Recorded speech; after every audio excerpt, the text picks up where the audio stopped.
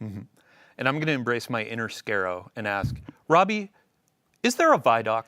Yeah, so you all asked for it. You're going to get it. We're about to play a Vidoc. That is our first look at the Lawless Frontier. You're stepping into a world of criminals, shady deals, with an arsenal at your disposal that you'll only be able to find within a black market here that's emerged within Seoul. And so, yeah, let's take our first look at Renegades. Here we go. Seeing how stunningly Star Wars it felt was electric. I just jumped into that walker and I just annihilated the encounter. Jumped in the walker? Squeezing that trigger and feeling that blaster just go off. It was like a whole new world opened up for me. There's something really special here that we haven't really done in Destiny before. That ignition, that hiss, that sound. Oh, it's like that. Okay. Yep.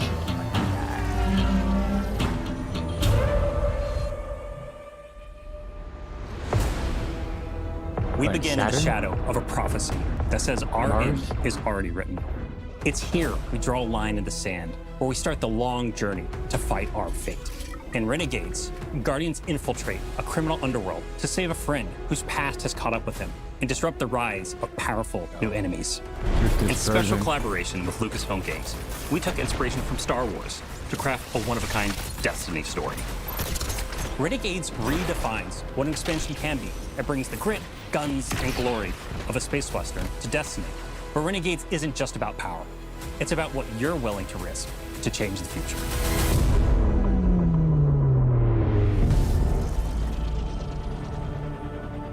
The folks at Lucasfilm were such great collaborators. They understood that in order for this to work, we had to find where the Venn diagram of our two stories meet. Themes of underdogs rising up against something much larger than themselves. Themes of hope. Those little places in that Venn diagram were the ones that really helped us find the story that we want to tell together. If you look at Star Wars and you look at Destiny, you can kind of see that parallel that exists. So for instance, our Dredgen, they're our Sith. Pretty Sithy. Yeah, and then you've got the Barrett Imperium, and they are very, very Empire-like. Yes. They have a huge appetite for expansion. I think of the Praxic Order. There are Jedi in this release, and they are very focused on order and law and understanding that there is a binary in our universe of good and evil. We get to poke at that a little bit in a way that suits our story and our world, while still feeling very much like the inspiration that we're calling from. Edge of Fate leaves us with a really big pass forward into the future. We know of this prophecy now that tells us that we need to bind the Nine or we face extinction. And Drifter was there on Kepler. He saw all of this. Not running from this one. Drifter is convinced that there's a connection between the Nine and the rise of this new faction, the Barrett Imperium. He sees them rising at an unnaturally fast rate and is insistent that there's a problem. But the Vanguard isn't listening. They're insisting that he needs to stand down. The cool thing about this criminal underworld is you and Drifter and your crew, you come in at the bottom, and at the top, there's the Barrett Imperium. You need to work with all these crooked criminal syndicates in between, earning your power, building up the notoriety, getting the gear that you need to take down that powerful Imperium at the top. There's a weapon that the Barrett Imperium have made, and we need to be the ones to destroy it. And we're not going to be able to do that unless we work with exactly the kind of people that we normally fight. So we're going to head out to the Lawless Frontier, and one job at a time, we're going to take down the Imperium.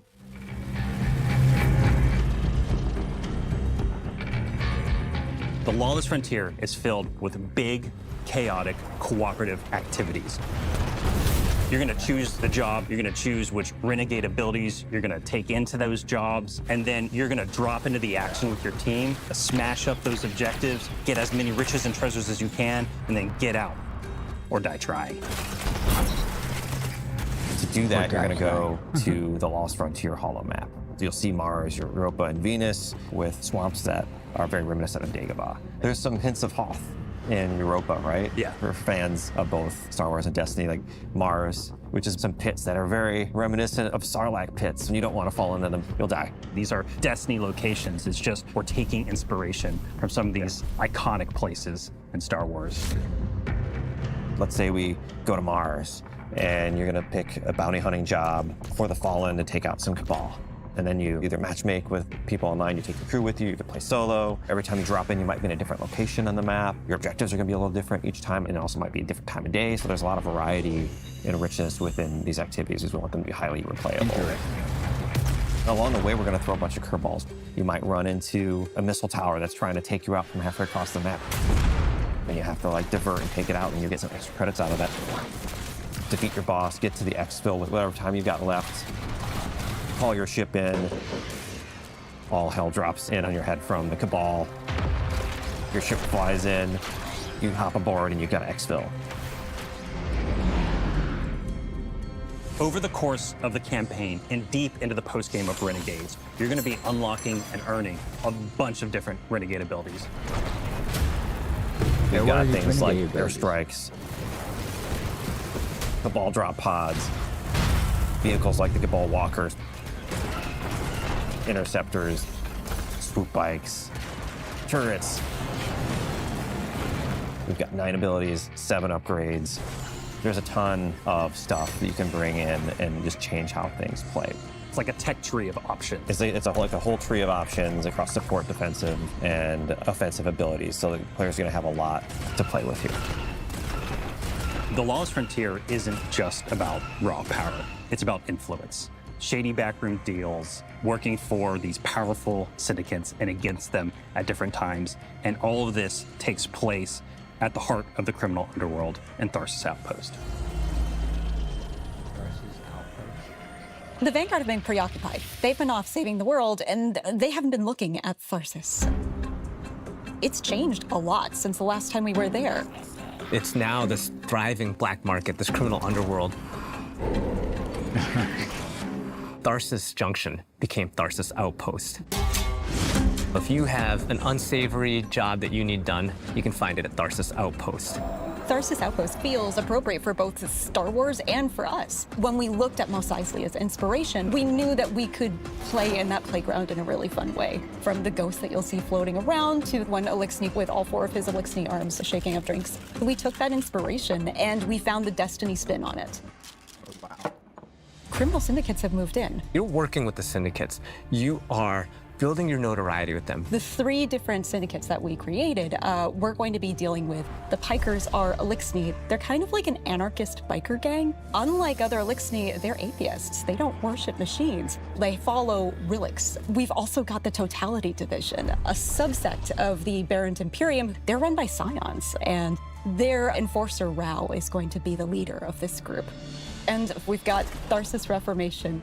They are a breakaway group from Maya's Vex. They're starting to think for themselves and figure out what it means to be an individual. They're starting to do crime. They're wearing clothes. Crime and wearing clothes are what all individuals do. We need to have new people to fight and new people to root for. And this was our opportunity. Perfect place to start. But the heart of the Renegade fantasy is not just surviving the Lawless Frontier. It's garnering influence and building your power so that you can bend it to your will. In the end game, to get the best weapons, the best armor, the coolest exclusive cosmetics, you're going to need to work with the syndicates to increase your notoriety by completing jobs successfully, alone or with a crew, and then doing so you'll unlock our highest risk, highest reward jobs, and at the same time you're going to have the ability to do a special job that'll take you off planet to the dungeon.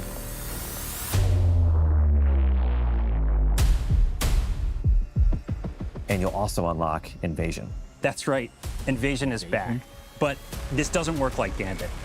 It's opt-in. The invader has some initiative when Invasion begins. This is more strategic.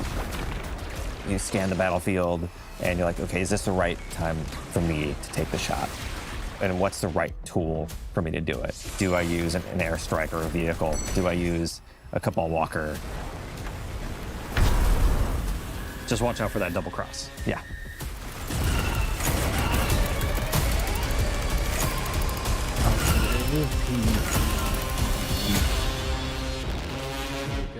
Renegades marks the Guardians' descent into a criminal underworld. A world of shadows and syndicates, where your light and your choices will cut a path forward. You'll fight dirty, break the rules, and build a hardened crew that can take on any job, standing up to the most ruthless syndicates in the system.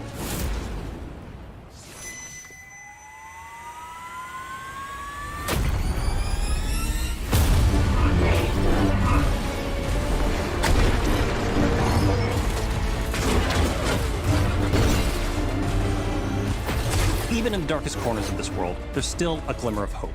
Guardians will have to find their own version of balance between loyalty and survival, between power and purpose.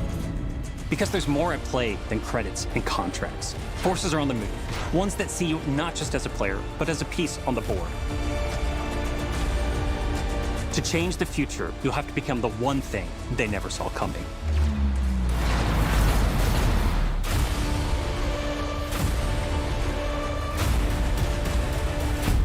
Start the engines. Take off as soon as you can. Excited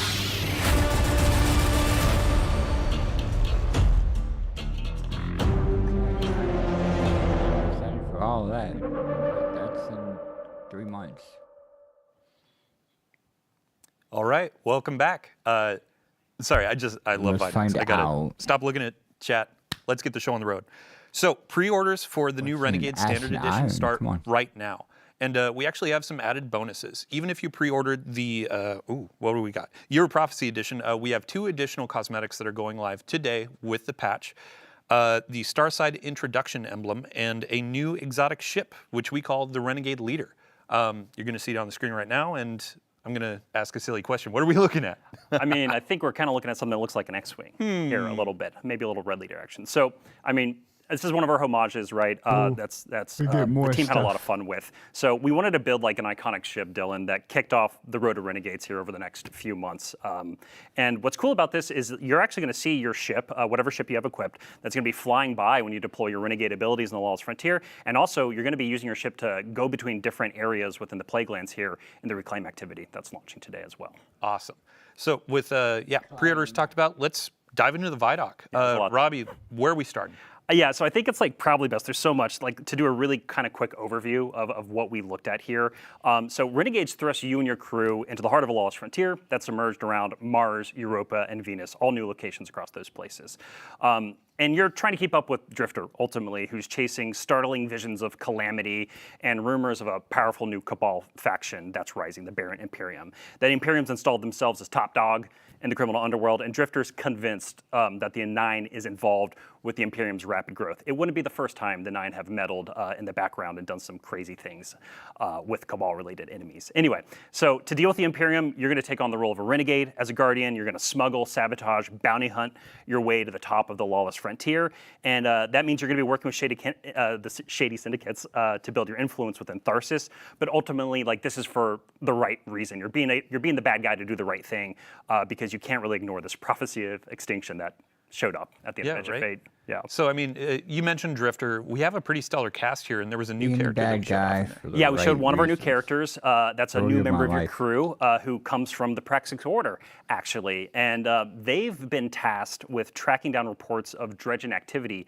across the lawless frontier. And they've also been tasked with keeping an eye on Drifter because he's been seeing and saying some crazy stuff lately. And this is all being done in defiance of the Vanguard. So this Praxis Order is kind of here to kind of be oversight of everything that's happening. We've got a bunch of new villains too, alongside the criminal syndicates and their bosses. We just don't want to spoil too much right now. We're going to have more on the story closer to launch. Spoil it all. All right. So we've got smuggling, sabotaging, bounty hunting, wearing clothes, doing crime. It's important. Let's talk about the gameplay. Yeah, so being an individual means crimes and clothes. We've established that going forward. One thing to like make sure is clear here, like in the campaign that has a bunch of story missions, it's going to introduce you to also the jobs that you'll be taking in addition to those story missions within the Lawless Frontier. So you'll be kind of climbing the ranks of the criminal underworld here because the syndicates are not going to trust you out the gate. You kind of have to garner influence with them before they're going to help you out in dealing with the Imperium.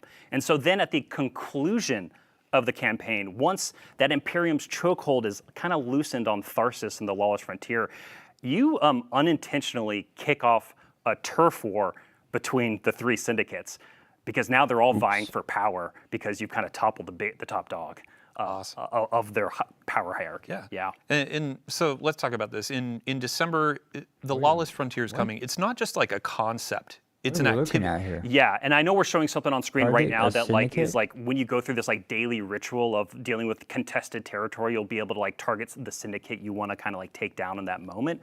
But ultimately, the Lawless Frontier is a new activity where you'll be carrying out a variety of those missions, those smuggle, bounty hunt, sabotaging. I think you kind of can tell what they're going to be all about just with the name of them. And this is you just partnering with and against the syndicates. And so it's fast, it's tactical, and it's going to throw a ton of enemies and a variety of objectives within each of these jobs at your fire team in new locations across Mars, Europa, and Venus. This is all about big, chaotic co-op action within the Lawless Frontier. Yeah. Cool. And then when you're working with the syndicates, like, I expect to be paid when I take on a job. Like, what are they going to be giving us? Every criminal does. Yeah, right. You know what I mean?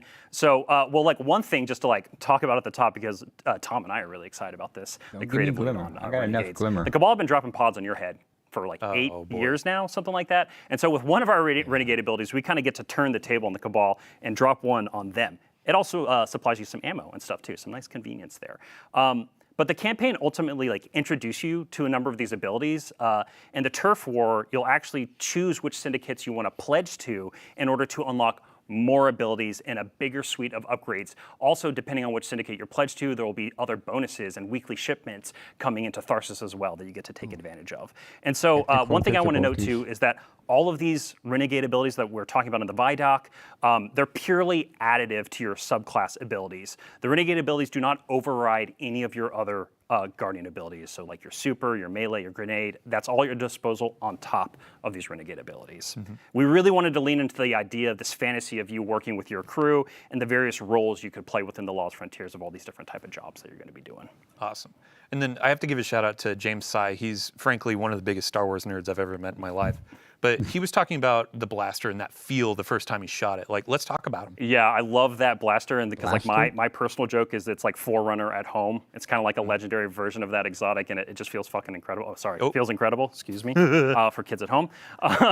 So we're gonna have a weapons deep dive close to launch. I know I keep saying that. There's a ton of the Vidoc. There's even more to be talking about in the next few months. But what we can say about blasters right now is they're new, powerful weapons in your arsenal, and they actually draw ammo straight from your reserves, Dylan. And so the mechanic of this is basically heating up the gun and then venting it out. So no reloading technically, but since you have to like charge up heat and you have to think about overheating, it's a whole mechanic and has its own special reload associated with it. And so it's going to be all about finding like the rhythm of pace and battle between building up heat and venting it. It's really fun to play around with, and the team is really honing in on something like that feels really special and new. It's cool. All right. It's cool, yeah. So we're not going to go too deep on campaign because spoilers. We want to let players discover that. Yeah. We've talked about the Lawless Frontier, but one of the components is invasions. Oh yeah. So you're going to unlock invasion as part of that turf war we've been talking about, and the syndicates are like reaching out to you, and they're giving you contracts to play Hitman against other Guardian crews. So it's 1 versus 3. It's you versus a Guardian crew on the Lawless Frontier. And like we said in the Vidoc, invasion is 100% opt-in for both the invaders and the defending fire team crew.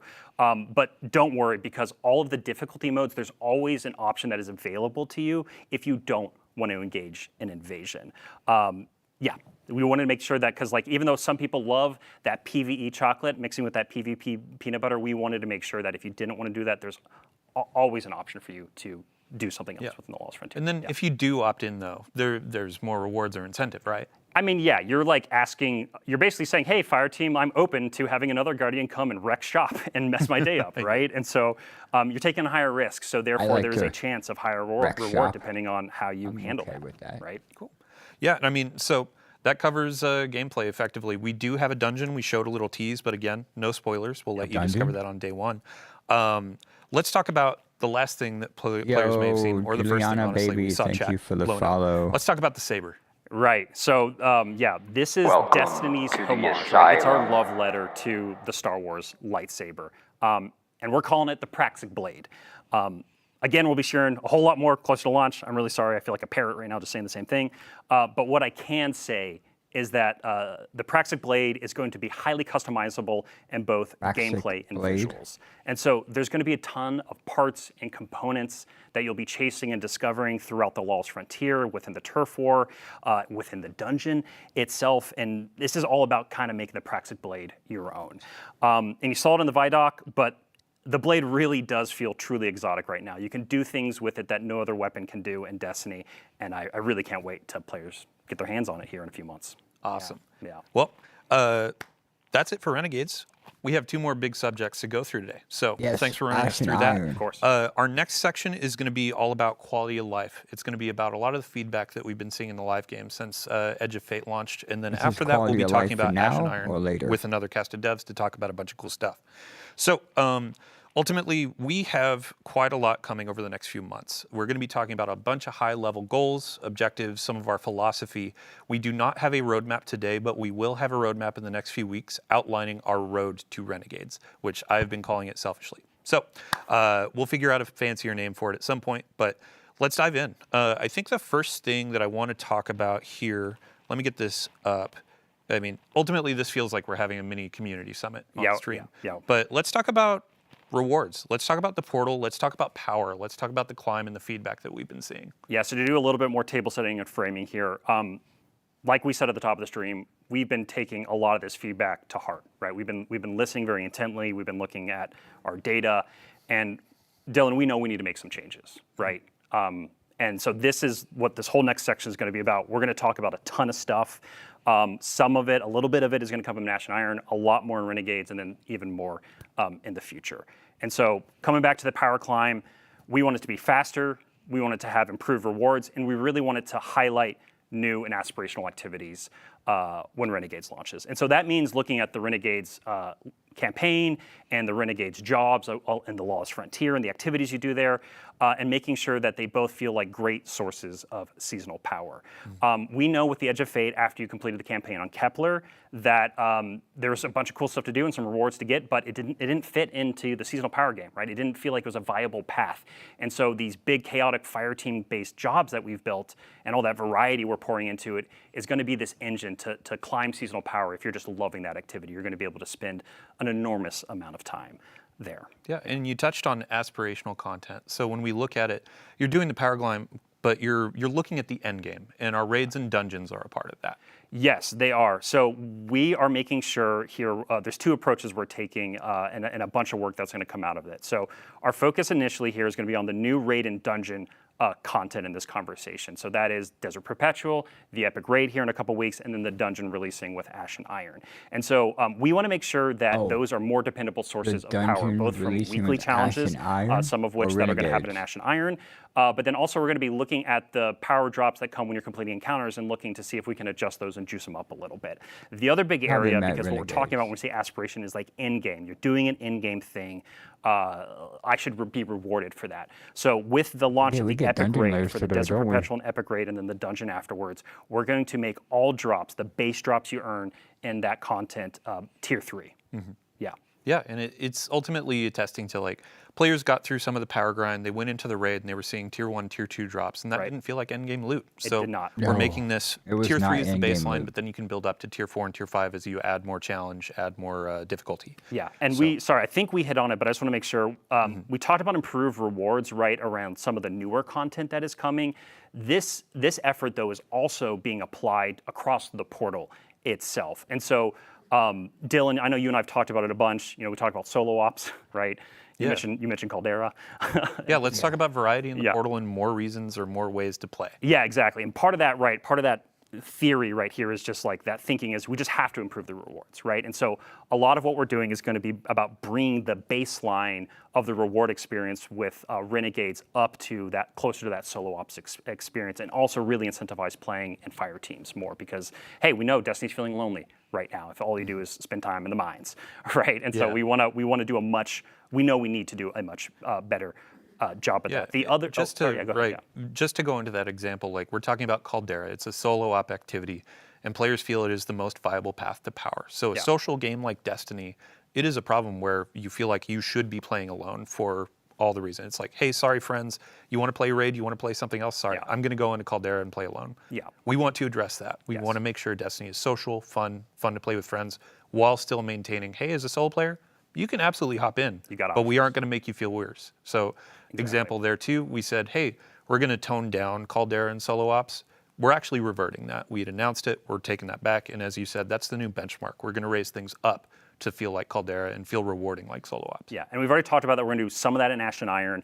One of the other things we're looking at doing in Ash and Iron right now is taking our bonus engrams and having them just more consistently award power deeper into the climb and adjusting that. We're also, this is a good segue, I think, kind of into our next area where we can talk more about reworks we're going to be doing within the game and some changes we're making. So the other thing we're going to be doing with bonus engrams when Renegades launches is they're going to feed more into a weekly ritual. You know, a thing that you know when it launches, there's a bunch of stuff to do that's going to accelerate you into power climb. Yeah, I mean, let's talk about the effectively weekly reset, curated activities from Bungie so you have a moment each week of, let's hop into raid night, let's do Grandmasters, things like that. Yeah, so the thing you're speaking to, Dylan, the thing we talk about a lot is like, yeah, clan night, raid night, right? We got to get that feeling of hey, I log in on Tuesday and there's just like a bunch of stuff to look forward to. And so a few ways we're going to do that is one with a new system that we're calling Vanguard orders that comes out in Renegades. So Vanguard orders are actually this like new objective system where you're going to be, and we should have a mock-up on screen right now. It looks like our monitor isn't showing the exact right thing just for our place in the studio, so I'm just going to assume it's working.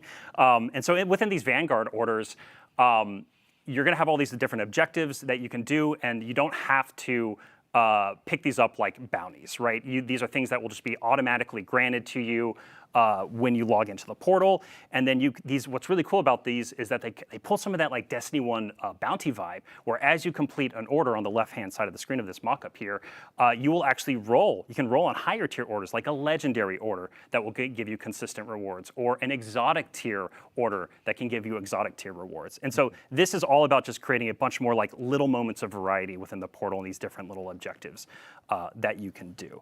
We already touched on bonus engrams a little bit and how we're going to be reworking those even more with Renegades launches to feed into that idea of like, look at all these things in the portal. I know if I go and gobble up all the green engrams, I'm accelerating on my power climb, and that's much easier and clearer for players to understand.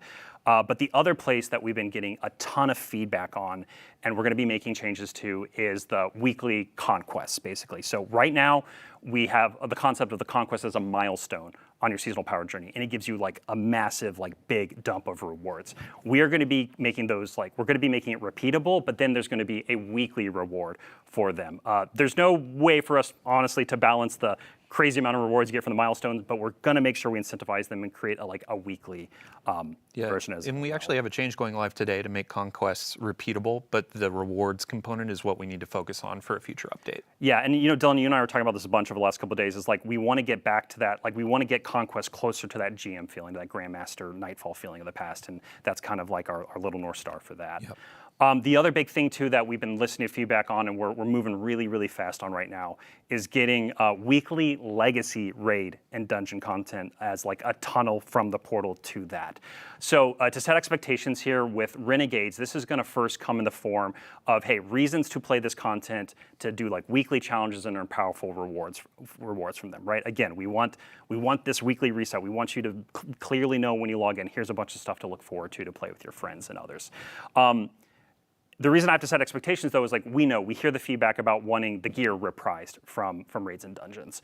Dylan, if we could just like flip a switch and make that happen, I think we'd be more than happy to do that. But it's just not that simple. There's a bunch of work that goes into actually creating the new gear and the gear tiers, and so we are going to be looking to make the reward experience of Legacy and Raid dungeons better as time goes on. Our first focus is making it fit into that weekly reset and into that power climb. Yep. And we have our first step today with dungeon lairs. In the portal, there are going to be three encounters coming from Legacy dungeon content.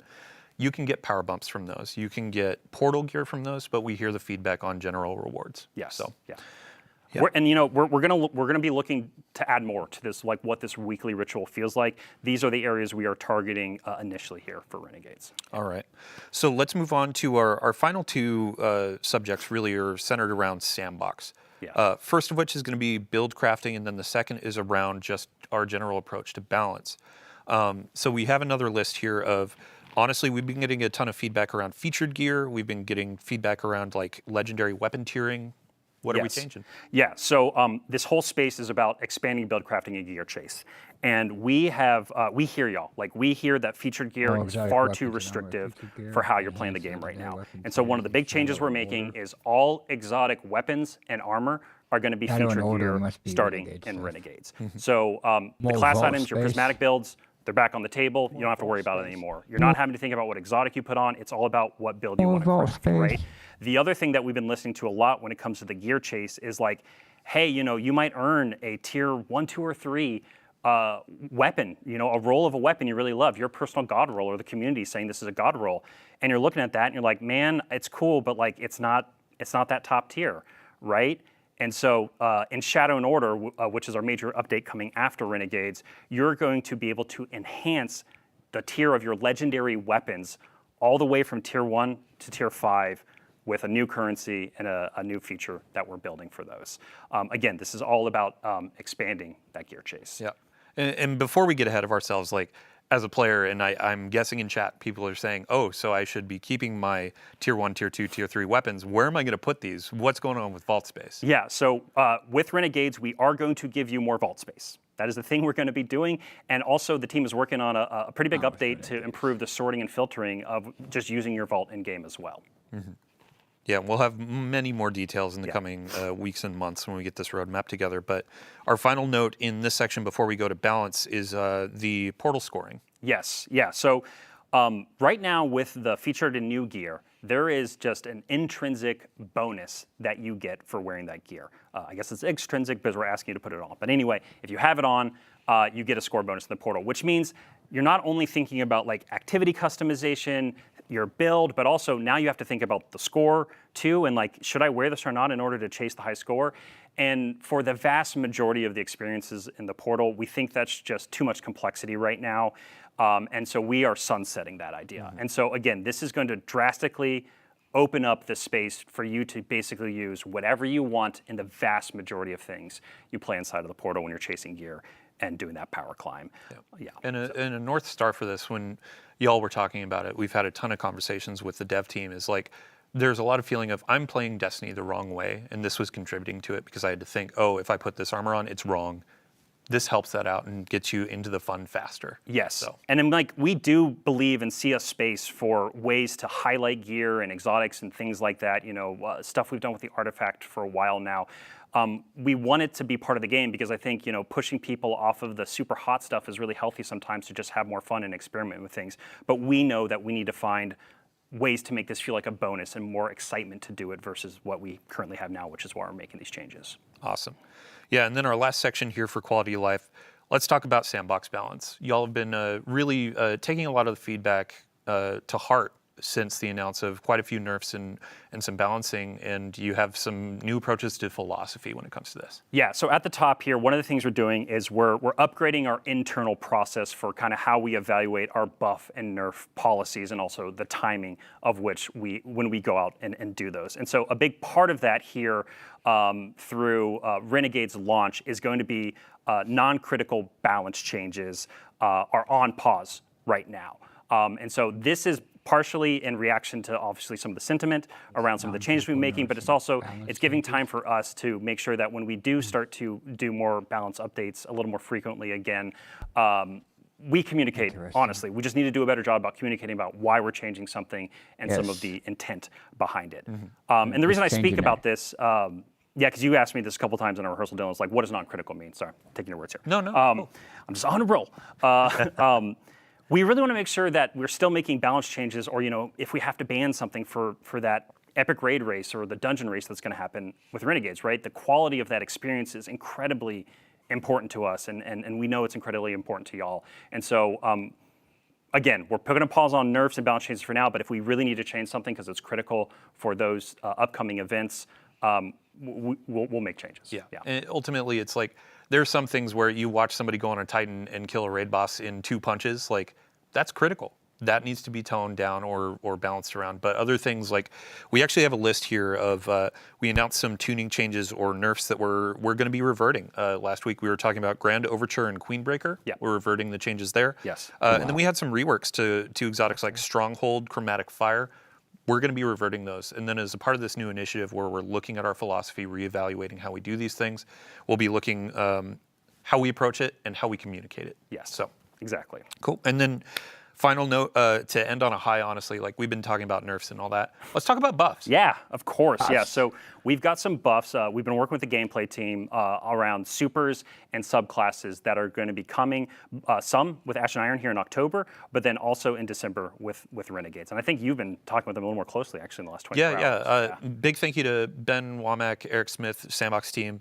A couple notes, like we saw a thread where folks were saying, hey, the original 3 supers that launched with Destiny 11 years ago, happy birthday. Yeah. They feel a bit undertuned. Happy And I saw a note where it's like, birthday Word of Dawn, Titan Bubble. That needs to be brought up. Golden Gun. I know Warlocks are getting some abilities changes Yeah, too. some turrets. So Turrets changes coming very yeah, soon. and grenades and other things too outside of Yep. turrets. So we will have a full list over the coming weeks, and honestly, it may build. We need to get our roadmap together so we know exactly which hot fixes, updates they're going to be rolling out in. But yeah, we'll be as transparent as possible with you. So to really end it, You promise? and get into the awesome Ash and Iron content, thank you again to everybody that's been giving us feedback. Thank you to everybody that's been playing and diving into all the changes. We know some need work, and we're going to be doing that. We've been listening, and now we're getting through the planning stages, and we're executing on a bunch of changes over the next few updates and beyond Renegades. So, Robbie, thank you for joining us. As we're going into Ash and Iron, we got to get the couch full of new devs. Yep. So, yeah. Thank you so much. Thanks for having me. And yeah, we're listening, and we're going to keep responding to the feedback. So thank you all so much. And yeah, let's get some more people on the couch. I've been talking too much. Yeah, you See brought y'all up later. Vidoc. We have a trailer for Ash and Iron roll. Let's do it. The Conductor's forces are rampant to the PlagueLands. We're sending you in to investigate and take action. Be ready for anything. To the next assault point.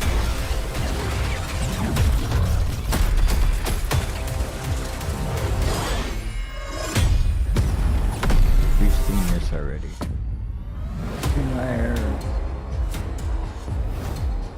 I'm excited for this, because I haven't done a few of these dungeons.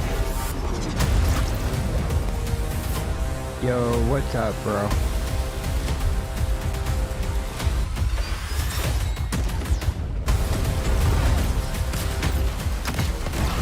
How you doing? Make every shot count, my friend.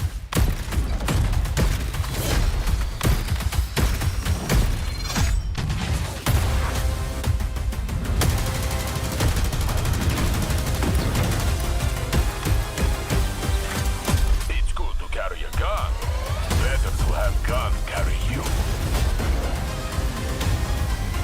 Just chilling, having brunch with the Stay wife. in the fight. It's raining in there.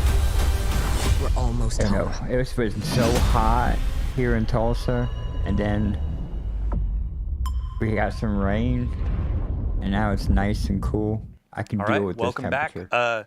In about 20 minutes, the content from that trailer is going live. Let's talk about Ash and Iron. We have a bunch of really cool stuff coming with a new activity called Reclaim. you We have a having for new brunch? introductory activity that's going to be giving you some insight into the narrative. We also have an exotic mission coming in October. Team's finishing up on that, and we're super excited for the weapon that's associated with that. Oh, and so we we don't actually get have some the updates exotic to mission now? recurring events like Iron Banner, Arms Week, Festival of the Lost, and more. So without further ado, Festival of the hello, Lost. welcome to our couch, wonderful developers. Some of you have been here before, but Noah, first on the couch, this is your first time. Yeah, no, I'm super happy to be here. Yeah, welcome. For folks to learn who you are, Yeah. who are you? What do you do? What's your title? Yeah, my name's Noah Pearson. I'm an associate sandbox designer here at Bungie. While my title is like officially working on the armor team, I do work in exotic armor from time to time, but you find me more commonly working on the seasonal artifacts, so like the one for Heresy, the current one for Season of Reclamation. Both those are mine. But I've also branched out and I've gotten to do a pretty cool exotic weapon in this release as well. Awesome. Next on the couch, Jerome, welcome back. Thank you very much. Glad to be here. Yeah, really quick, let's get a summary. Who are you? What do you do? I'm Jerome. I'm a narrative lead, so we do the lore, we do the dialogue, we do the cutscenes, and we plan the overall story for Destiny 2. Awesome. Last but not least, Clayton. Welcome back. I believe you were last here for Revenant and Into the Light. Yep. Yeah. That's For been a long folks that may have time. missed out on those streams, who are you? What do you do? Yeah, so I'm a design lead here for the activities and events area on Destiny 2, and in the past I've been an activity designer or feature owner for activities like Onslaught or Coil or Seraph Shield. So it's been really fun getting my hands dirty in different so types of I have activities you and to bringing blame those for Coil. experiences to Okay. players. Awesome. Thank you so much. So as we're diving through some stuff, we already have gameplay rolling. This is our new activity, Reclaim. But Jerome, let's talk about narrative.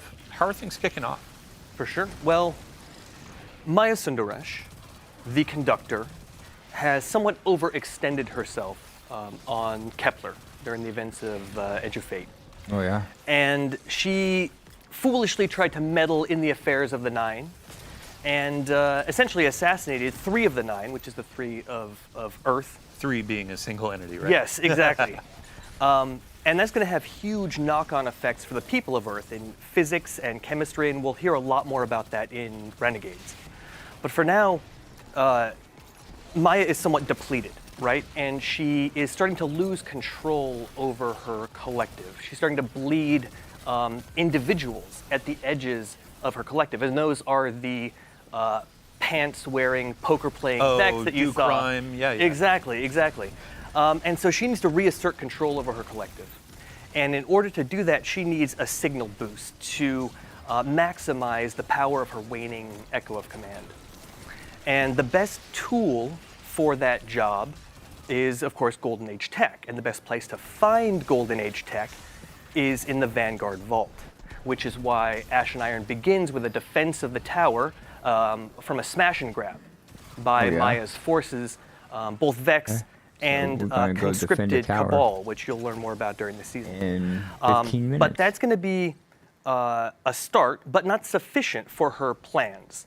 So she will need a fully functional Warsat network to really expand her reach. And there's only one place where you can find that, and that's in the PlagueLands, which is where most of Ashen Iron takes place. Awesome. So speaking of the smash and grab, when players first sign in for Ashen Iron, they're going to see a node that they can launch for the introductory mission. It's not auto-launched. You're going to select it, jump in when you're ready. But after that, you'll hop into Reclaim. Those are going to be some new activities. And Clayton, let's get a quick overview. What are players seeing on the screen? Yeah, so Reclaim is our new 3-player activity. It comes with 3 different variants. It has players, like Jerome was saying, going into the PlagueLands, stopping Maya's forces from taking Golden Age tech and reclaiming those areas, those territories. And so you notice that there's a lack of Fallen, but we, through our ambient combatants and our environmental storytelling, you'll know a little bit more about what has happened there, how Maya's come in and pushed them all out. You'll see some of them trying to fight back to get in because they think that's their land, right?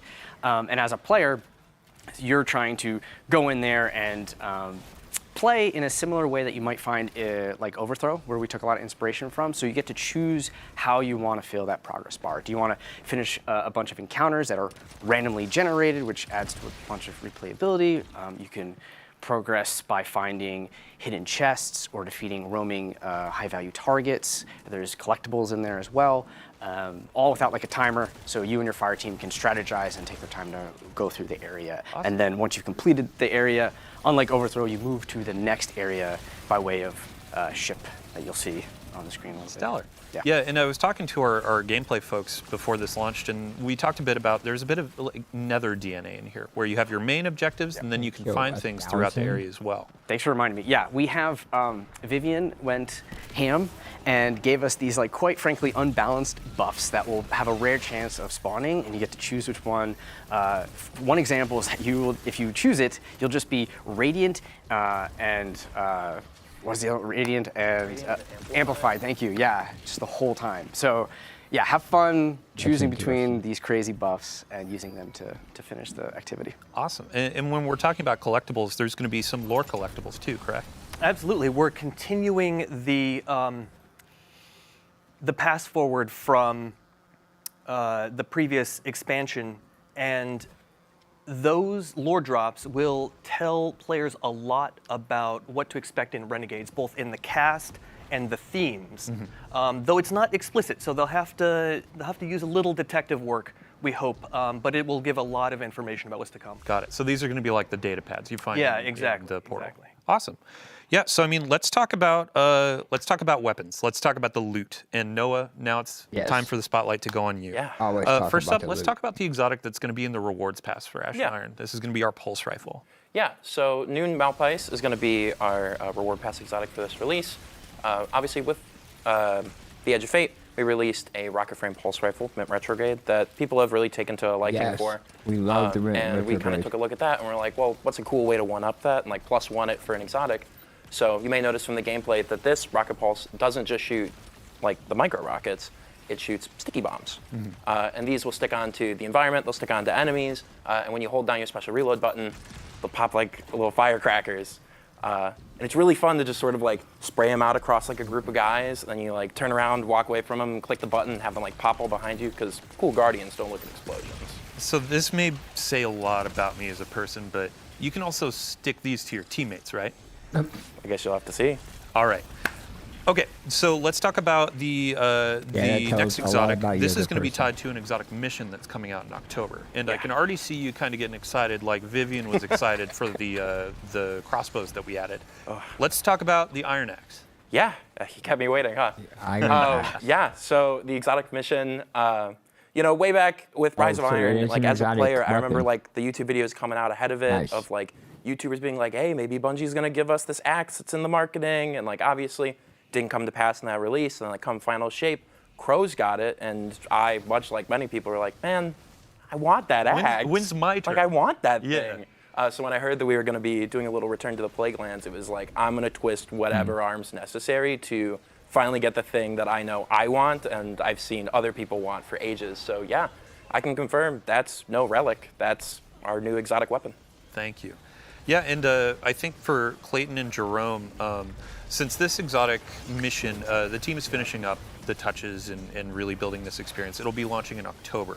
So let's just give a quick preview, no was hoping spoilers the or no exotic deep mission would spoilers, drop about now. what's the premise. Yeah, as I mentioned earlier, Maya wants to expand her reach, and the best way to do Now that I is have like to do this the exotic same way you mission. would with the Wi-Fi in your house. You need expanders, you need routers, right, to boost that signal. And so she is going to be looking to get her hands on WarSat technology, which is why we'll be working with Saint 14 and Anna Bray throughout the season. Saint 14 is sort of our tactical expert, and then Anna, as with her association to Rasputin, having all the subject matter expertise on WarSats. Awesome. And not to get too deep into spoilers, but you will be working with 3 of Kayatol's Scions specialists in the mission. So, Man, I can't wait. Yeah, October can't come soon enough. So let's come back to day one. I keep checking my watch here. 10 minutes, 11 minutes until launch. We also have a slate of legendary weapons that are going to be coming out. We have some armor sets in the portal that are going to have brand new armor set bonuses, but we also have brand new weapons. And I know a couple of these things are kind of complementary to exotics. Yeah. So with Ash and Iron, we as Sandbox were like taking a look at some exotics we wanted to bring up, and we talked about Mida and Sturm getting some updates to bring them up to that modern parity. But like when those weapons came out during year 1, they came with their paired weapons, and like during that time, you know, it made sense, you know, like have 2 primaries. That was what the game was. So when we were taking a look at like bringing them up to modern Sandbox standards, we were like, well, we should probably hit it for the paired weapons as well too.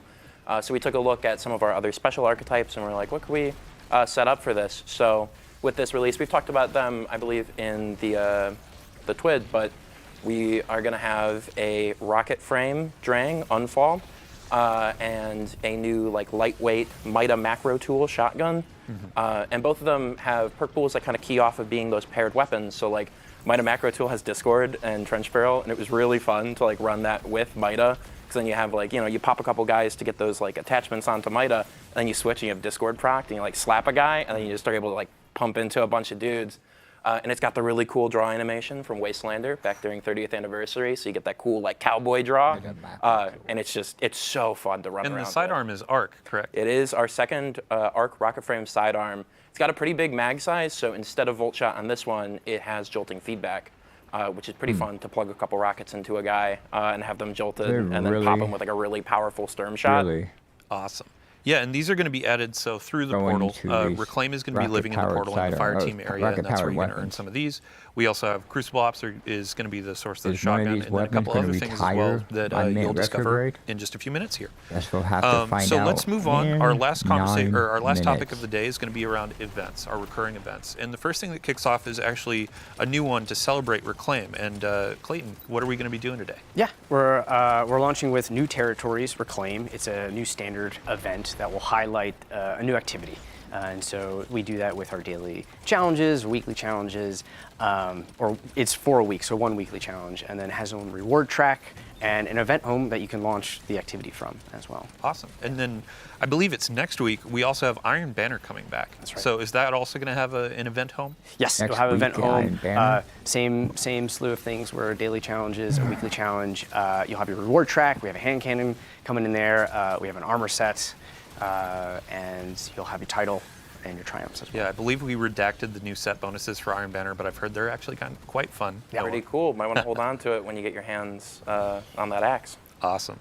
And then the third event that's going to be coming is Arms Week. Noah, coming back. The first one was all centered around, let's look at hand cannons. We had the new shotgun style hand cannon. Yeah. And then with this one, it's going to be shotguns. Yeah. Yeah, we're taking a look at shotguns this time around. So much like during the prior Arms Week, we will also have a cool slate of shotgun mods this time around.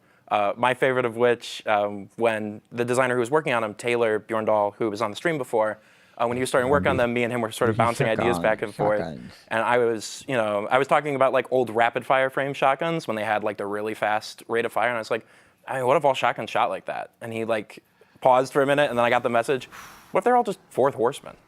Oh, Bjorn, you mad scientist. It is really entertaining to take a slug shotgun and have it shoot that fast. Yeah, and we saw a lot of celebration with these volatile mods for hand cannons during that week.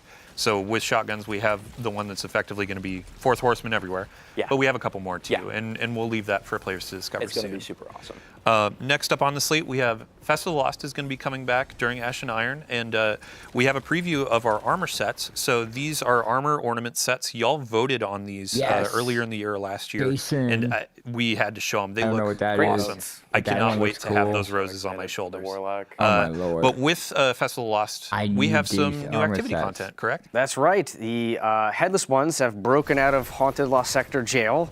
Because of that, we have new activities. So we have a new PvE 6-player activity called Haunted Altars.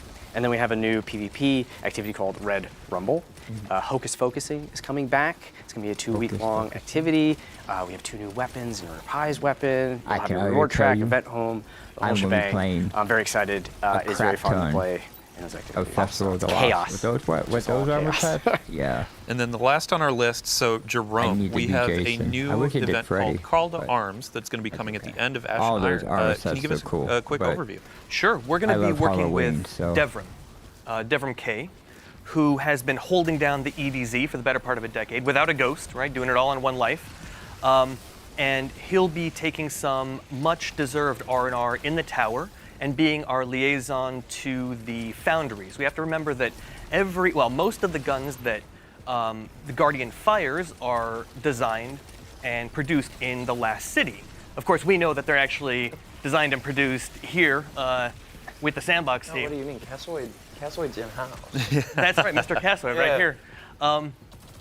So we will be working with Devram to stress test the latest and greatest in gear from the foundries, and the Guardians that can push their gear the furthest and get the most out of it will reap the greatest reward. So there's a competitive aspect to it as well.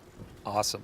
Yeah, I mean, when we're talking about this competitive aspect, the Call to Arms is going to be a ton of rewards, legendaries, some cosmetics for anyone to earn, but then we have kind of some cosmetics at the top for our hardcore, so to speak, to really earn. And Clayton, I think you were talking about a helmet?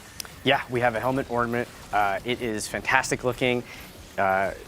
When you equip it, if you're in that top earner, you will have this like tail of flames coming from you. And much like the trial glows, these flames signify that you are a top a top competitor in this. So when I load into the tower, I'm going to see this guy with a giant fiery mohawk. I'm going to know, okay, they were top of called armor. Impressed and scared at the same time. But then we have some cosmetics, like I said, for just general players too. Like I believe there's an exotic ornament for the pulse rifle on the reward track, and a bunch of other things to earn too. So we have daily login rewards as well, and we have vouchers that will actually help set you up for the next season. Awesome. Yeah, well, thanks for the quick overview. We will definitely have more information in the tweet about this new event. And as we're going through Ash and Iron, we'll have an update before each of these events to give you a quick a recap of what we've been talking about today. So just to end it up as well, we have a brand new crossbow that's going to be coming in. So our first crossbow was introduced through raids. And this one is going to be through our events. To start, it's going to be a low drop chance from any of the events that we just covered. And then in Call to Arms, you can focus this thing to really hammer on getting those rolls. And Noah, what's the damage type on this? Yeah, so you might have seen it in the gameplay. It's going to be a stasis crossbow. And obviously, with a stasis weapon comes stasis perks. And I'm very happy to say that it does have chill clip, and it in fact does freeze in 2 shots. And oh my god, there's such like a fun play pattern of like you pop a guy twice with it, they freeze, and then if you have serrated bolts, you run up and you pull them out of him, and the serrated bolts do damage and cause him to pop. So you just like put him in a major, and you cause him to explode and hit all the dudes around him. And it was an oddly fun play pattern of just running around and blasting people that I got quite a few giggles out of in playtests. I can't wait. So again, to say it, today with our New Territories event, you can get this to drop. It will be a low drop chance, but over the course of the rest of the season with each event, more chances, and then Call to Arms, you can focus it along with other gear and really go hard for the role you want. And it has a holofoil. And a holofoil in Call to Arms as well. So that brings us to the end of our show. So thank you all for joining us on the couch. Thank you all for joining us at home. We hope you enjoyed the Vidoc. The Renegades pre-orders are live now, and as we said at the top of the show, we have some new pre-order incentives that also apply to the Year of Prophecy folks that purchase that edition. A new legendary ship, a new legendary emblem, and then, yeah, in 3 minutes here, we have Ash and Iron launching. So thanks for coming in. Hope you enjoy the rewards. We'll have more details on our quality of life updates over the next few weeks and a roadmap coming soon. So thank you, thank you, thank you. Can't thank you enough. And if you want to stick around, we're going to be handing off the stream to Mactix. Good friend.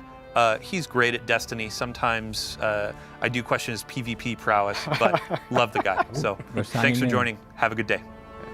Not available. All right. Let's go ahead.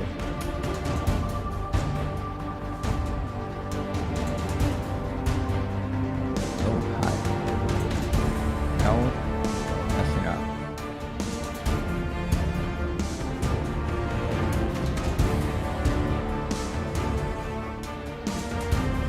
There we are. All right, so let's talk about it. It seems like a lot of it was. It seems like a lot of it was for Renegades, not Ashen Island, but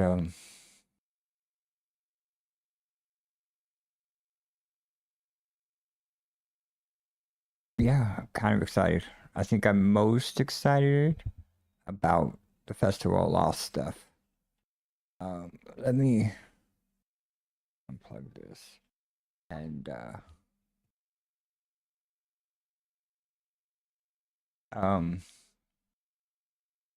see if I can see if it needs an update.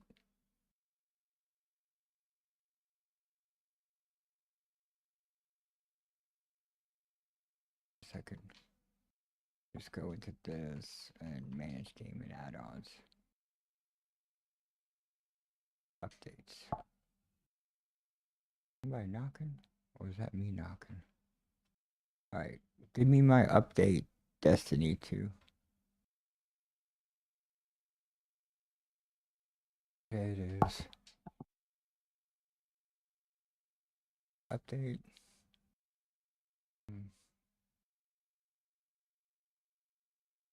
While we're doing that, I want you over here. I want you over there. Doing that, I'm gonna get this ready.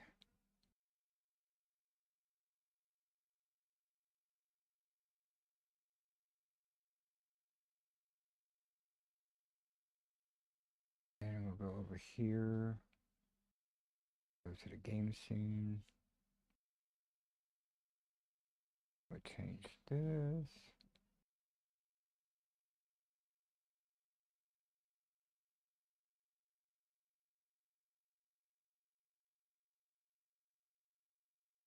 This. Xbox.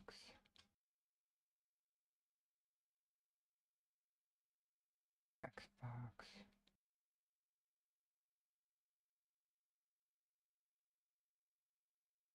So we should be live. Oh, we're updating now.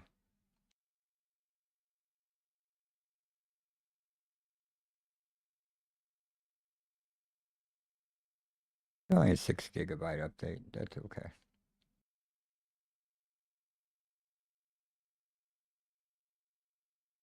Yeah, so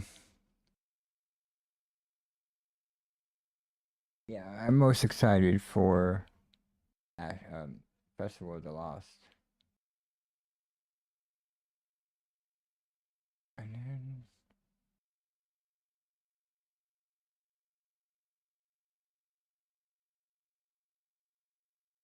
while we're doing this, let me be right back. Use the restroom. Let this update. And then we will be back with Destiny 2.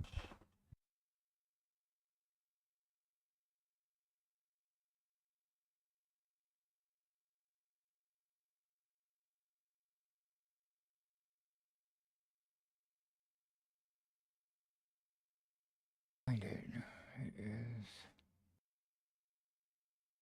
in here. No. Here.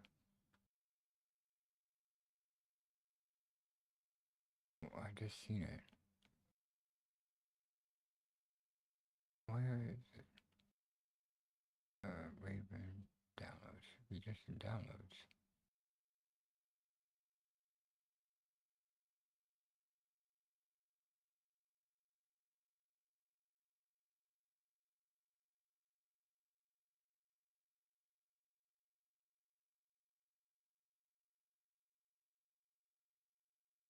Okay, I will be right back.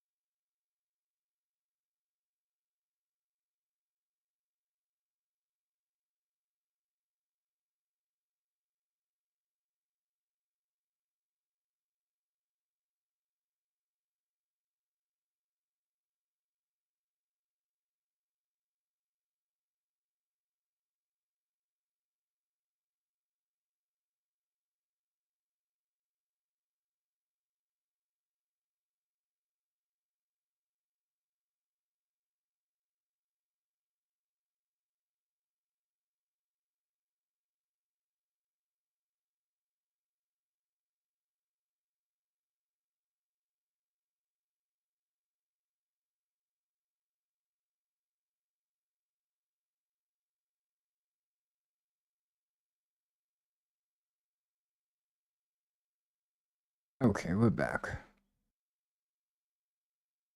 Let me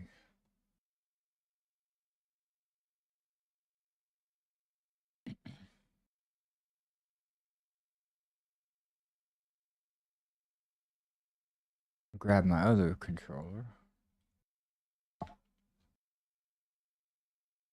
Okay.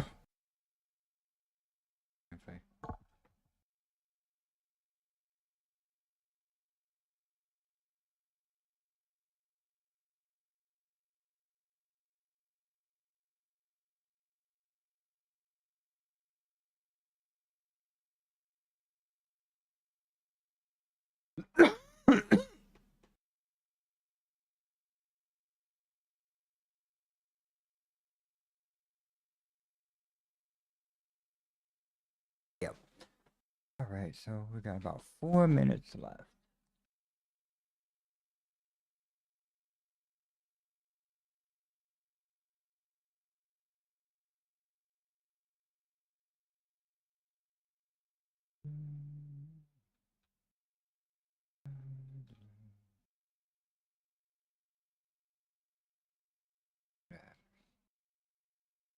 So what's up? What's up, everybody here?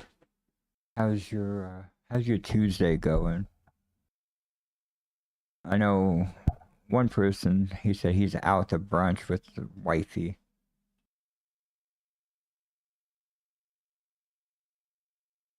What's everybody else doing?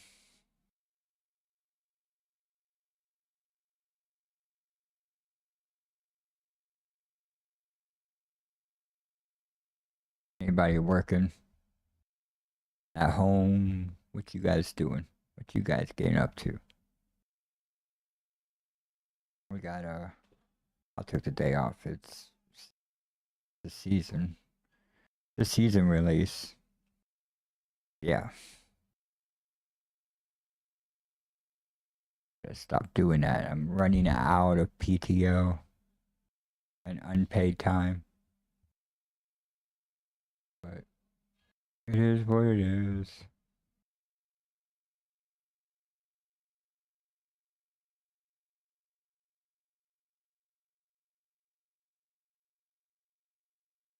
If you guys don't know, this webcam, 4K, tracks.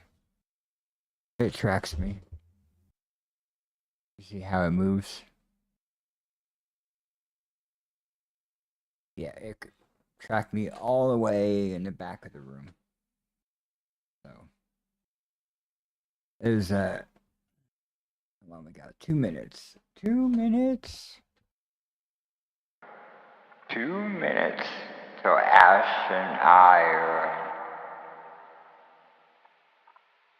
2 minutes to Ash and I. Yep. If you guys are on TikTok, be sure you guys, I don't know, what, follow the stream, like the stream,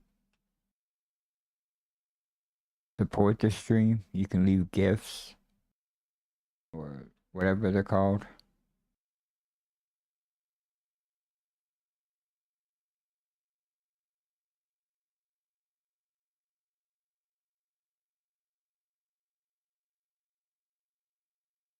Yeah. We're live. I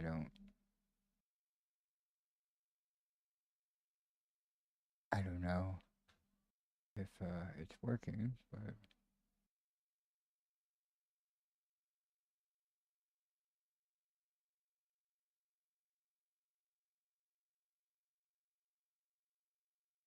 we'll play around in the camp.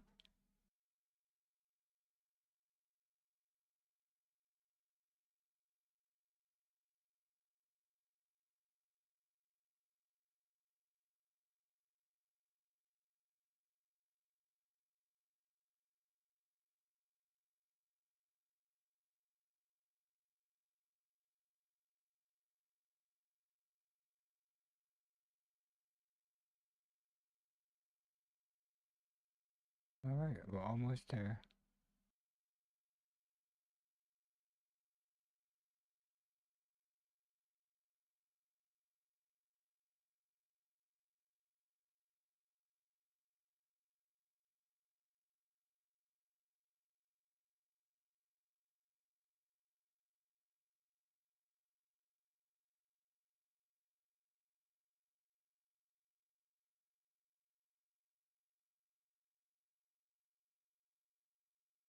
This back up, get that back up, that back up, and get that back up. All right, here we go.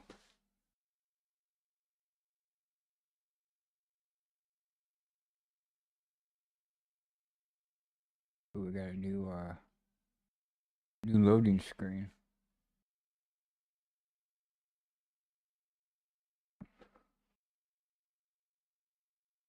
All right, my main game controller, my main game monitor is over here, but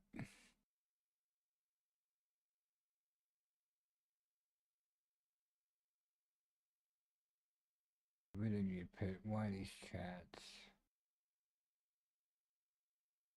over here.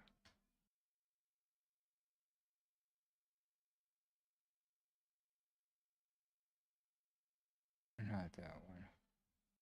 Let's put this one over here. Okay.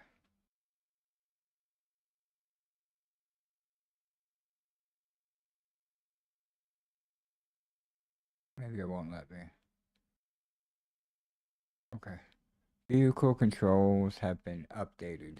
The jump button will now always jump for vehicles that are able. The interact button will now enter and exit vehicles with jumps. Okay, I don't know what that means. Why do I have no sound?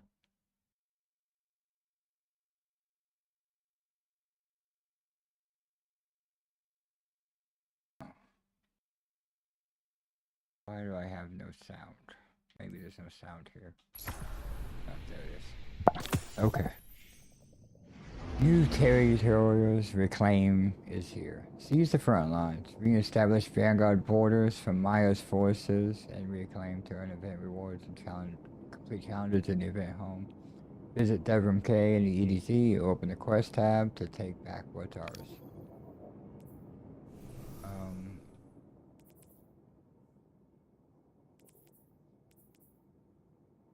Let's go into door.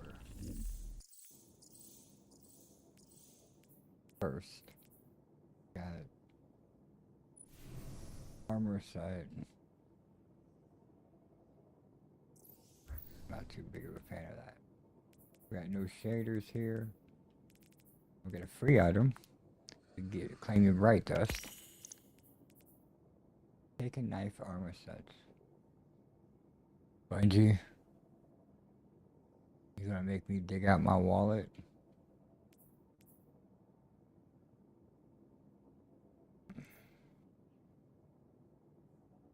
Okay.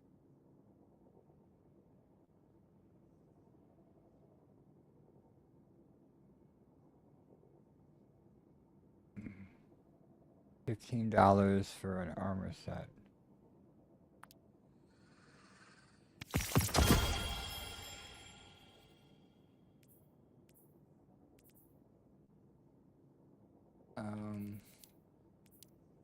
Bright dust. We came to get started.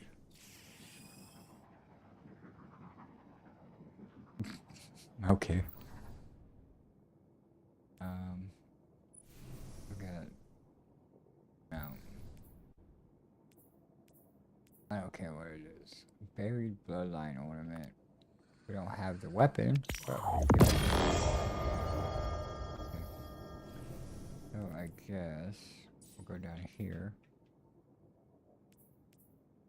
Here.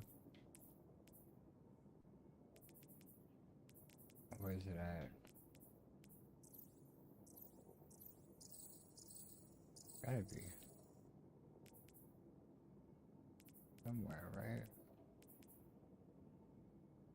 Where? Where's that armor set? Oh, maybe I don't want. Maybe I need to go here first. No, open.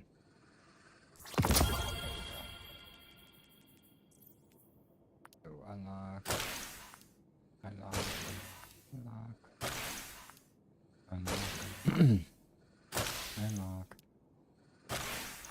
Unlock everything. So new season, still have my unstable cores.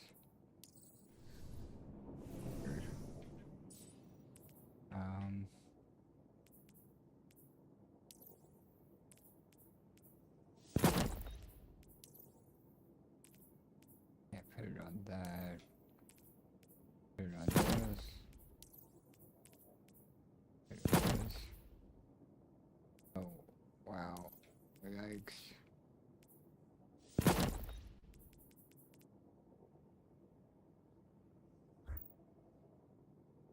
So it makes everything like red.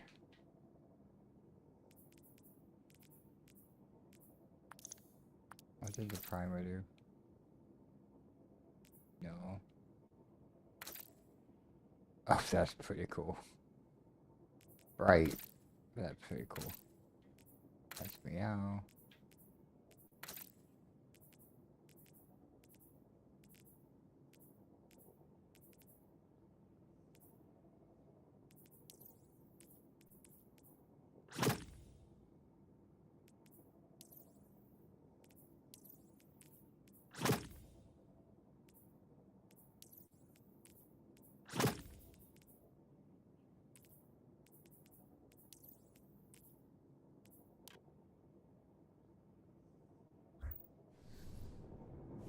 So we should be taken now. Except for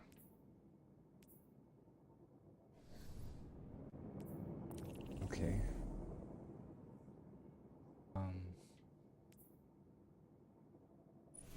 What is this? Oh, there's a new event. Okay. We need to go see Devon K. Oh, we gotta go to the world. And we gotta go to easy.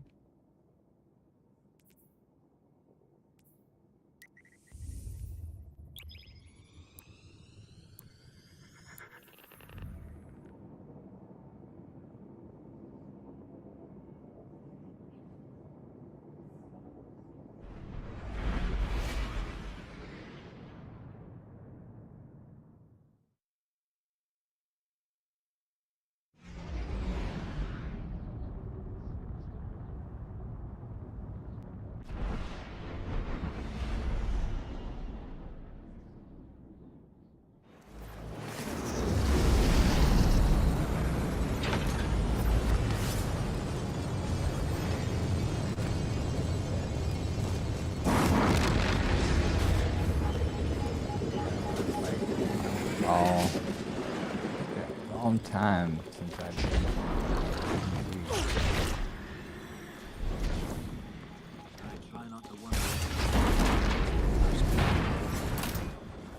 What's the word?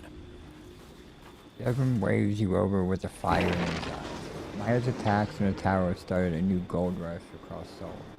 She's losing control of her collective and needs a Latin power, Golden Age tech to maintain it. Devon gives you loadout, a quick up and down, nodding in approval. You need you to beat her forces to that attack and reclaim lost territories while you're there. We'll be inserting you into some former quarantine zones, so be ready for anything.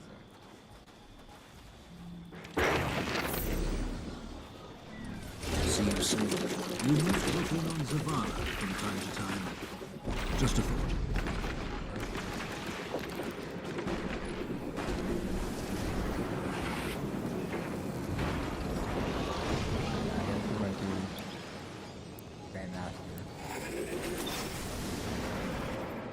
Because they took off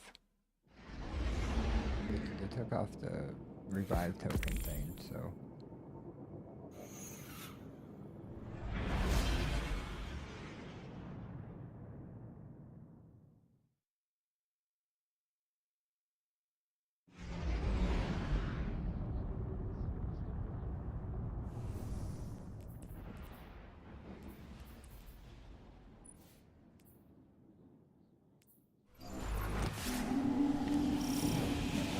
There's an awful lot of hardware out there, both tech and vehicles.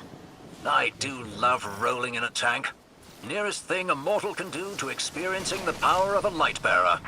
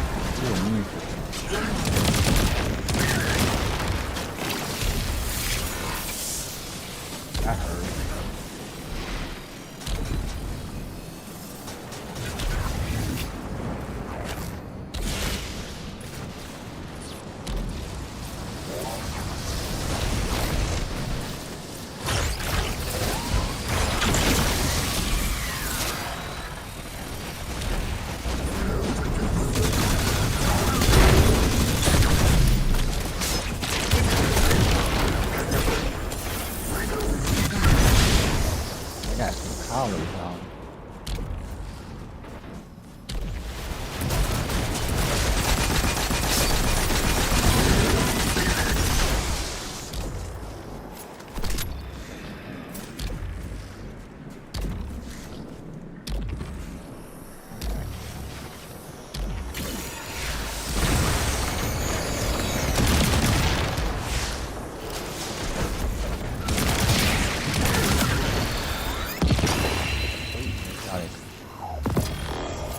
Exotic.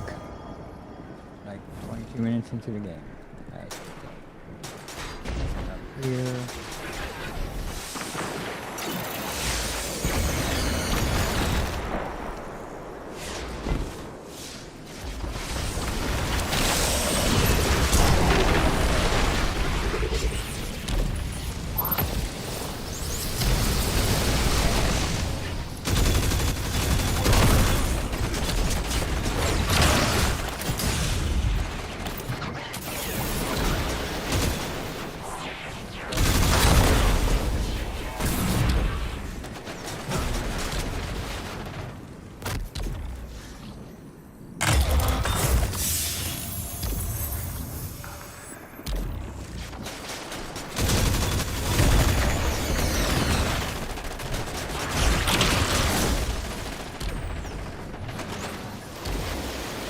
You unlock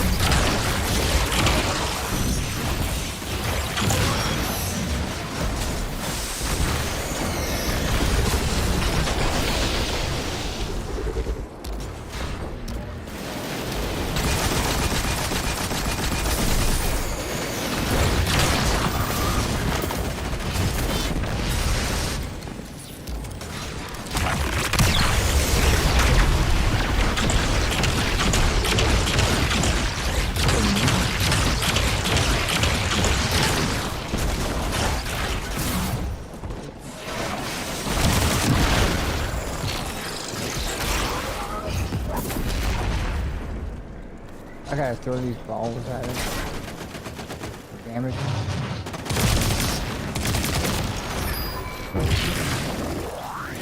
Maybe he had a little bit of maybe he had a little bit of That's pure Golden Age vintage. We don't make them like that anymore.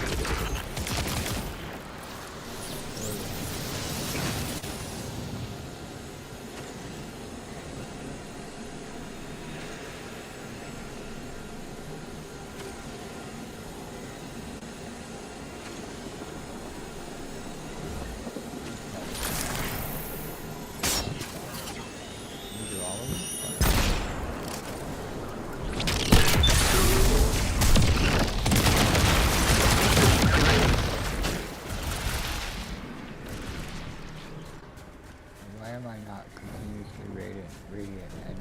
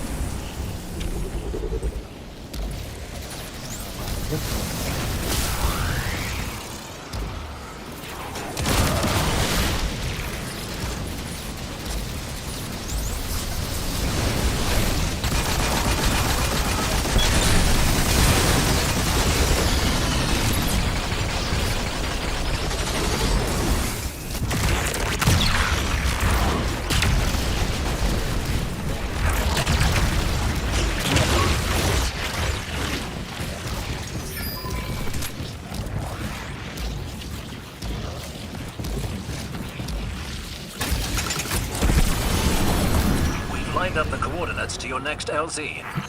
Looks like junk to me, but our Elixni friends love junk.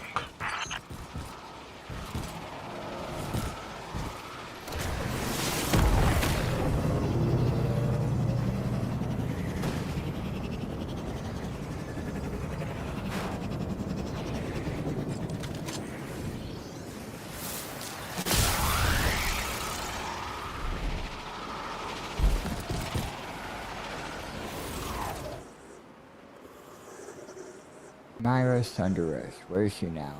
Come speak to me if time will allow. Myra searches across the desert plain. A hidden facility comes into view. Its architectural structure changing every time she takes a step. She's here, but she is not. Warsap materials are her last stop.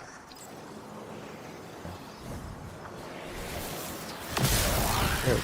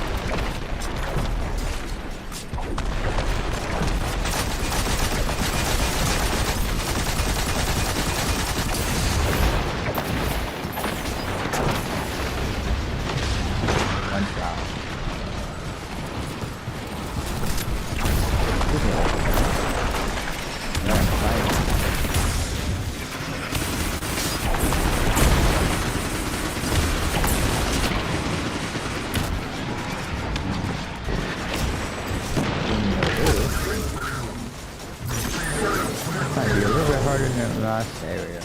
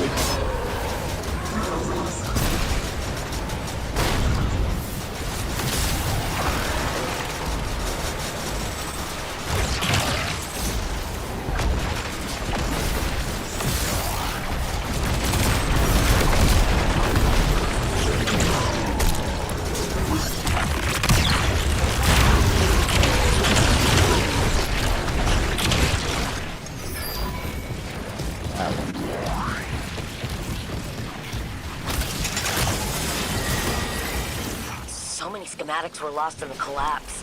I can't wait to take that apart.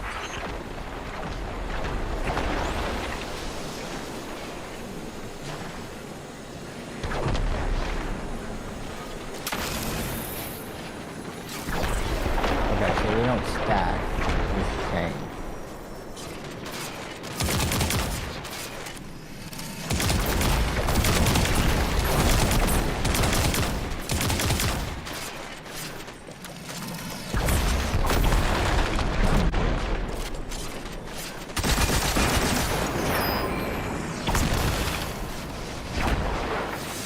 So I had to kill him.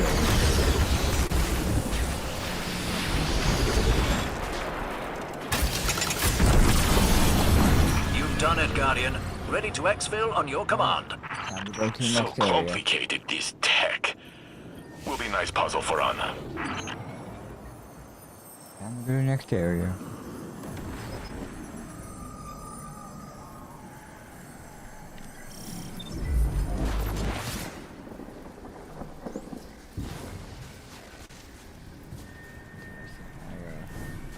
Woke up dead. Oh.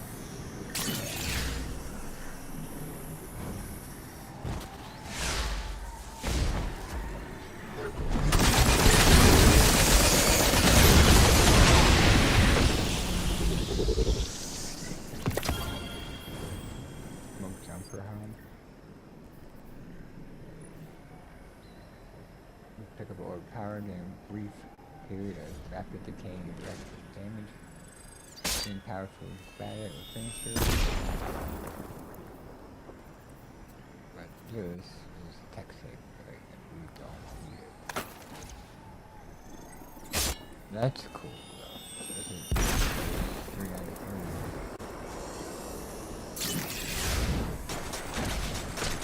3. Shoot at me.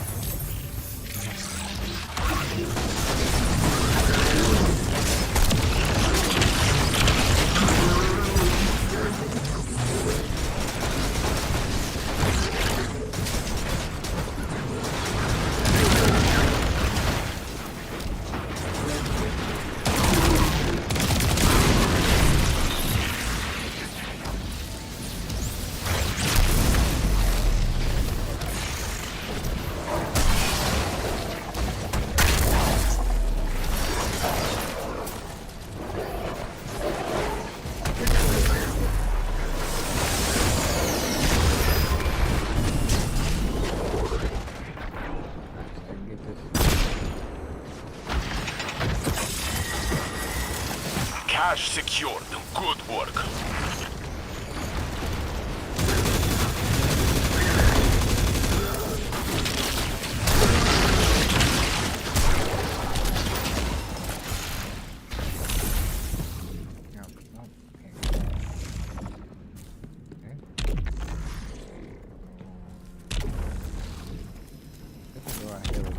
Shooting me.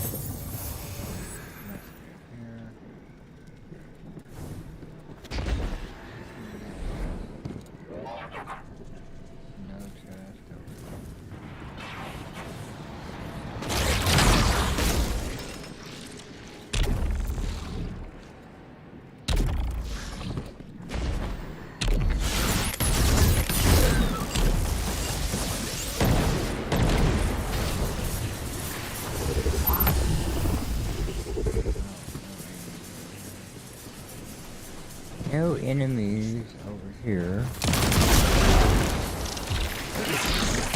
is that bad?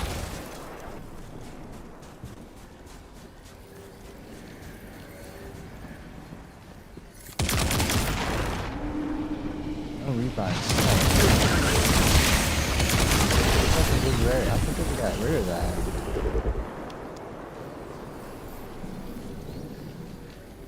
Yeah, I gotta play my life.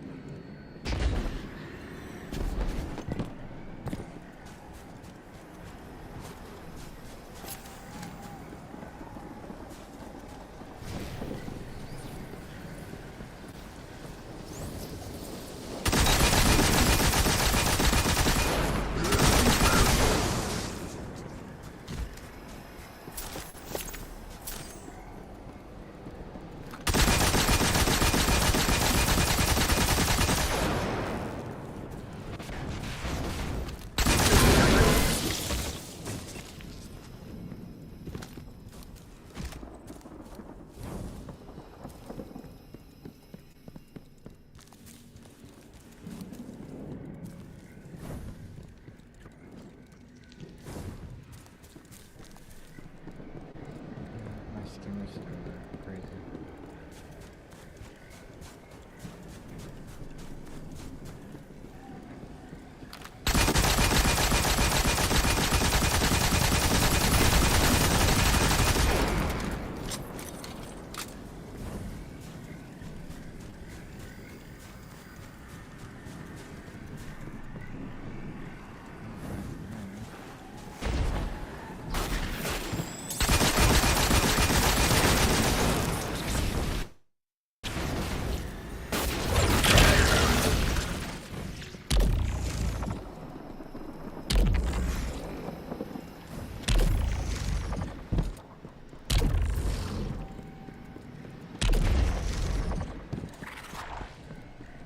I do it. I will get 1,000 or 100 kills. Just by going back and forth and back.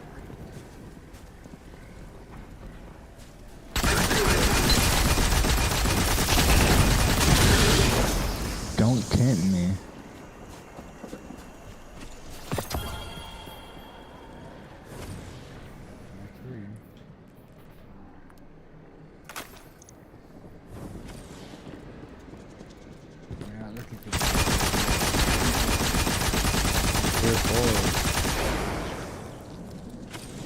Yeah, we want them tier 4s.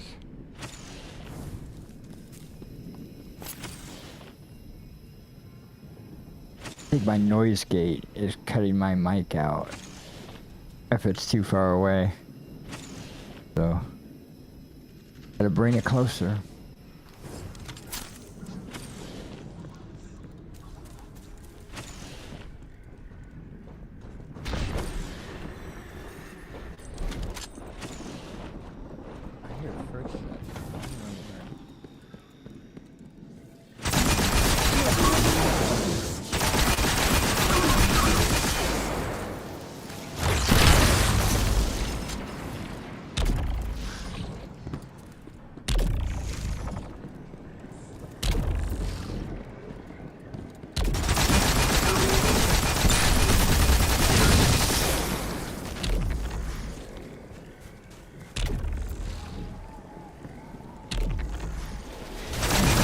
Grinding from 400 to 450.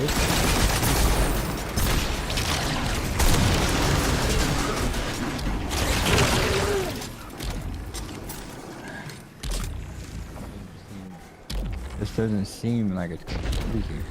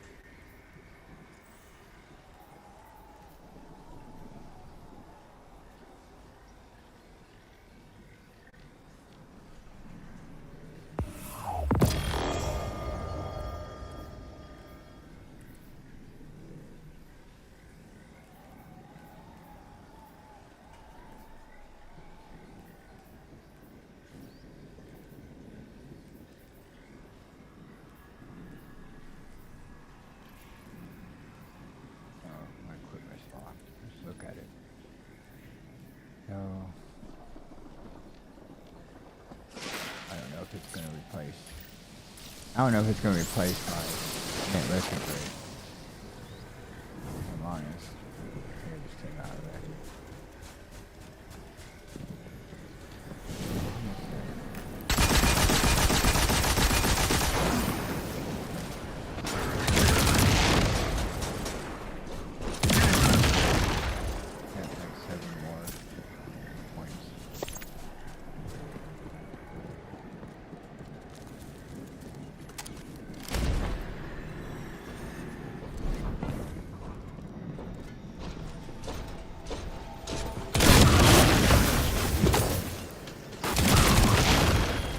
There's a tier 4.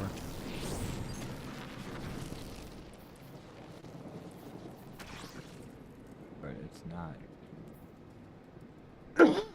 Not powerful. It's tier 4. I'll take it. I got 3 more points.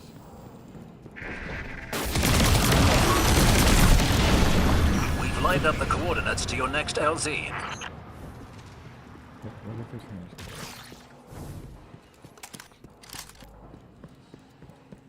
Zero revives. It should be fine.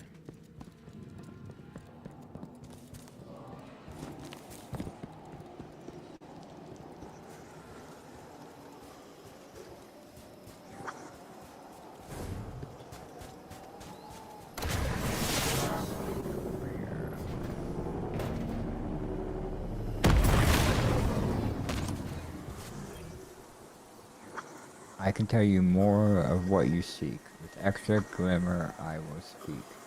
They await payment, and are disappointed.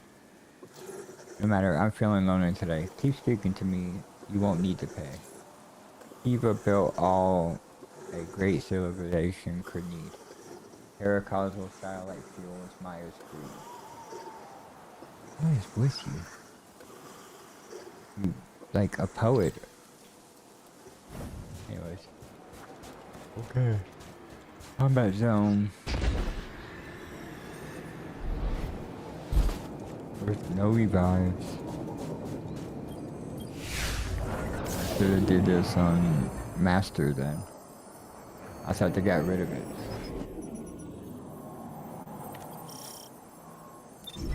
Their battlefield commander's been sighted. Let's finish strong, Guardian. And I got no revives. That's stupid.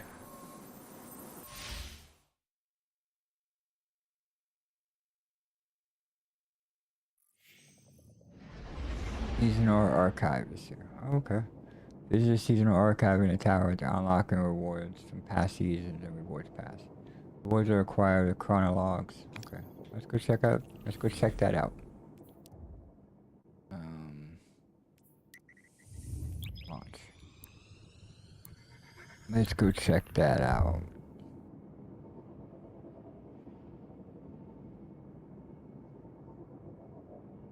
Anywhere.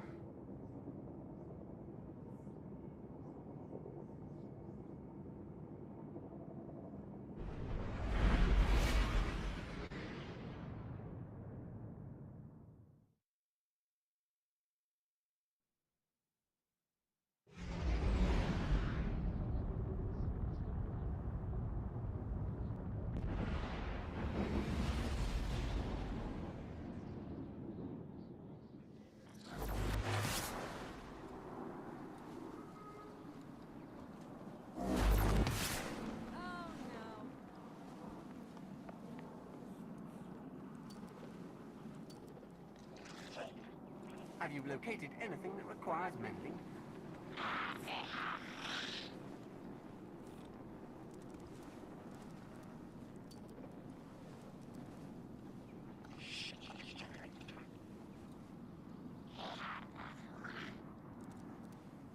Okay, okay.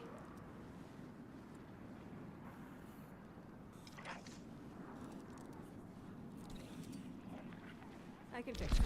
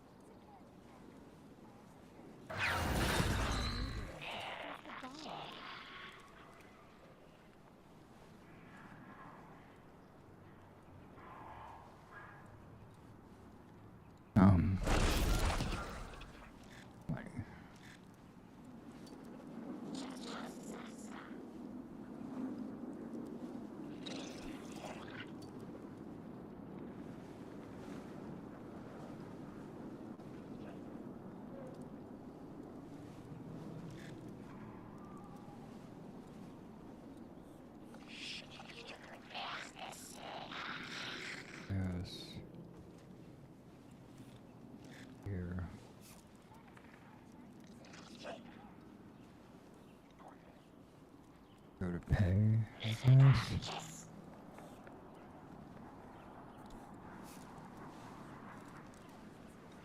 I don't believe this.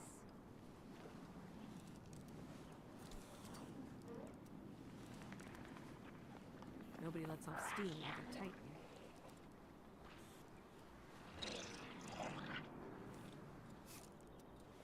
It's not so bad here.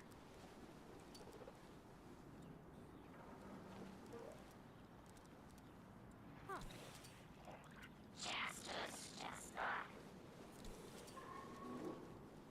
Okay, okay.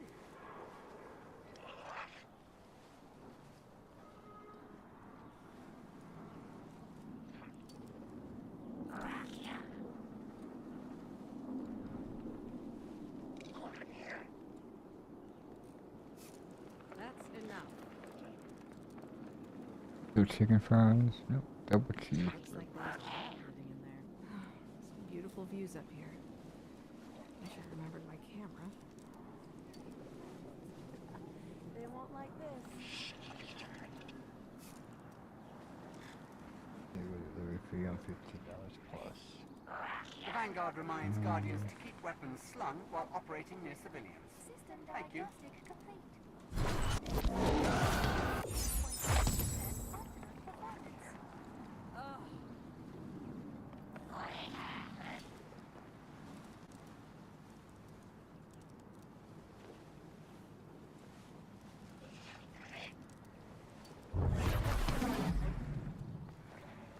Shoot, punch, stab, strike. Ever resolved the conflict with words, Guardian? I have no idea what this does.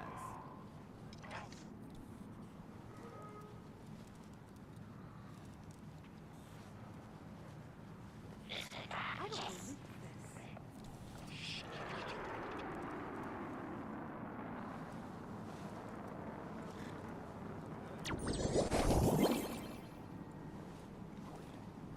Have you spoken to Commander Zavala recently? That's bad.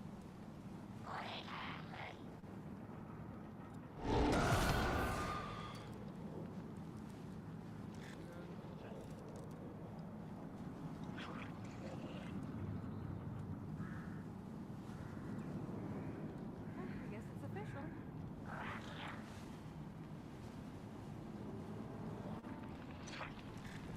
Huh.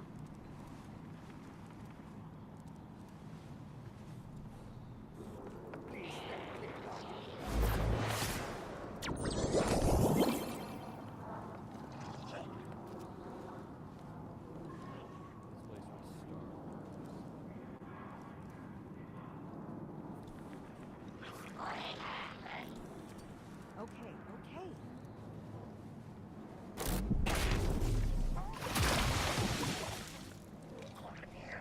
Yes.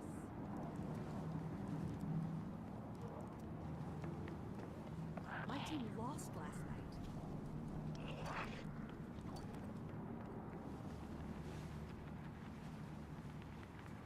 Gonna need someone to put Just gonna take a minute here.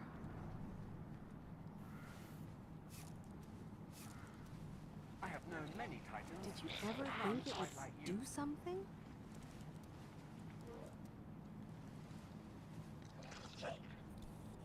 No one's gonna mind if I take a break. Okay, got some food ordered.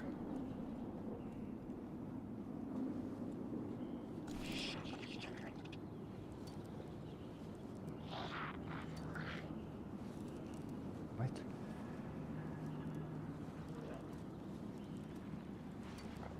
Oh, no. I forget my anytime pay. Go somewhere else.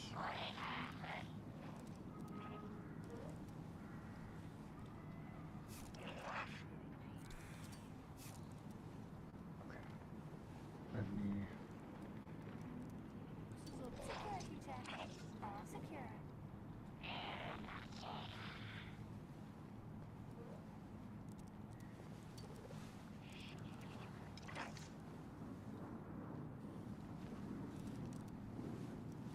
You want to listen to some Let me do this real quick. I don't usually follow the Crucible. No. My wallet is in my. I don't believe this. Security scans in progress. That's enough. Okay, right. Yep. Not so loud.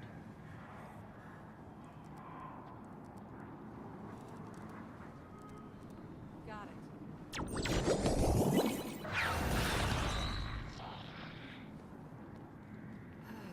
I can fix this.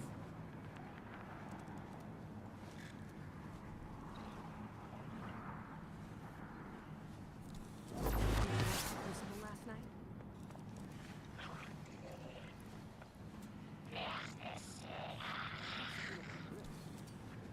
Whoever designed the wiring here must have been a Krypton.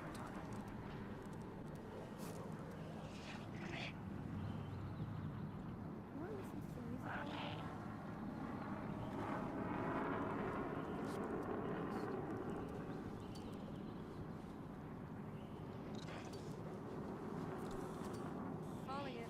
Time for a break.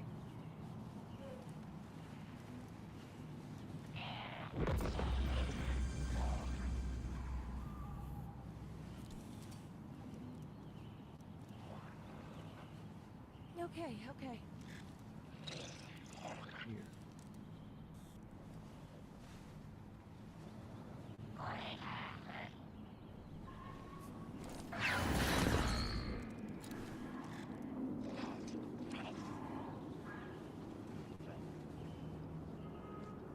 Calling it. Time for a break.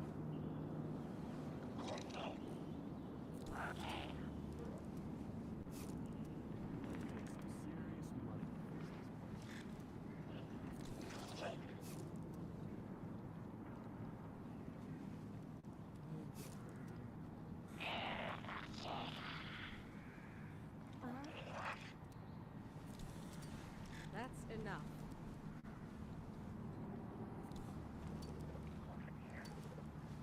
This is Zavala's top priority. This is need to know.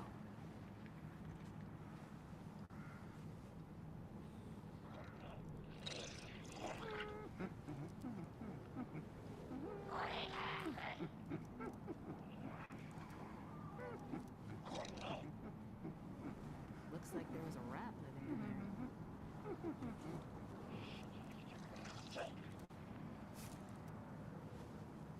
Okay, here goes.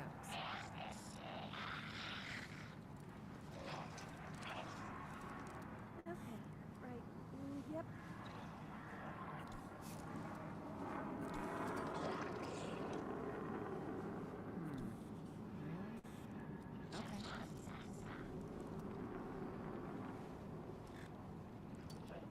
Wait, was it? Oh, yeah, that's right.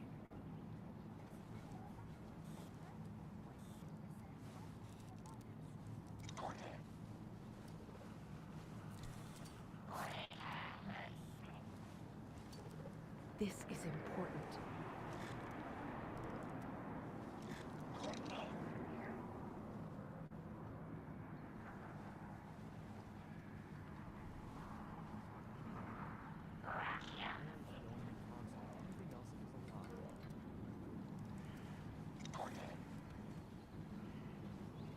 Your system may be faulty. I need a rest. Suggest diagnostic to check for any compromise in program.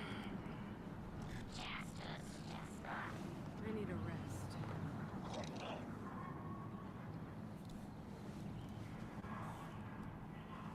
It must have been hundreds of years old. From before the Traveler, maybe. Okay, now it should be good. Now I've got food. Let's check out. Negative. All security. Let's check this out first. Your return honors me, Guardian.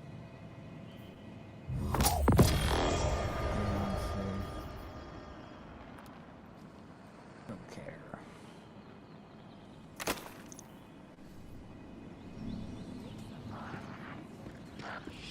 Okay, here. Outrider's secret stash.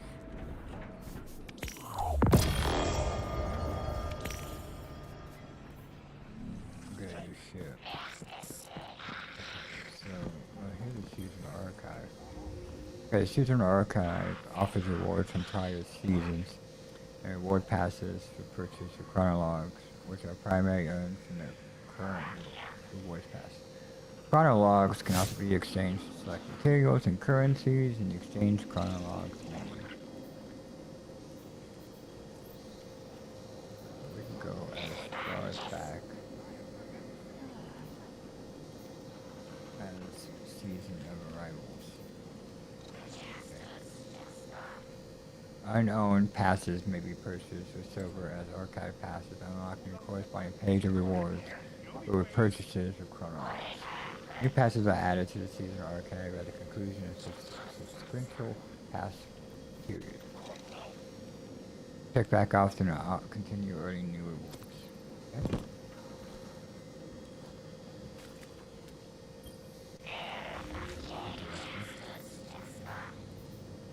Hotel. So we didn't grab this. And I need chronologues to get it? I thought. Polish.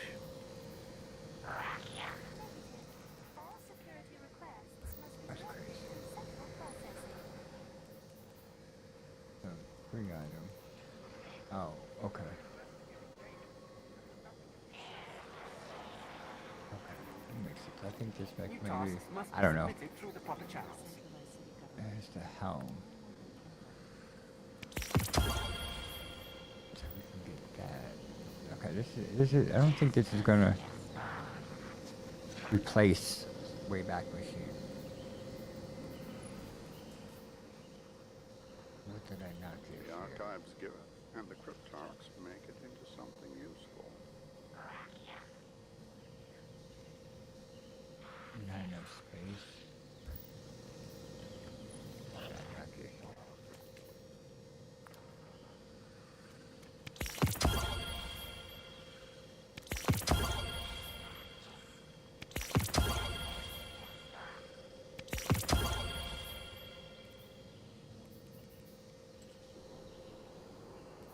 Pirate treasure. Whole worlds of knowledge were lost in the fires of the soul. I must document all I can remember.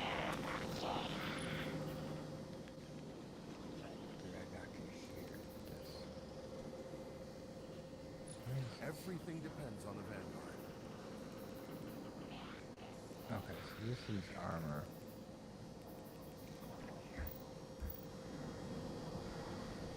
But I think I can get the armor better. I think I can get better armor. So, use another wish. This one I didn't really mess around with.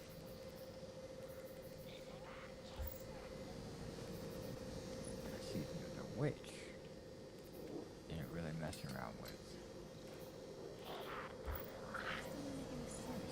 Deep, same thing.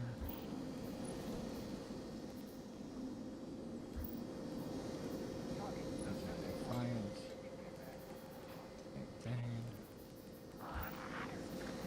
Scheduling tasks. Revenant.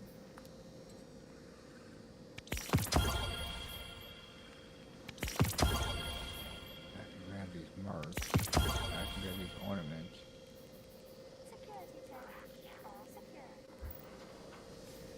I think, I don't know. Red Death Reformed.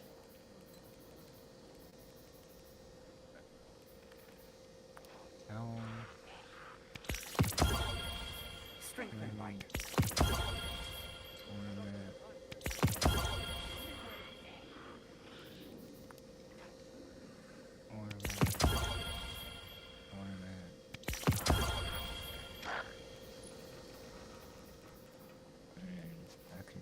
Exchange that.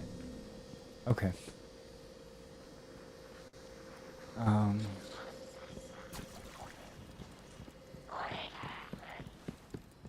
let's go. There.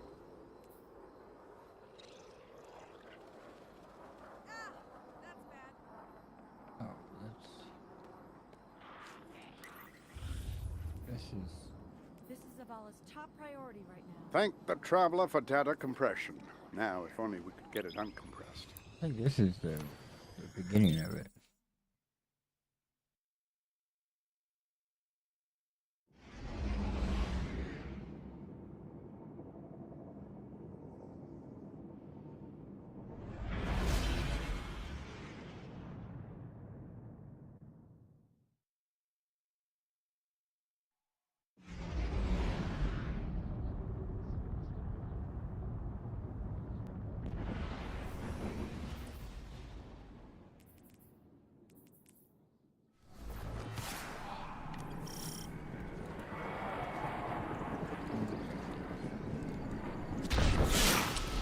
Coral Vex, more of Maya's goons. They're taking salvaged FOTC tech. What? They're already in the tower. Only Night Watch available to respond. I'm afraid that's correct. Maya's tactics are evolving. I'm in the EDZ now, investigating a lead that might explain things. But I'll need you to defend the tower while I get some answers.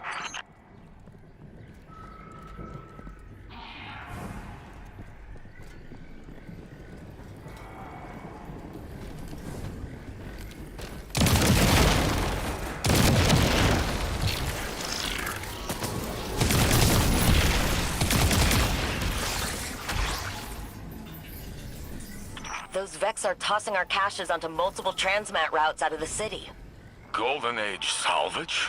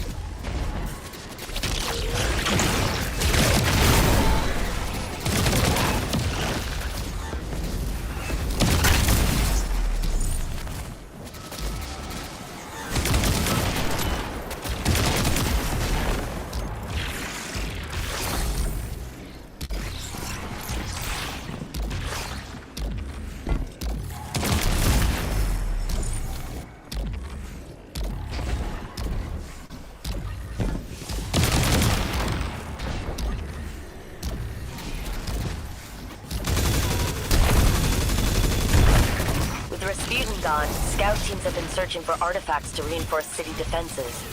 I've been collecting Warmind hardware, pointing it at gaps in our security. We should have been able to see this coming.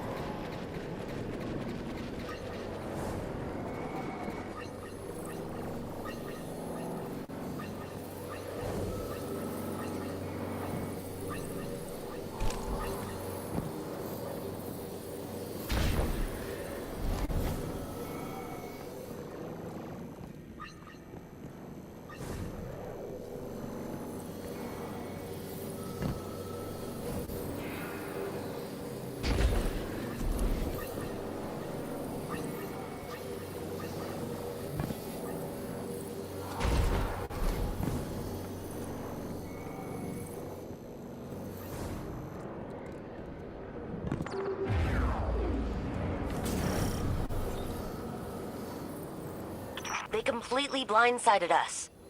Warsat surveillance is gone, but how did they get this far without an alert? It's a swarm unit. Make every shot count, my friend. One shot.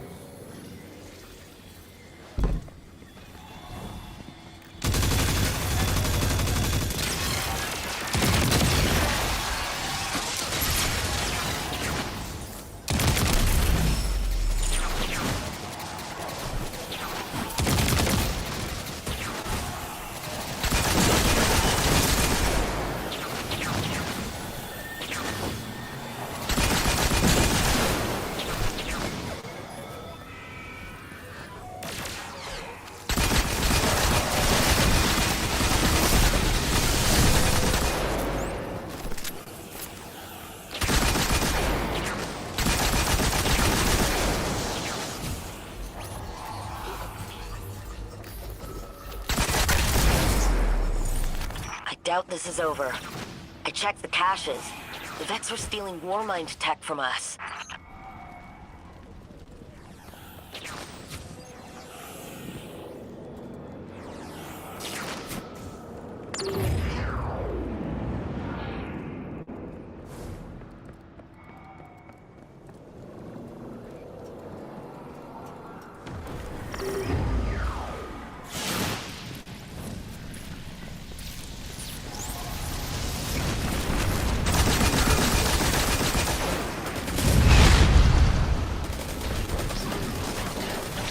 Unit has a call sign dating back to the Red War.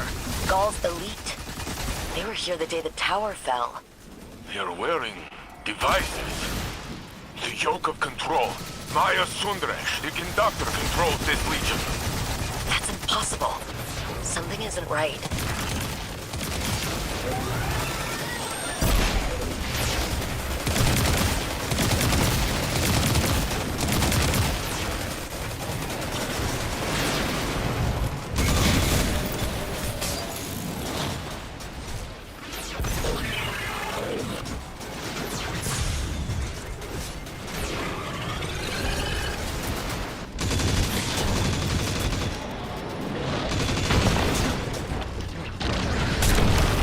Still special ammo.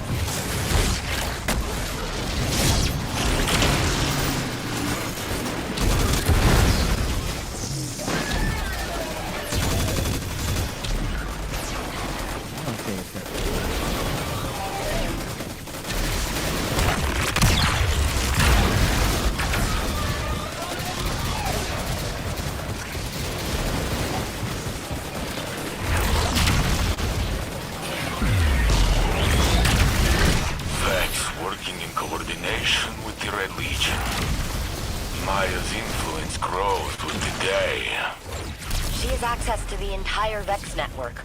She must have found another timeline where the Red Legion are still around and yanked them into ours.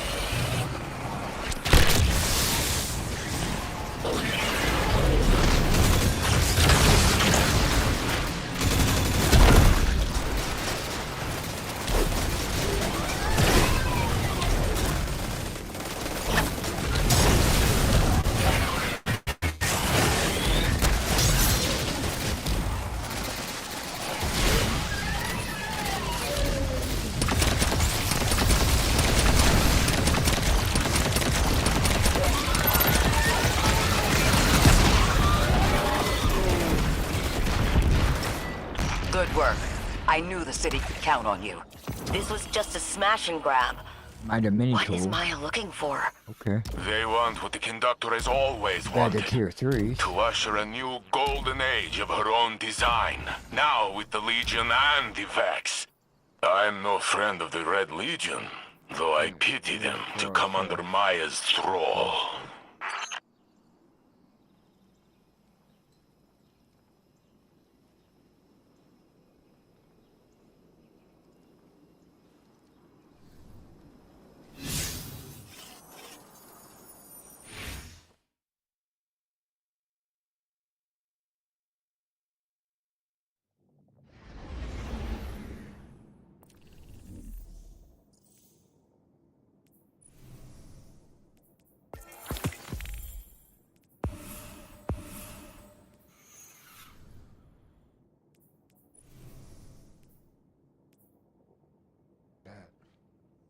We got Nightmare Garon. What's that, matchmake? I think it's matchmaking. Massage. Beneath the necropolis.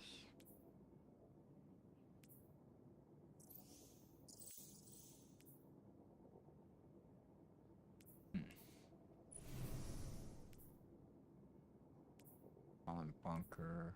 Fallen Saber. Midtown. Solo. We got Creation. And we got Crucible.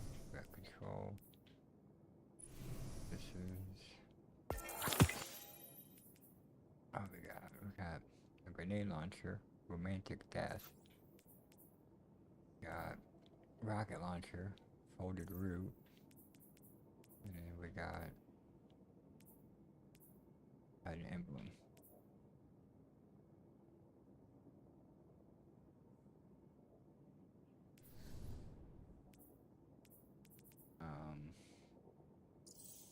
Best.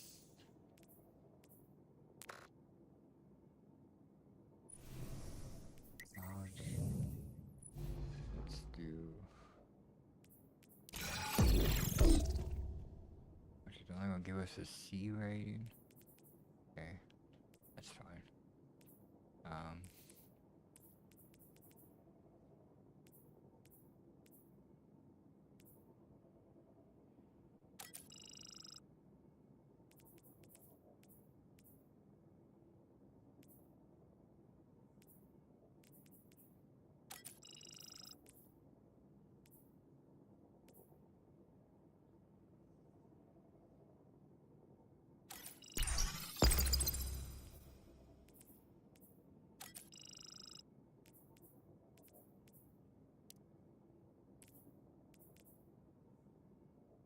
Bow weapons only.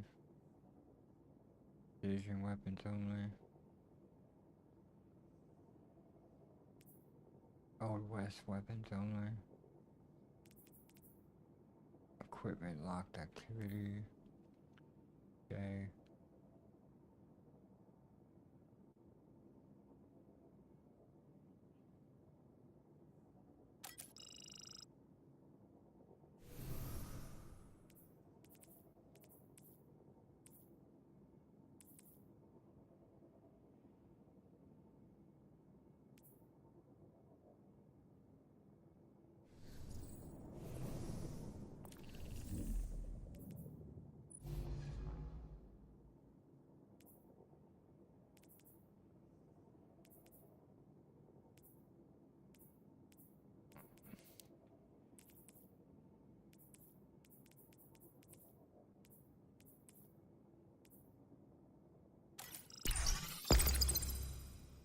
Bonus reward.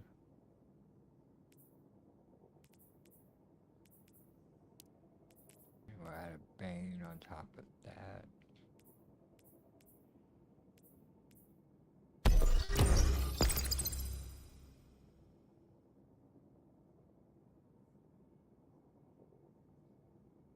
I think.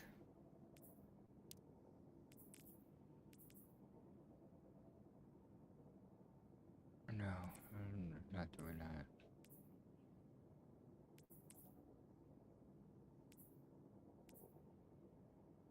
Okay. We can do that.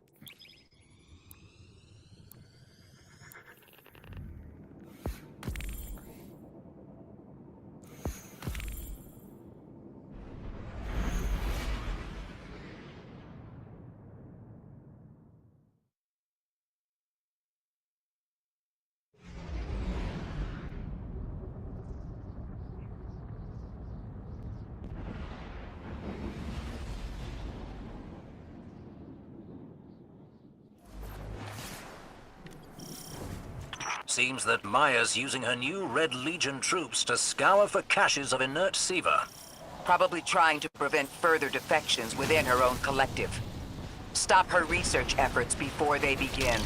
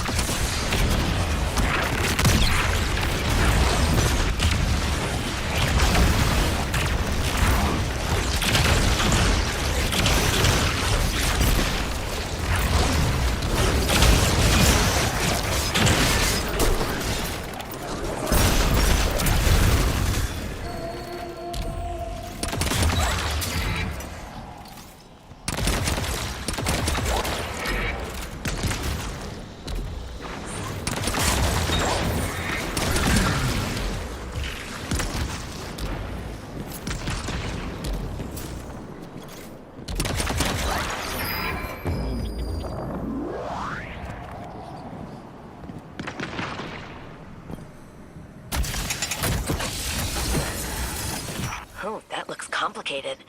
I hope I don't have to ask Clovis for help.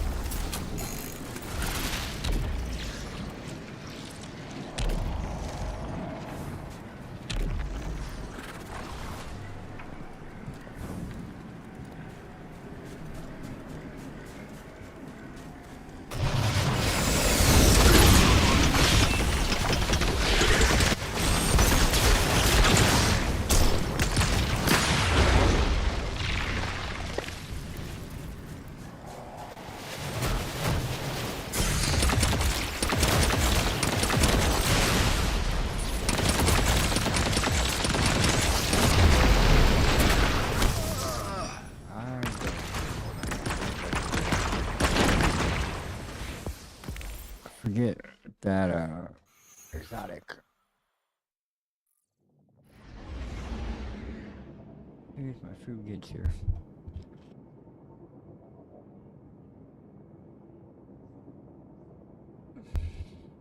We'll get back into it.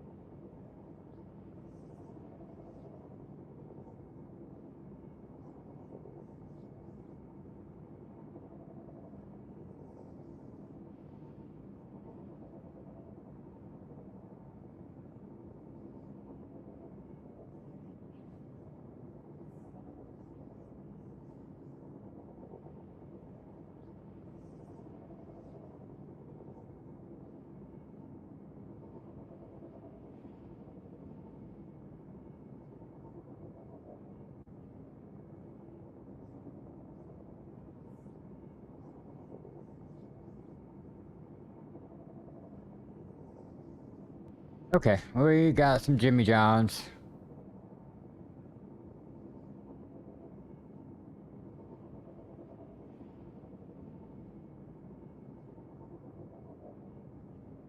Okay. telling you, some of these restaurants, they ought to sponsor me as much as I order from them. Alright, let's go into this again.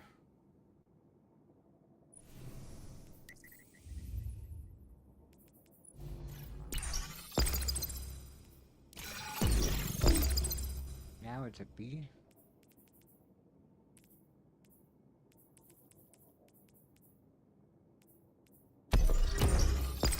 There's the B+.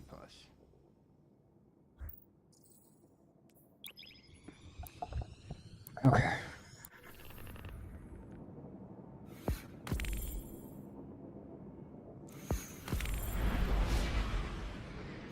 We'll finish this quest and then we'll eat some.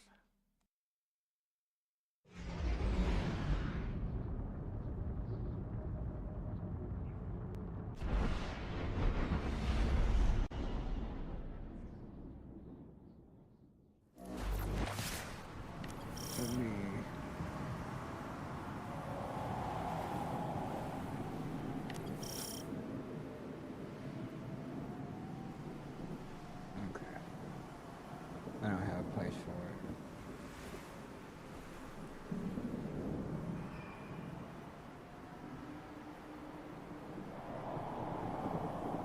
it. Alright, let's do Aerial this for real this reconnaissance time. shows that Maya has consolidated their hold over the area.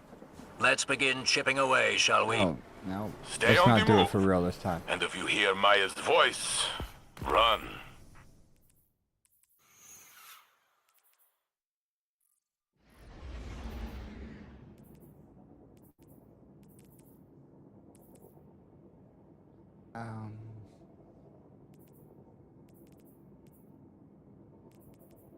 I have new weapons on, so I guess I gotta do this.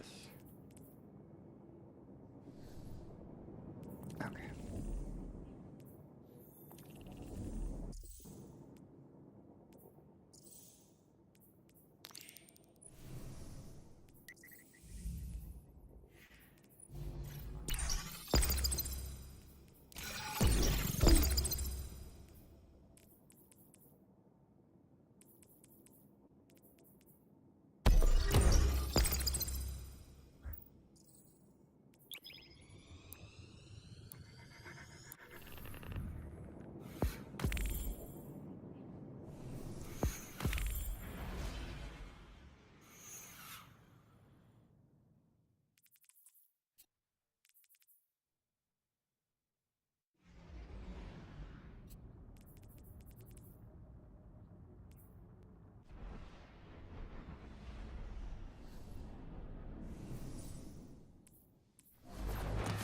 I'm gonna make a set that's gonna top.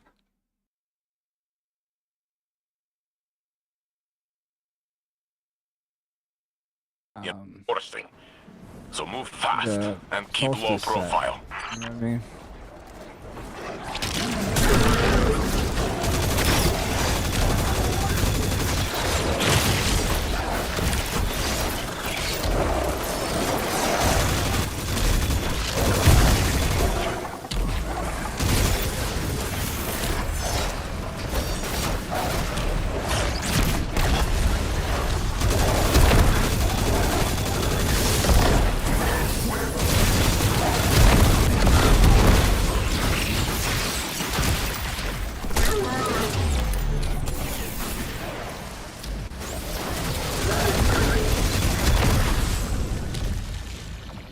Oh, that's special ammo.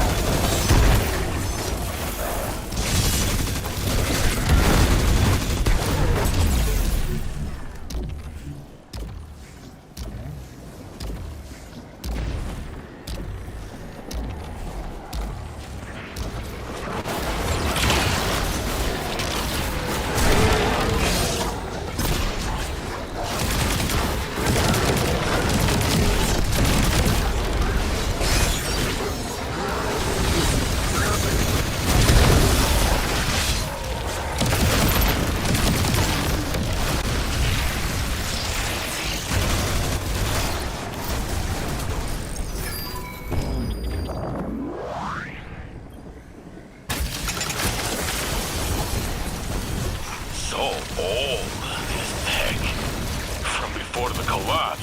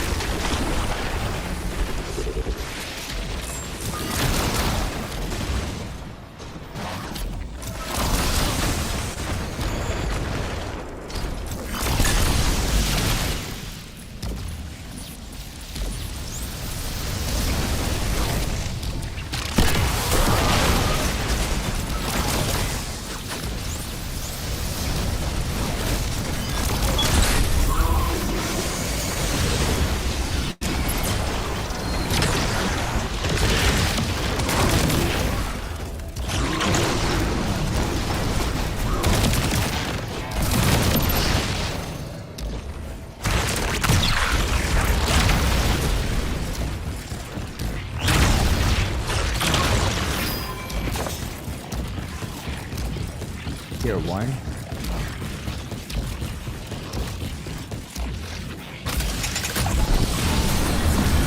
We have other sectors to clear. Golden Age tech collected.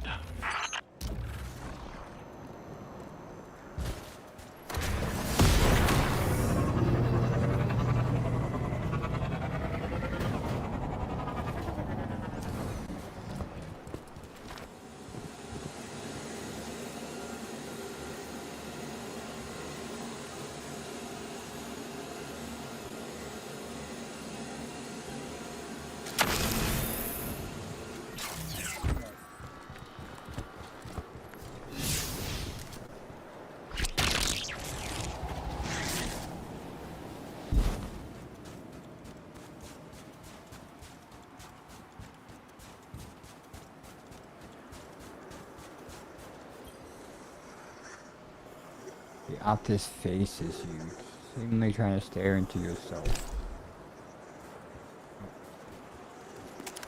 Okay, alright.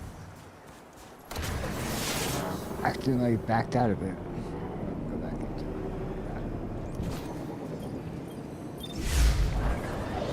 it. Got it.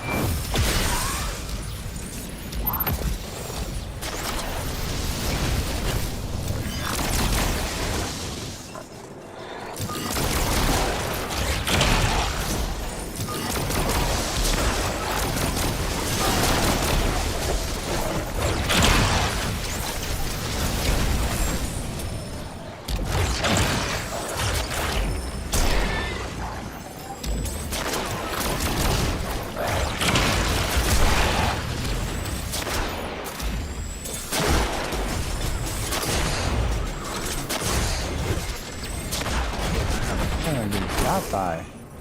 Okay.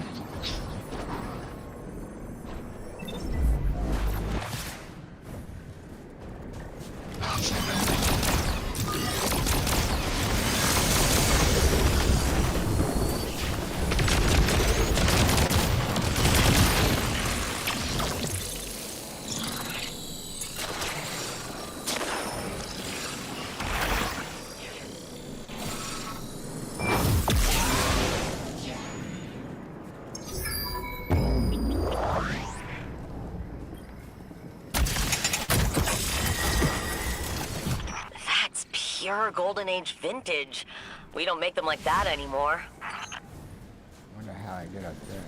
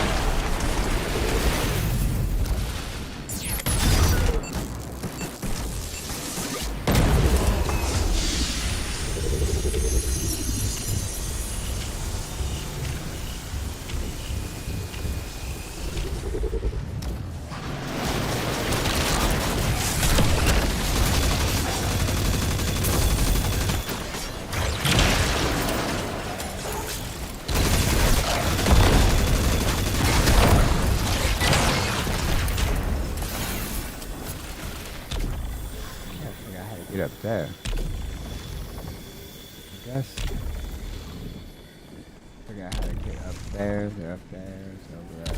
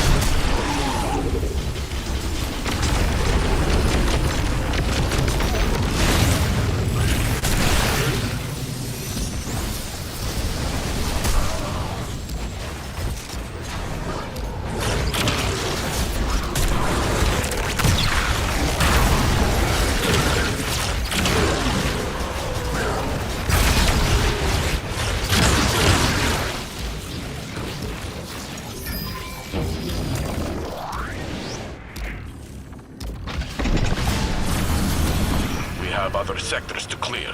That's pure Golden Age vintage. We don't make them like that anymore.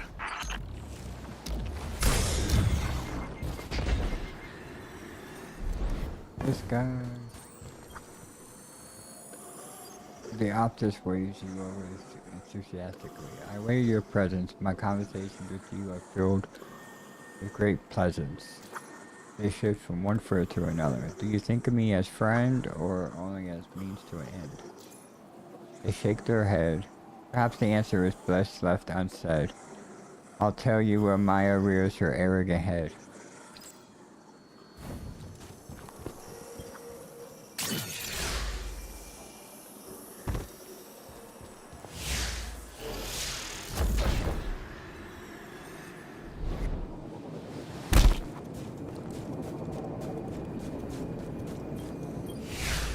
Okay, next area.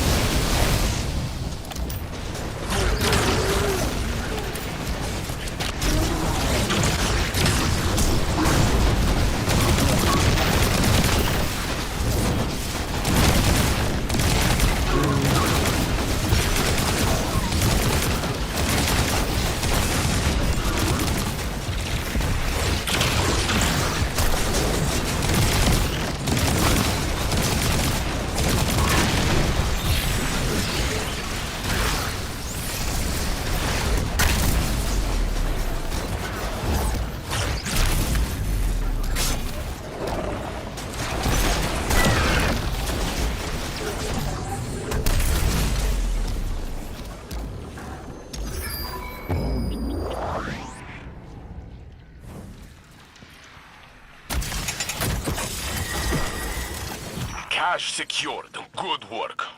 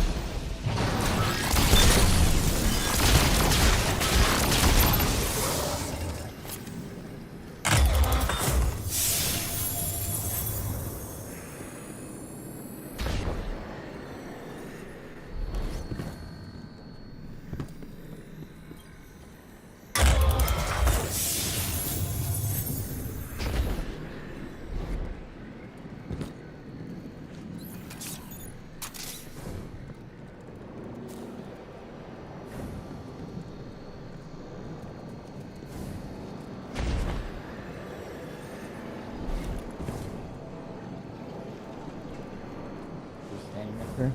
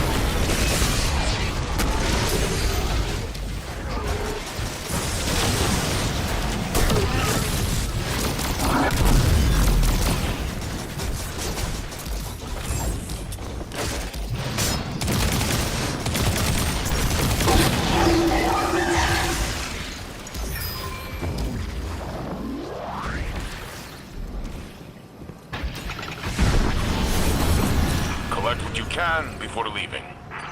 Looks like junk to me, but our Elixni friends love junk. And last one. Next one and last one.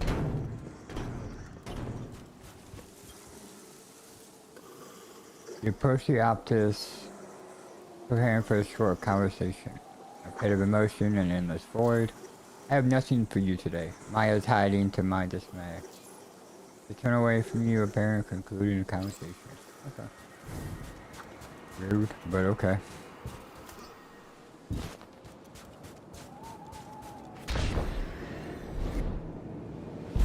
I guess it's less rude than just bullshitting me or something. You know what I mean?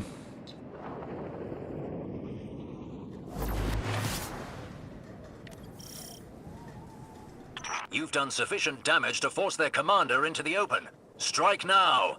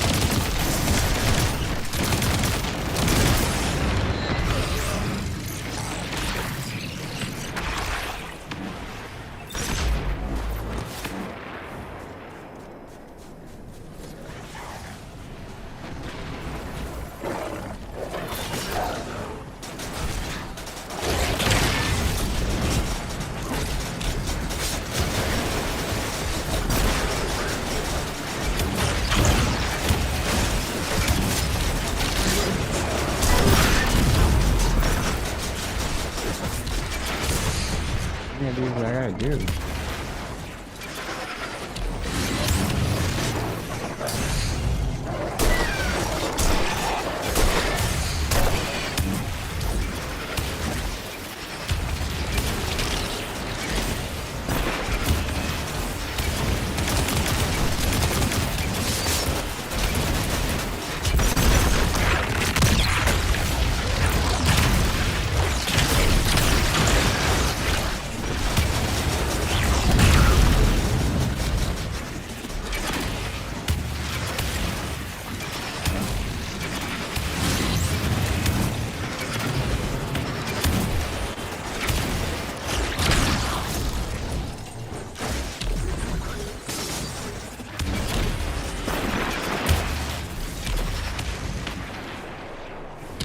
Gotta do all three.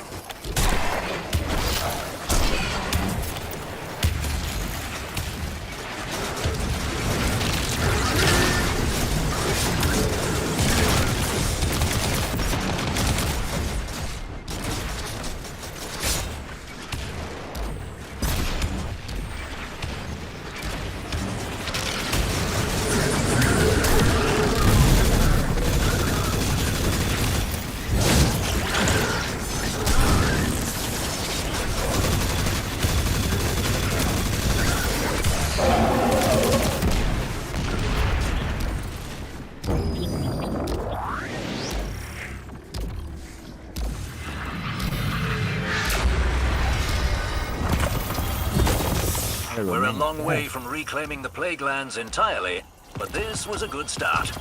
Now we know Ooh, and a tier Siva is 5. gone for good. We might convince Ikora to lift quarantine. Who knows what Golden Age tech we could find? Unfortunately, that was we're a good, seconds to that idea. cast. I suspect we'll have...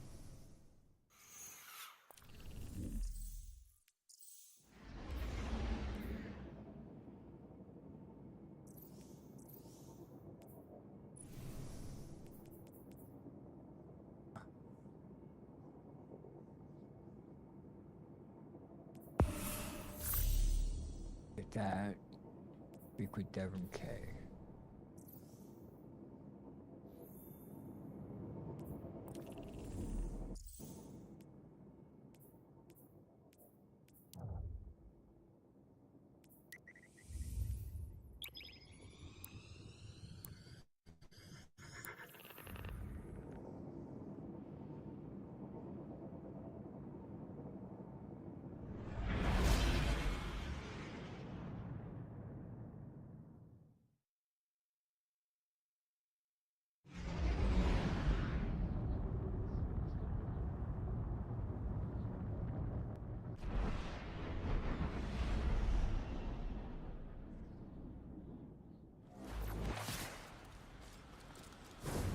Go talk to Devon.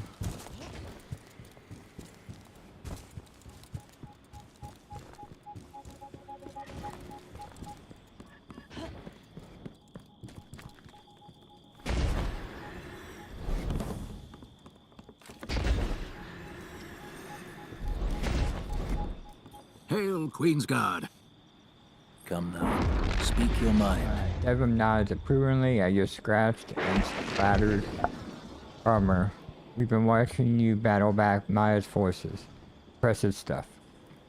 A sustained effort like that, we may even be able to resettle the PlagueLands someday.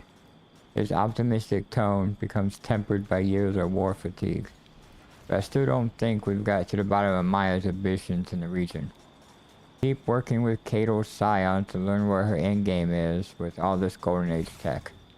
The sniper gives you a jaunty salute. Keep up the good work, Guardian.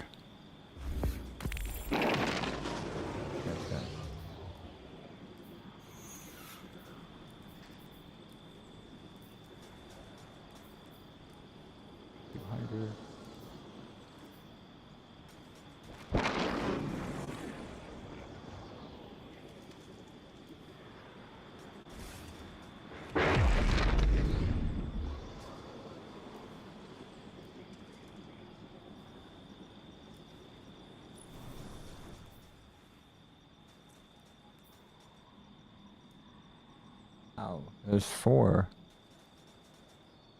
Okay. This one has a guaranteed weapon. And there's this stuff.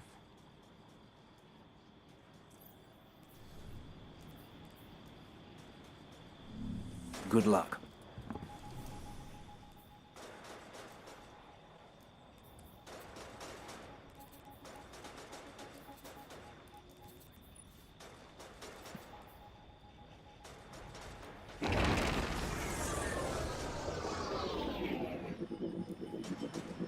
It's not that good. You might look in on Zavala from time to time. Just a thought. Is it worth keeping as a tier 3? No.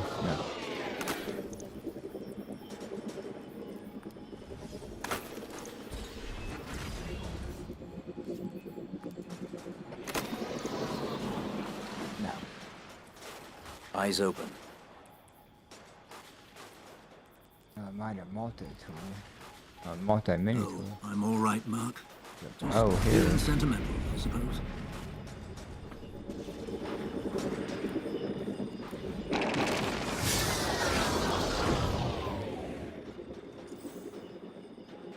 Oh, now we're just back to normal stuff. Corner wall. Come now, show yourself. That's all I need.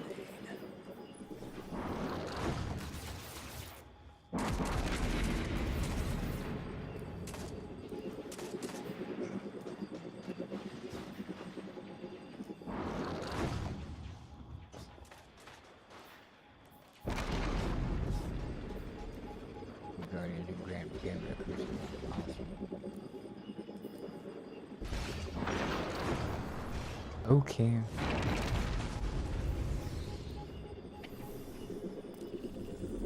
Let's go to the tower. Let's get some covering fire.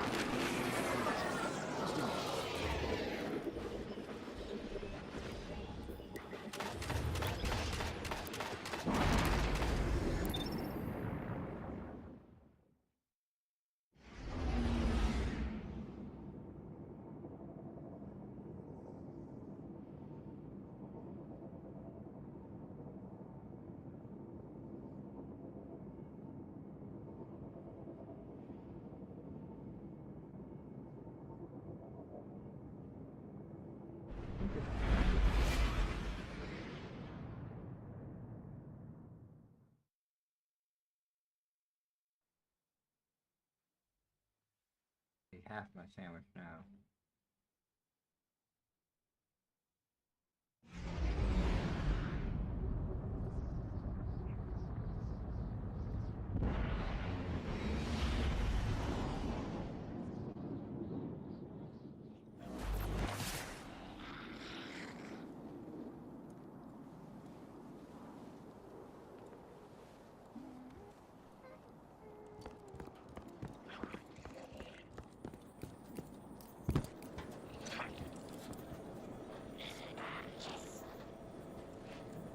Checking for packages.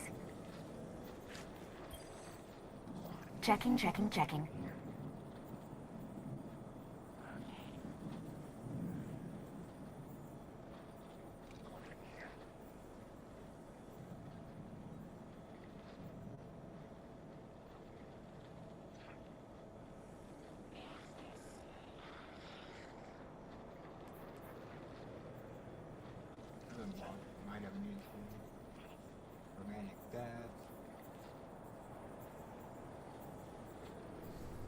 by. Oh, let me check right away. Checking.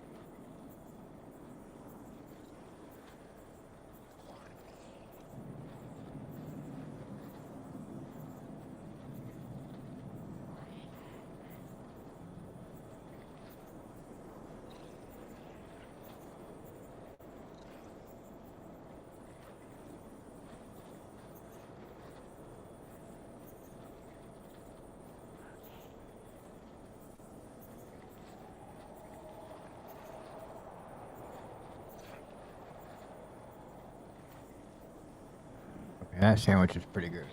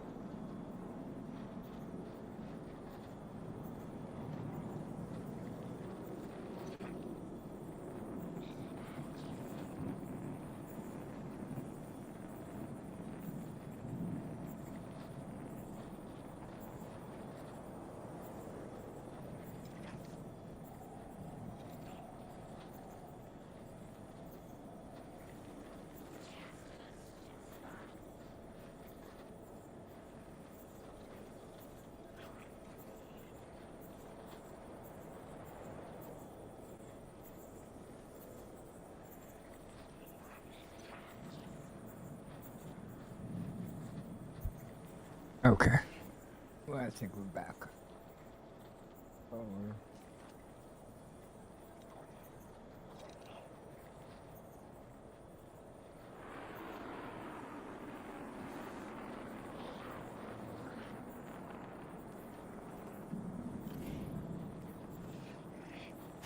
Transfer.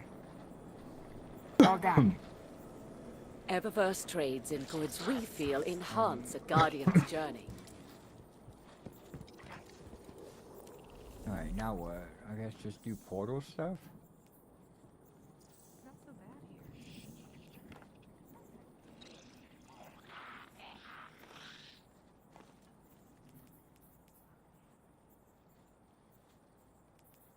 Alright, what is this nothing given? Everything depends on the Vanguard. That makes it look really cool too. What do you want, 20? What weapon is this for? 501? Don't tell anyone I told you this.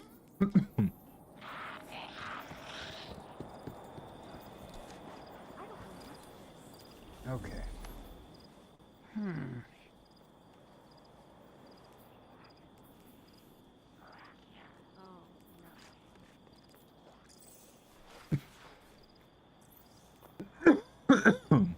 All data has a lineage, no matter how ancient or corrupted. You can always trace it back.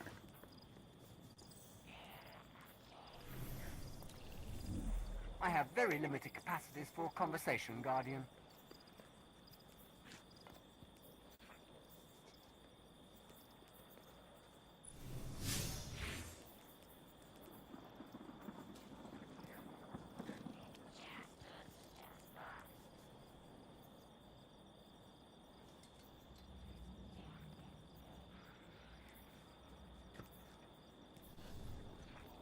All data has a lineage, no matter how ancient or corrupted. You can always trace it back. We need a centralized city government, now more than ever. This one gives me 3 engrams.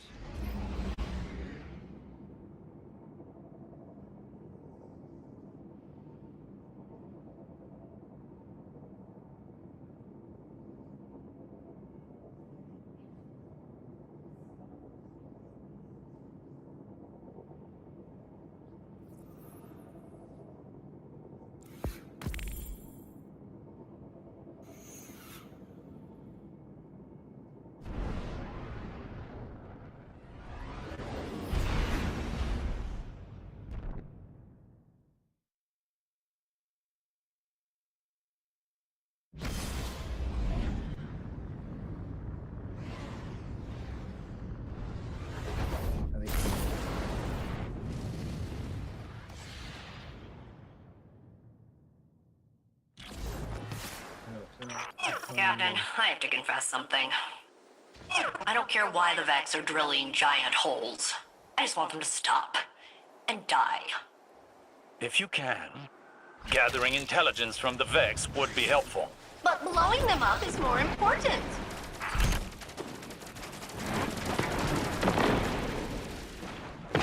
Let's get closer.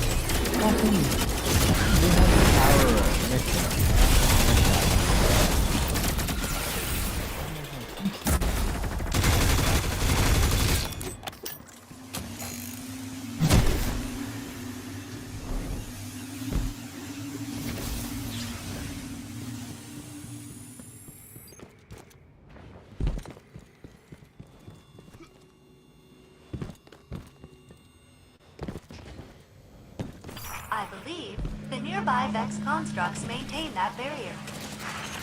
Well, I could have... Okay, let's shoot.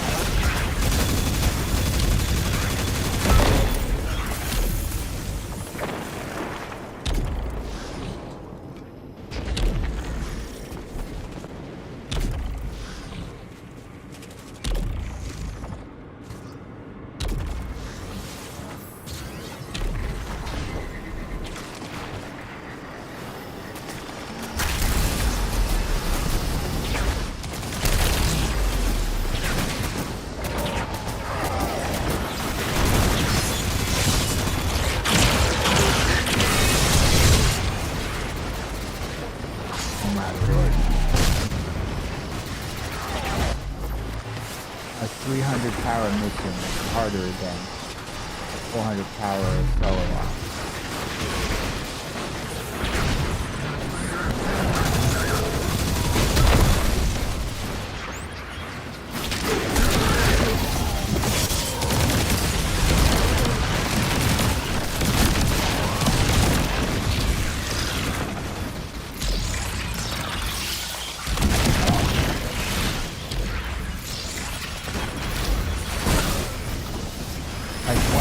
Really?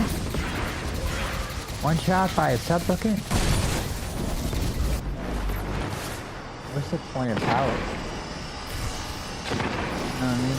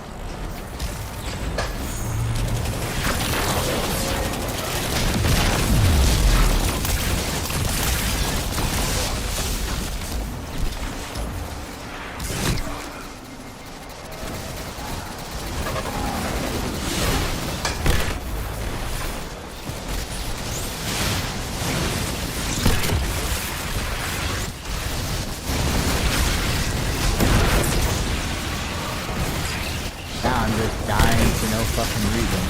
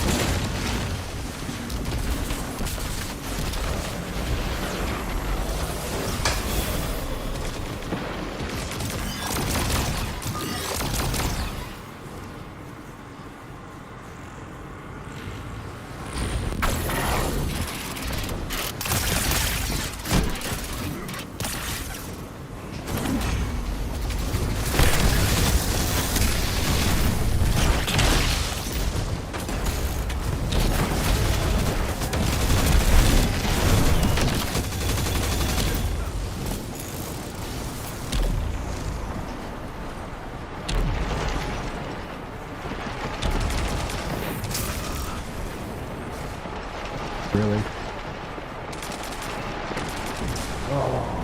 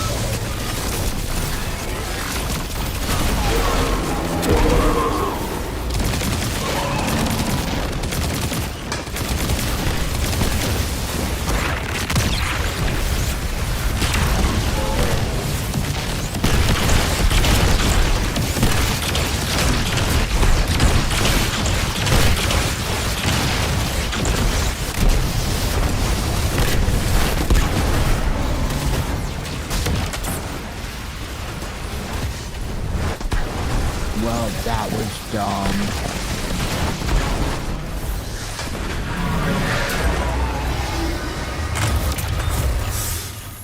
That did it. Modular mind is down. The Vex's adaptability and drive never cease to amaze me. They still die when you shoot them. Practical as ever. You jest, but if they achieve invulnerability...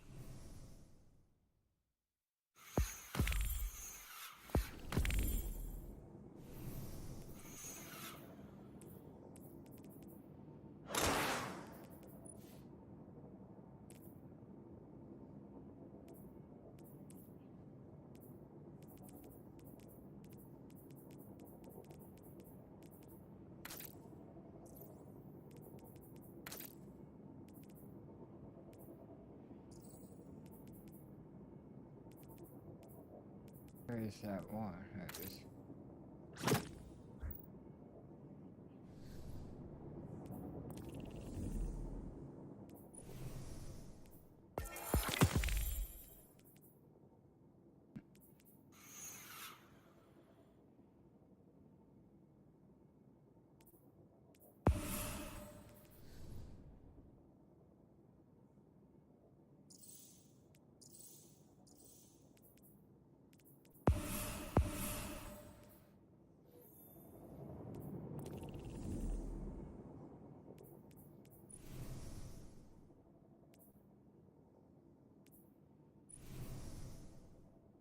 This one has 3. I mean, there's a lot to do for fire team now. But I really felt like it was going to do matchmaking for these, but are they not matchmaking? No.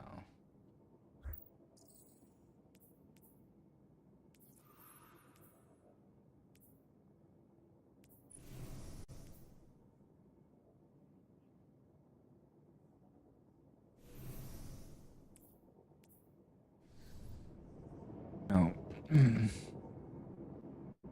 was kind of interested in matchmaking pinnacles. I know probably a lot of people wasn't, but I was. Well, you might have my sandwich. The first half was so good, I want to do it again.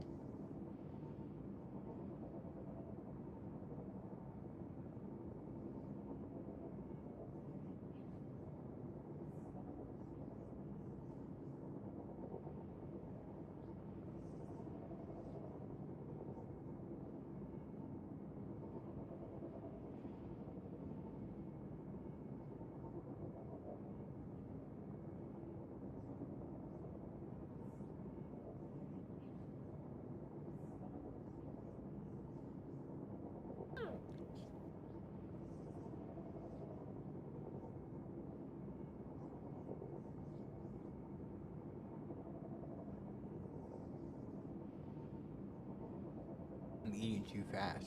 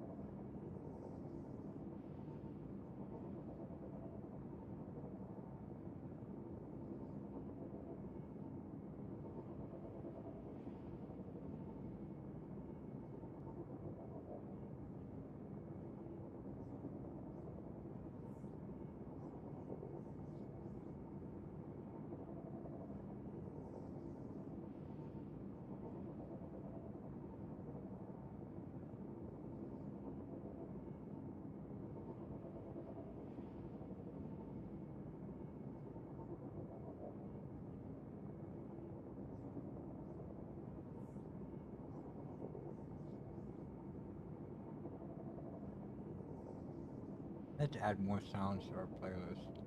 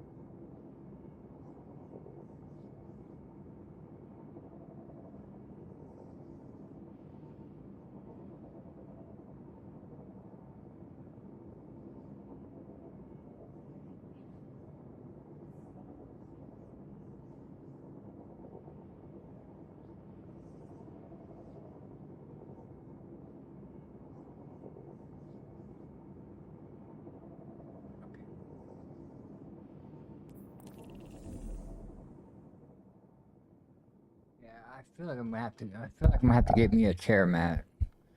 Keep sliding backwards.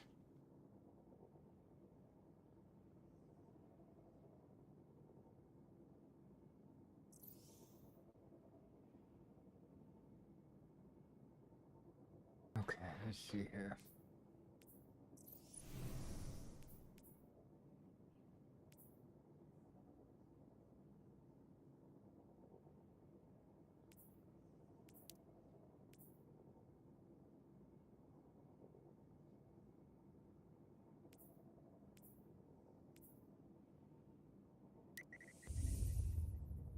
Matchmaking's on, okay.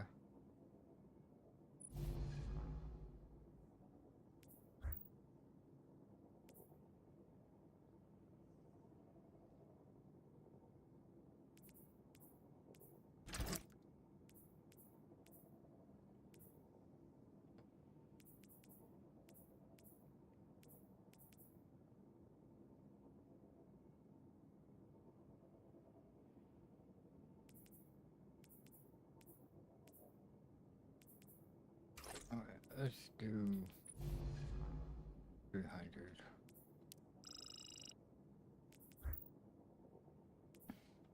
Okay, let's try that. Because the revived tokens not being gone sucks.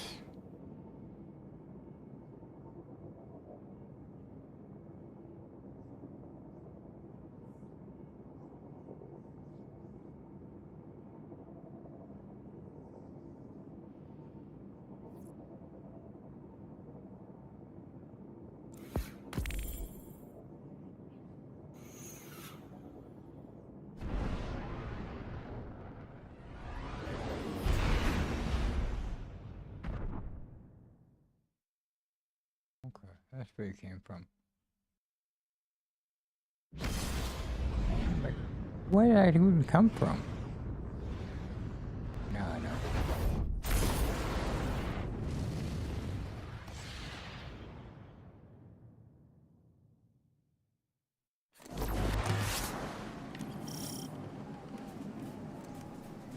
Siva kept even the it's kinda riskiest foggy up in scavengers here. out for years. But once word gets out that Siva's gone, it'll be a gold rush. Let's get what we can, while we can.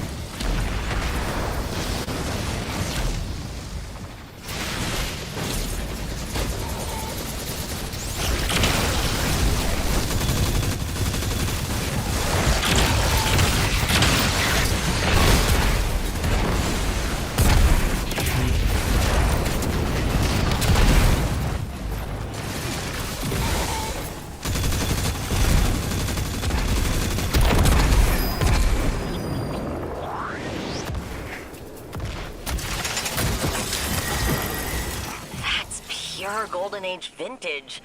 We don't make them like that anymore.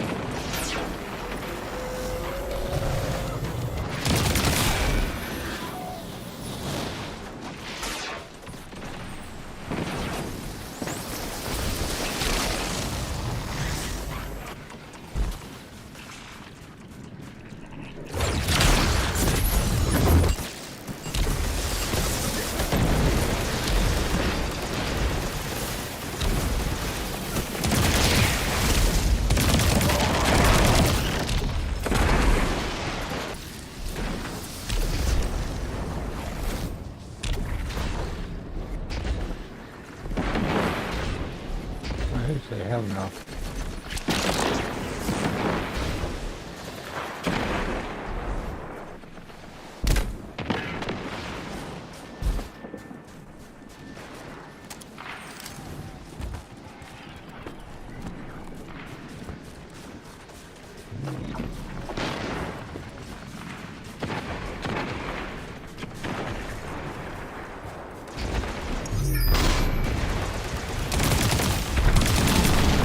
Collect what you can before leaving. Looks like junk to me, but our Elixni friends love junk.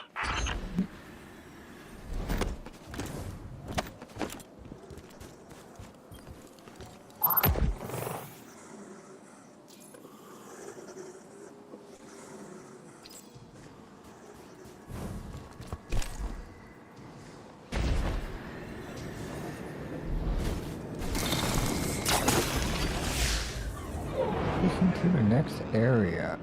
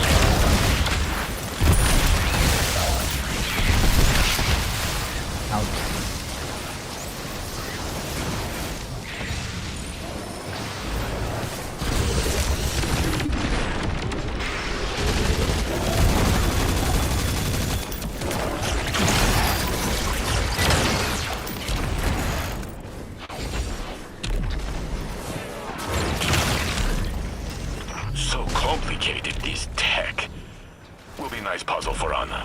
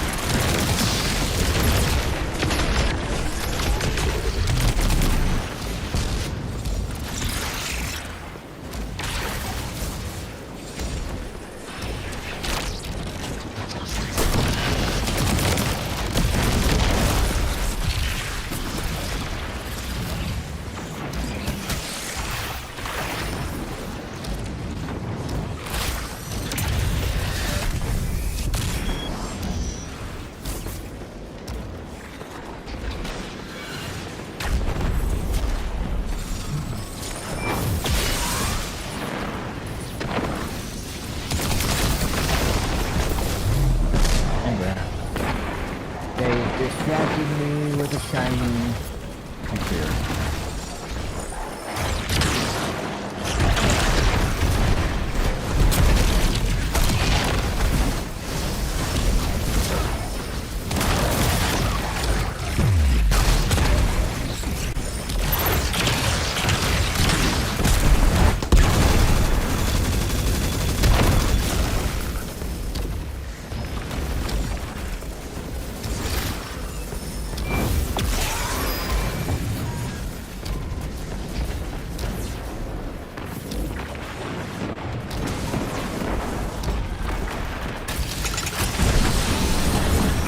Other sectors to clear. Oh, that looks complicated. I hope I don't have to ask Clovis for help.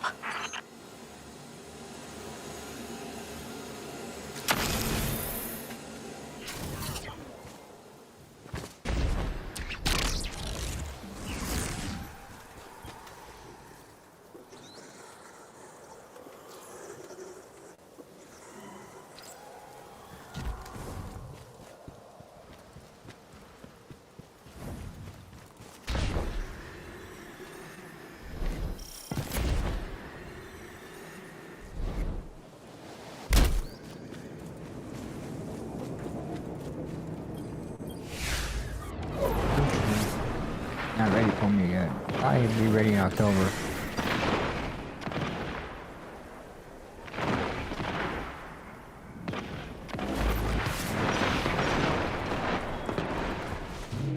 It could take all of us when one of us goes.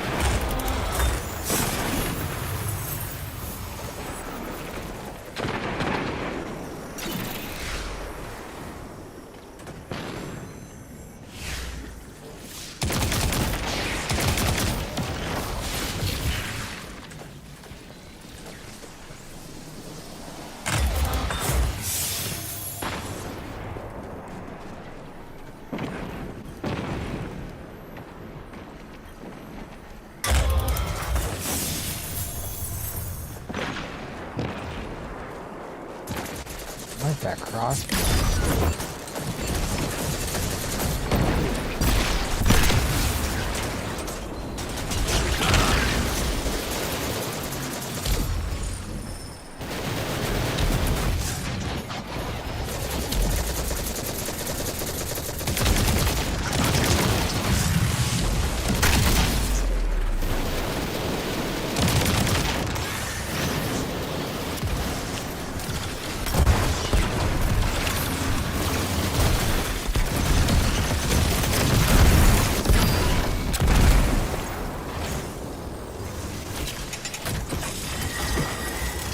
Oh, that looks complicated.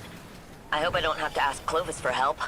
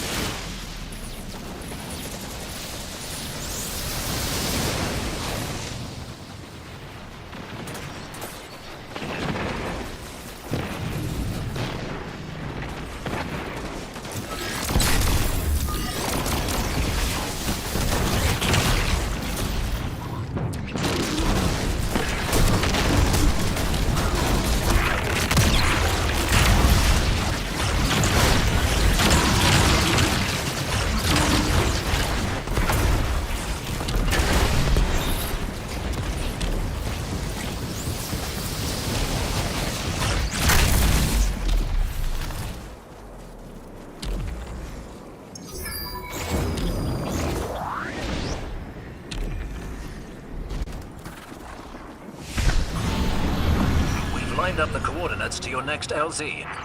Looks like junk to me, but our Elixni friends love junk.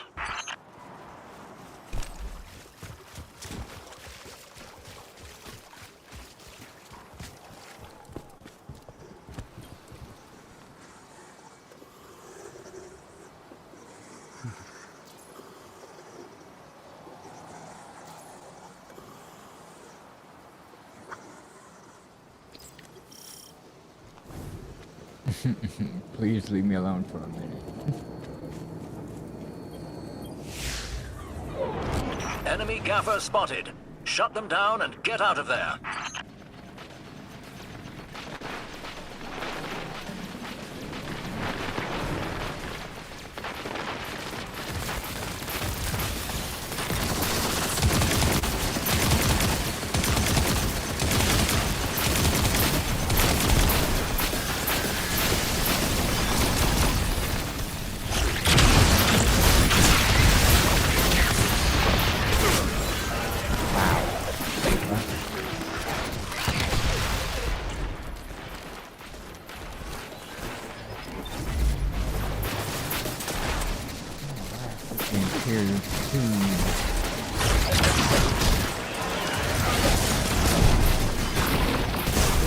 Thought they did better, but they haven't.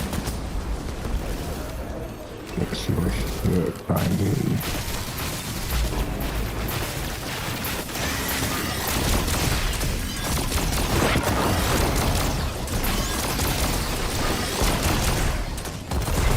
There's no reason why I'm getting tier 2. No.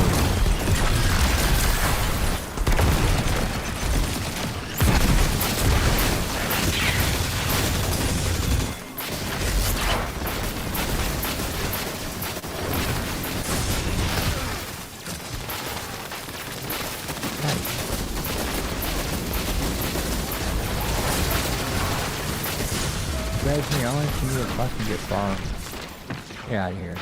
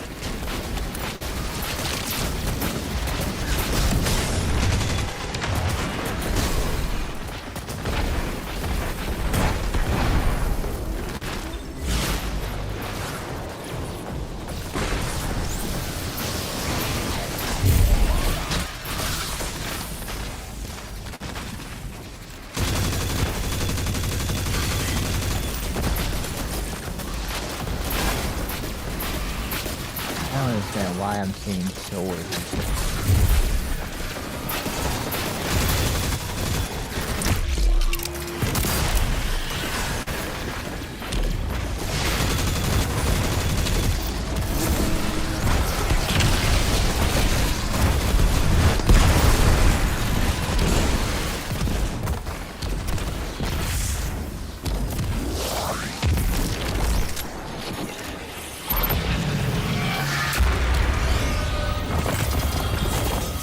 Ever since Maya discovered the Echo, I hear rumors of Vex behaving strangely, acting like individuals. But in the field, they all follow orders like usual.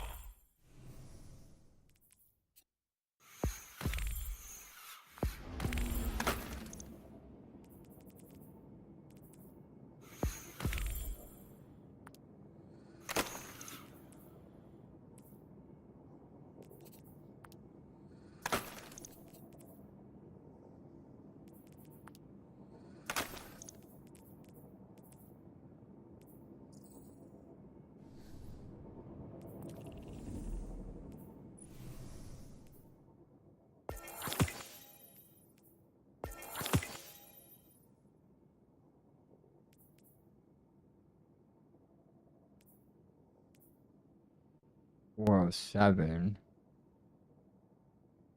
Tier 3. Ordered route.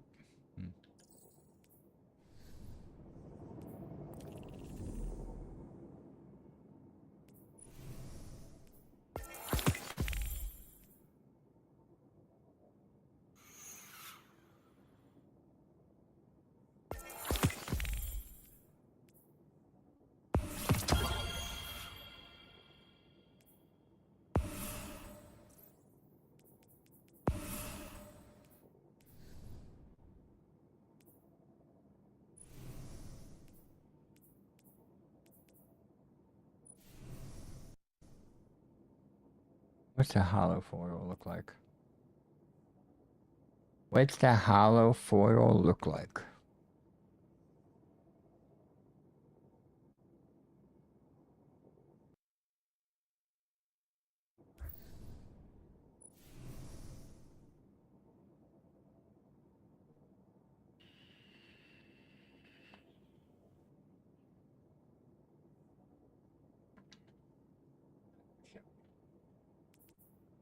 Not going to show me anything about it.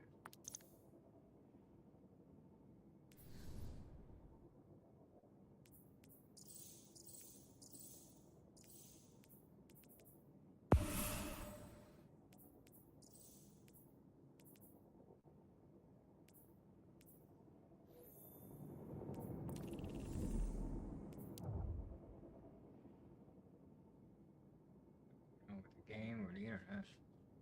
Check my Wi-Fi signal. Well, my Wi-Fi is 99%.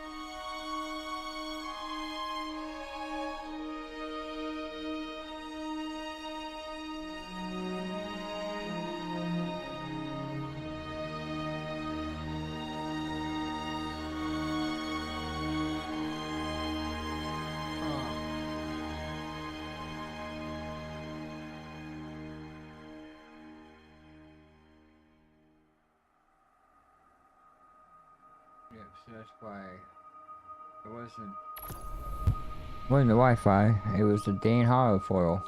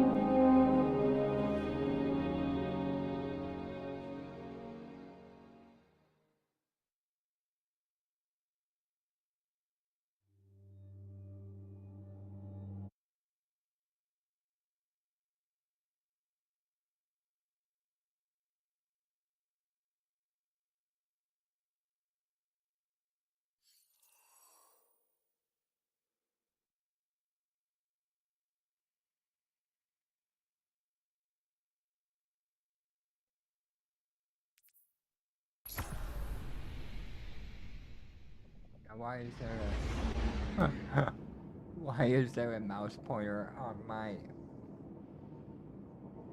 oh my god.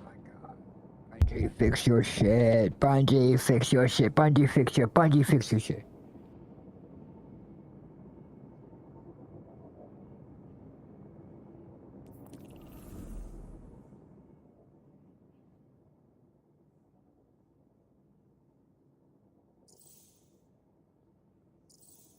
Alright, tower.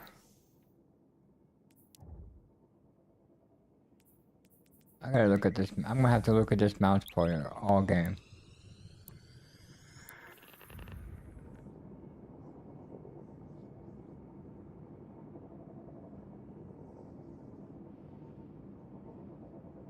No,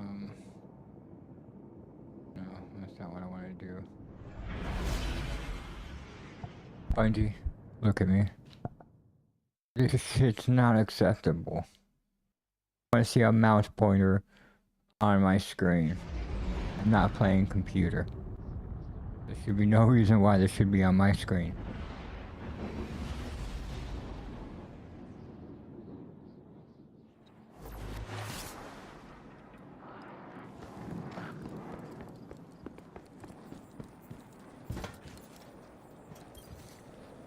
Hi there.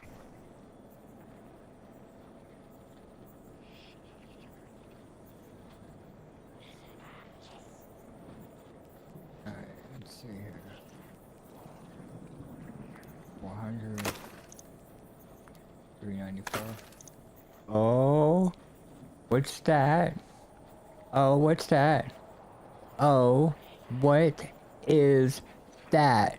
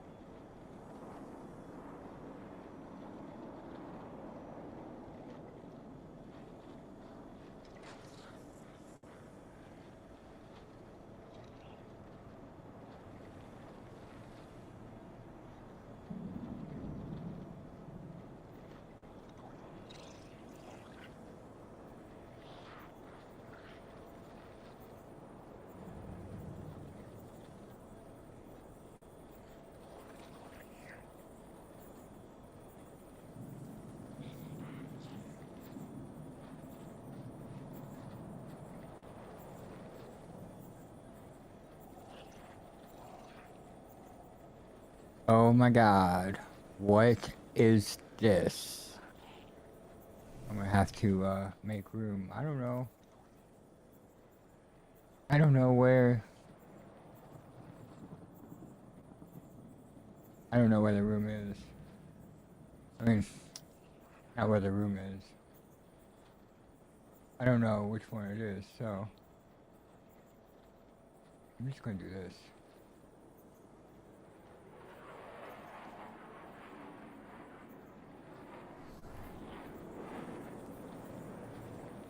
Oh my god, what is that? Oh, it's a combat bow. I got it. Low chance to drop, and I got it. Yes.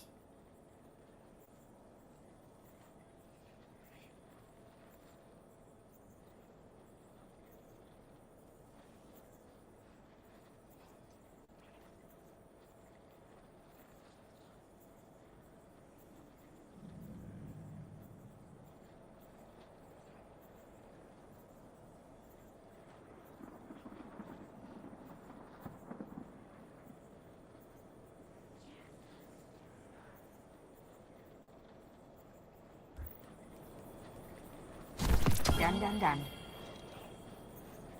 Transferred.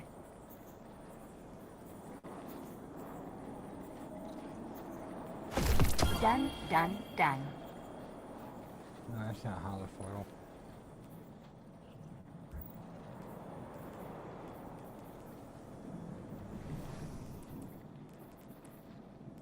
That's a heavy.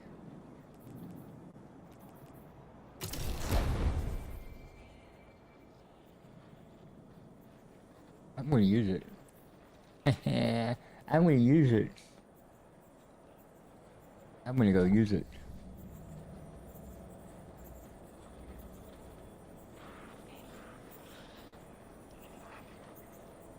I'm gonna go use it. All done. Where would we go?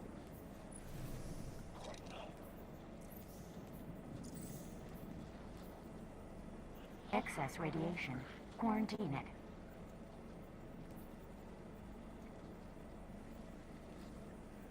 I just got a nice message from Deborah. He seems safe enough.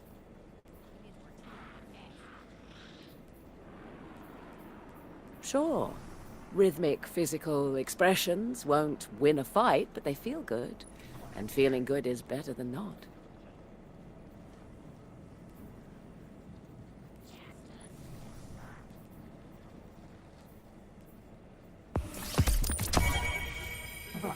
Books for the Titans. Too heavy.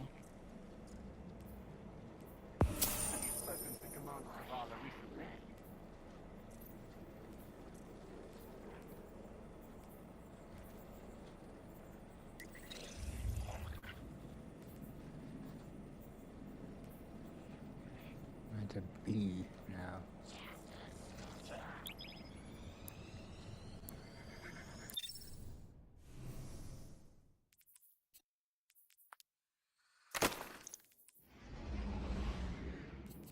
Oh shit.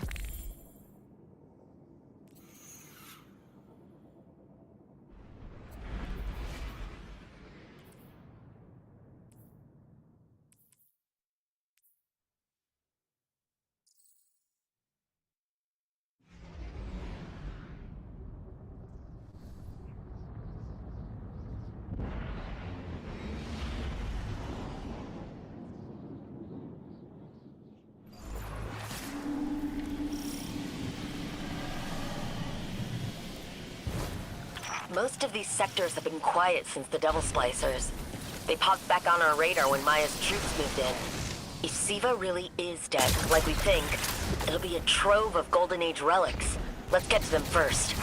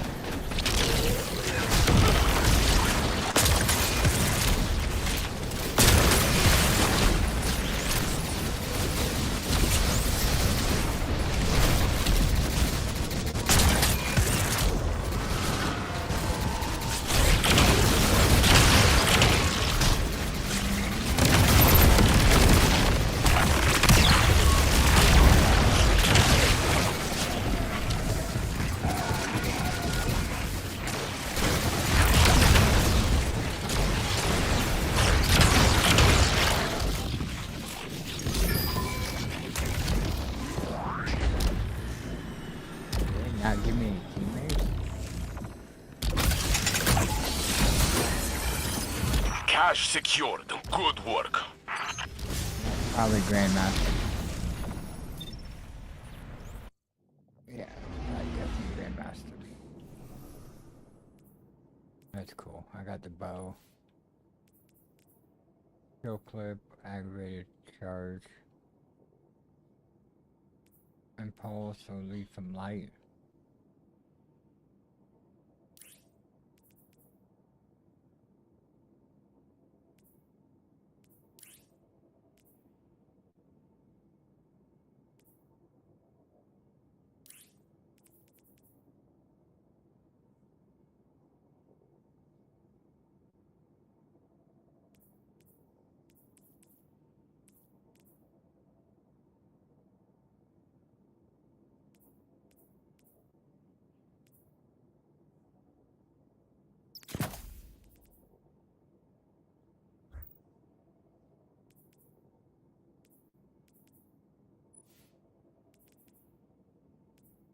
I'm just gonna do Grandmaster and Portal Activity on Ultimate, and I'm gonna do these 4 to get level 10.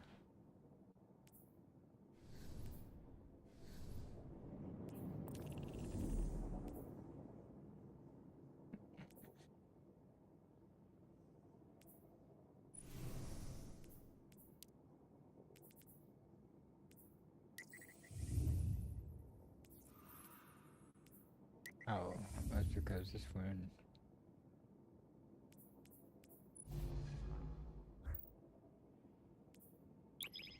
I don't know.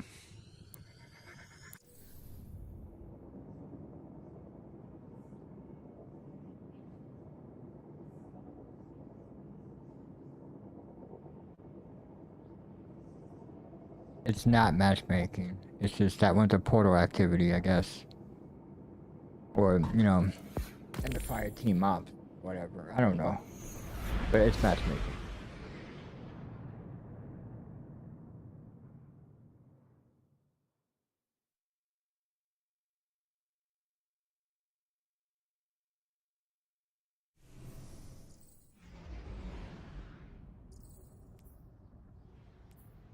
Can't believe I got the crossbow.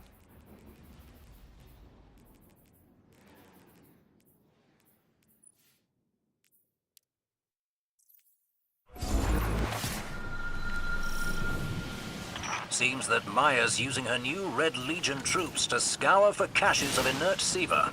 Probably trying to prevent further defections within her own collective. Stop her research efforts before they begin.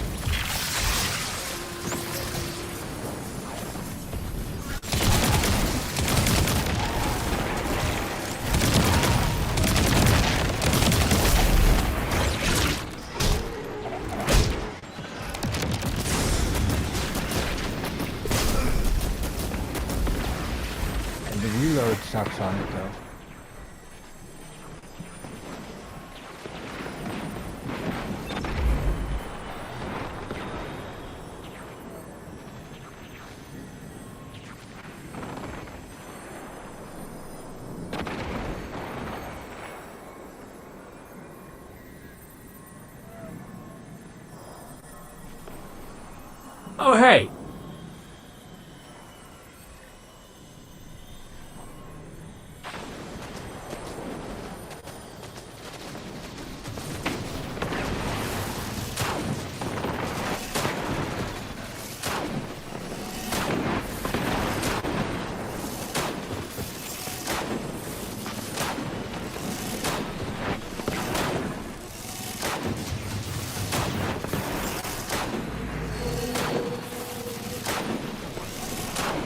Might have to close this out and open it back up to get rid of that stupid cursor.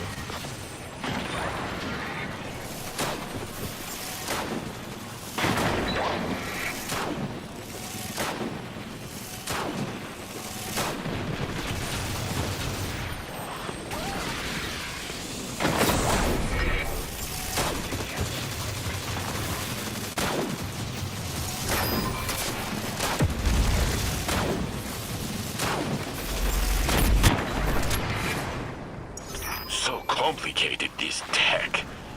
Will be a nice puzzle for Anna. You've done it, Guardian. Ready to exfil on your command. Very fancy. Rahul will love it.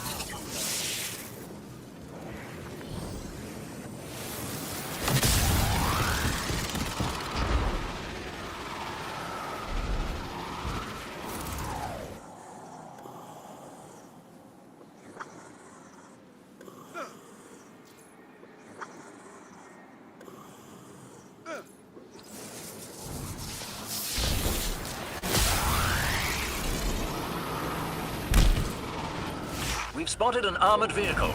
See if it's still operational.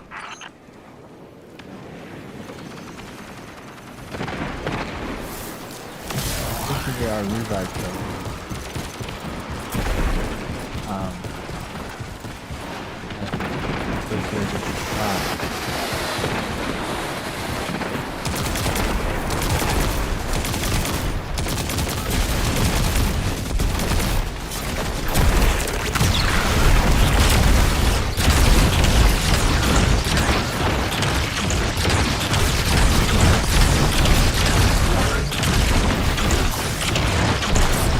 How am I short circuiting? I'm moving. I hate these modifiers sometimes.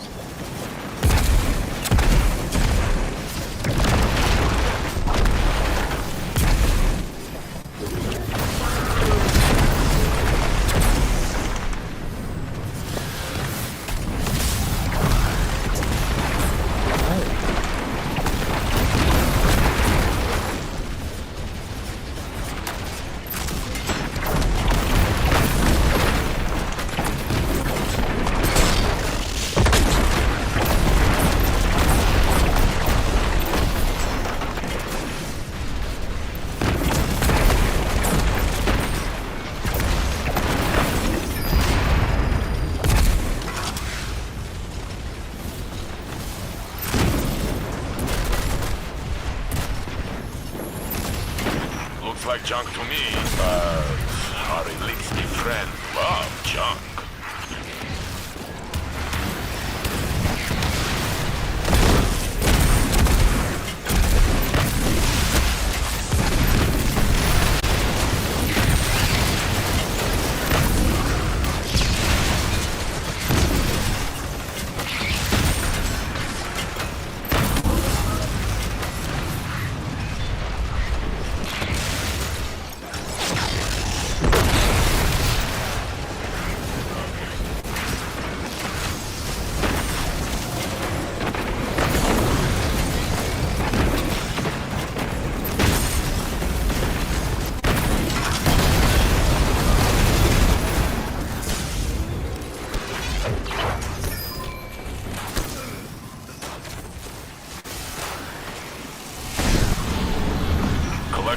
can before leaving.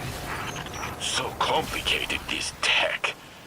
Will be a nice puzzle for Anna.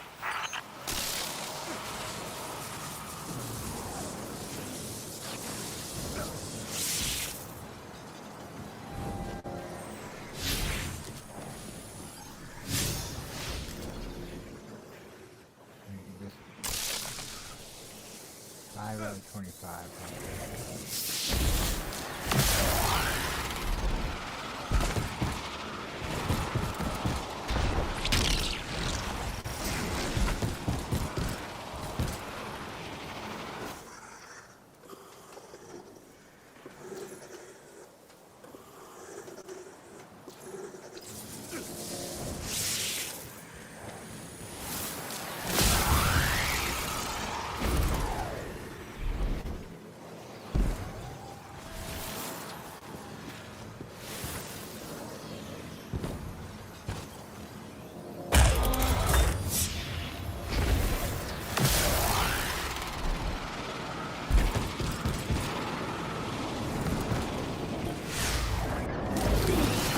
Into next area.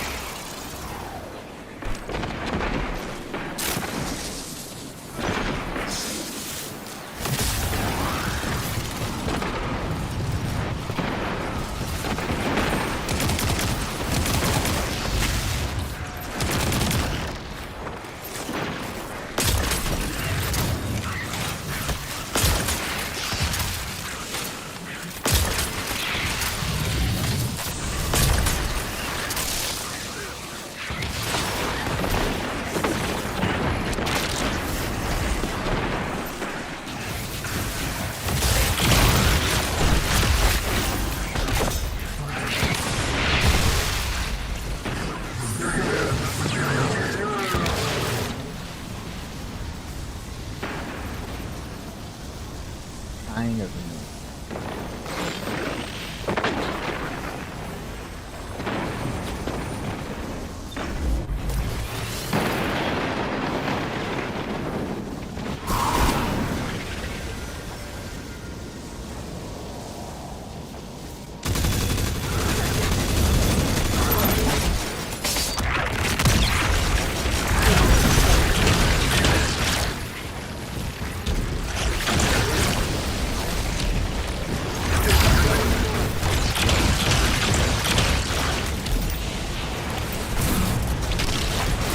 Better in your hands than the conductors.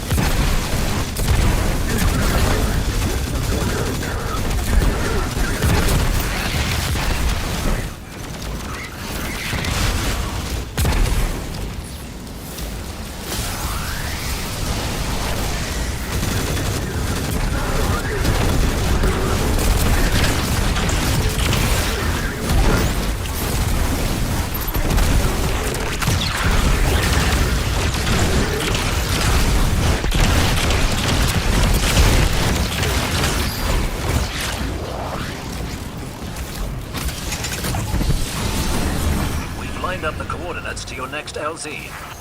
Oh, that looks complicated. I hope I don't have to ask Clovis for help.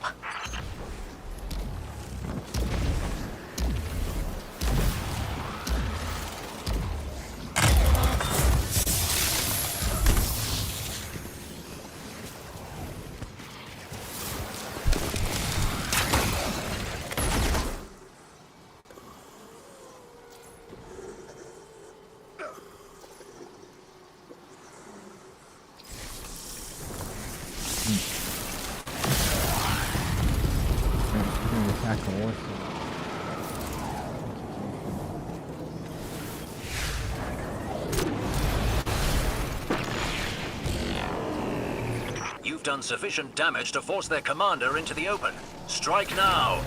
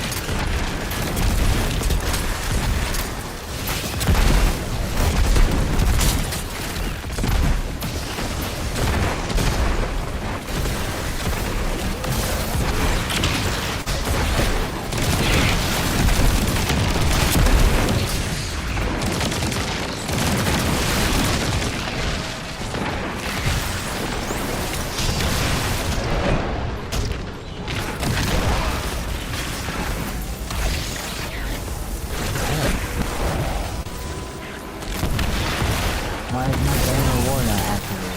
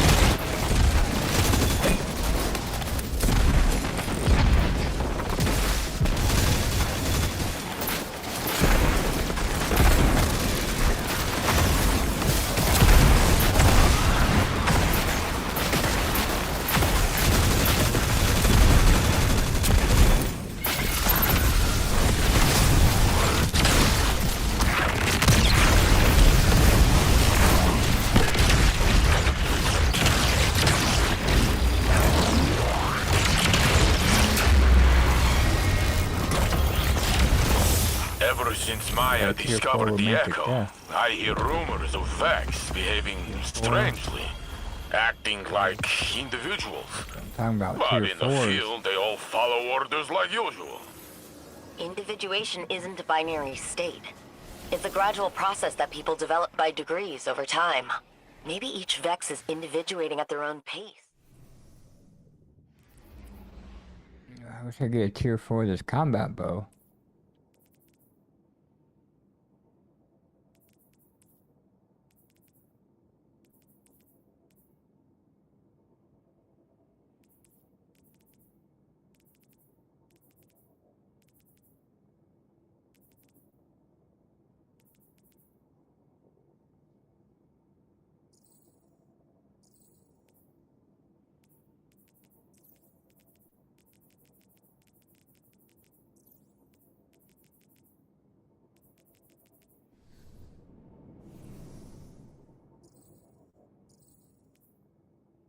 Let me post that clip.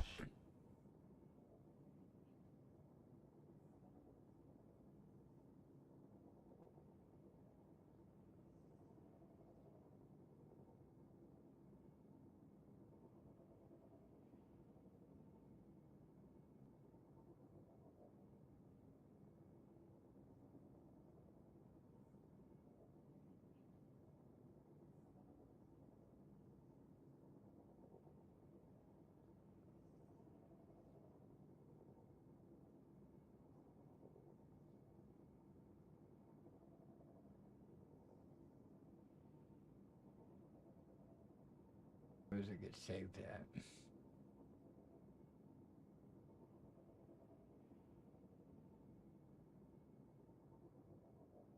See users, Raven video.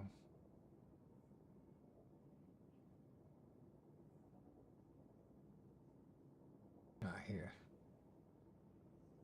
Ah, there it is.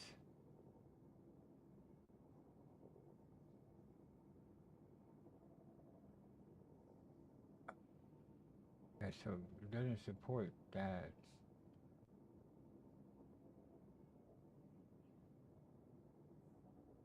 So where can I upload? What can okay, maybe I need to figure out where I need to. How can I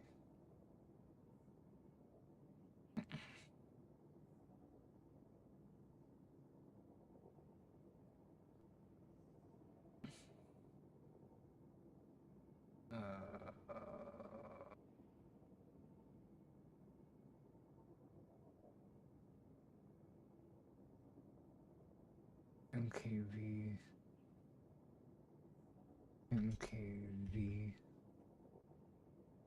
MP4, I guess.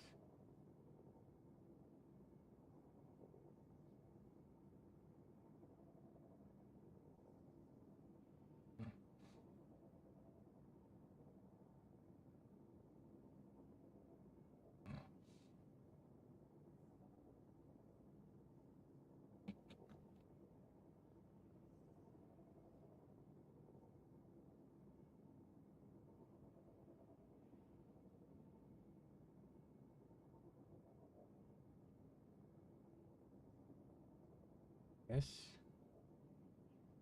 Do the MP4.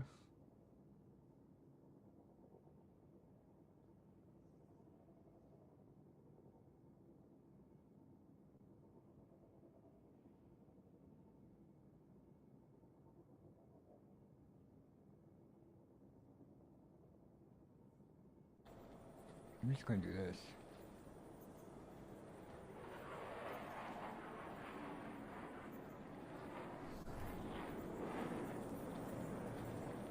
Oh my god, what is that? Oh, it's a combat bow. I got it. Low chance to drop, and I got it. Yes.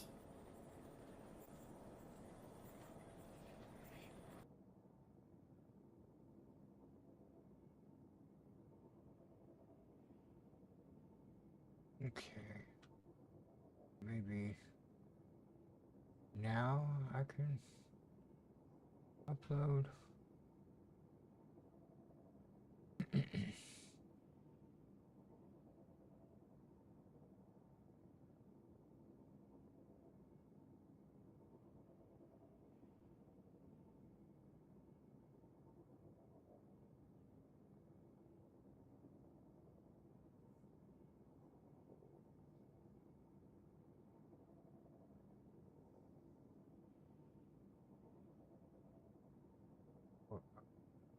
Video.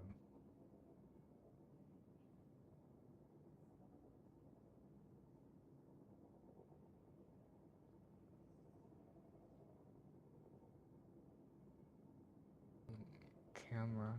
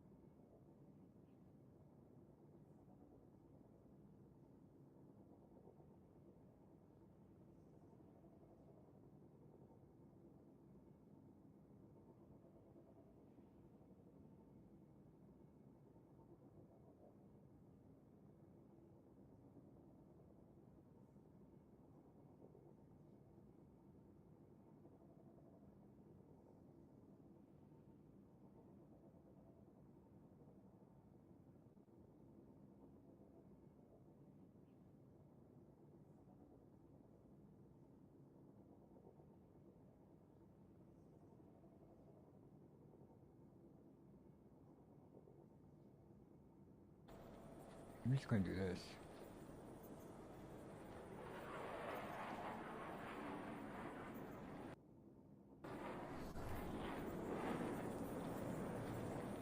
Oh my God, what is that?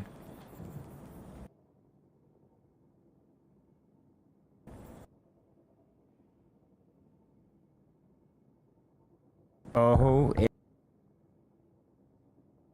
it's a combat bow. I got it. Low chance to drop, and I got it. Yes.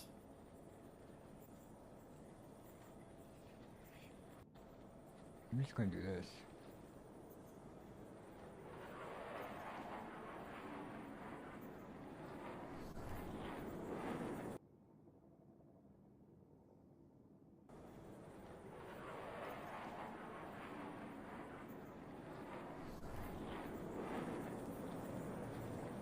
Oh my god, what is that? Oh, it's a combat bow. I got it. Low chance to drop, and I got it. Yes.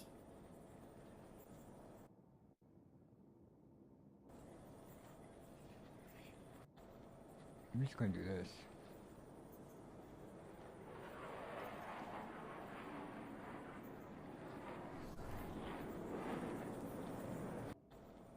I'm just gonna do this.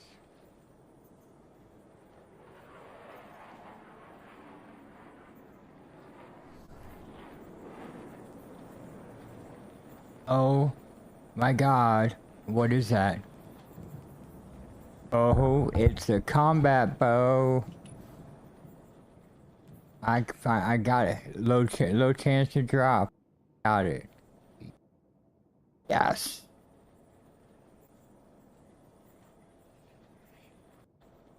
I'm just gonna do. Yes.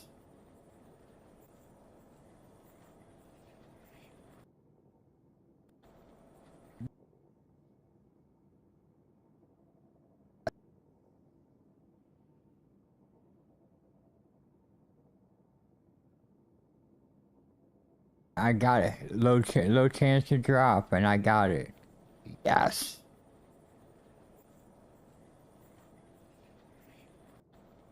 I'm just gonna do this.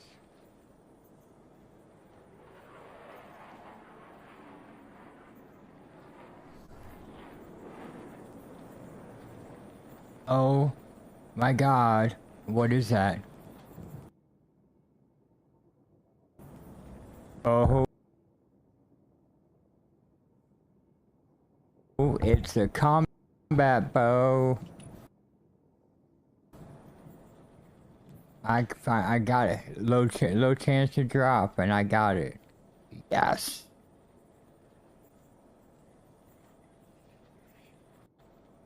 I'm just gonna do this.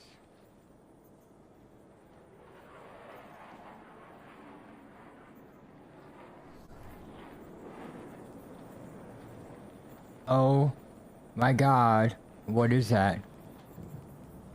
Oh, it's a combat bow. I got it. Low chance to drop, and I got it. Yes.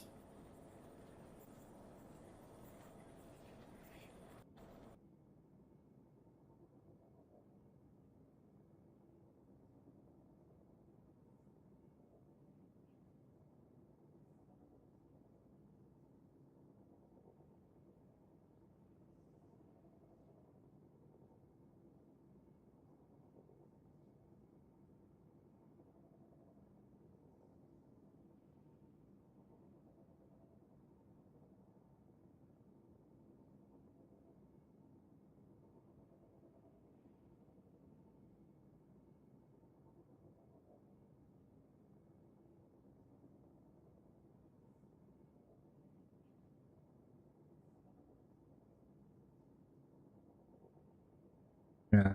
Of this clip.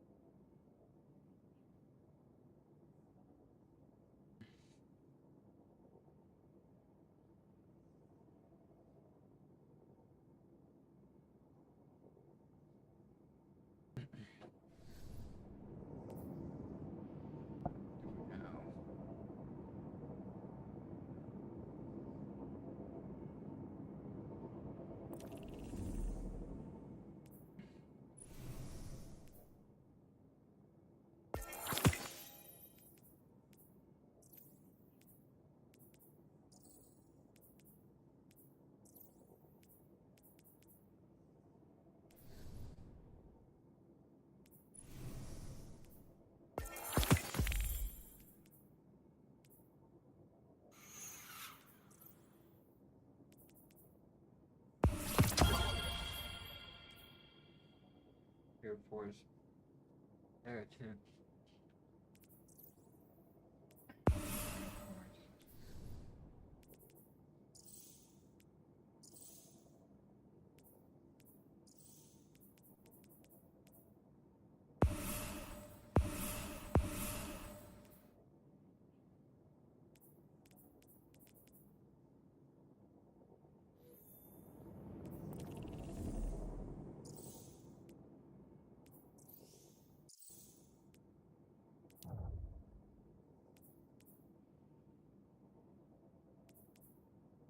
What event?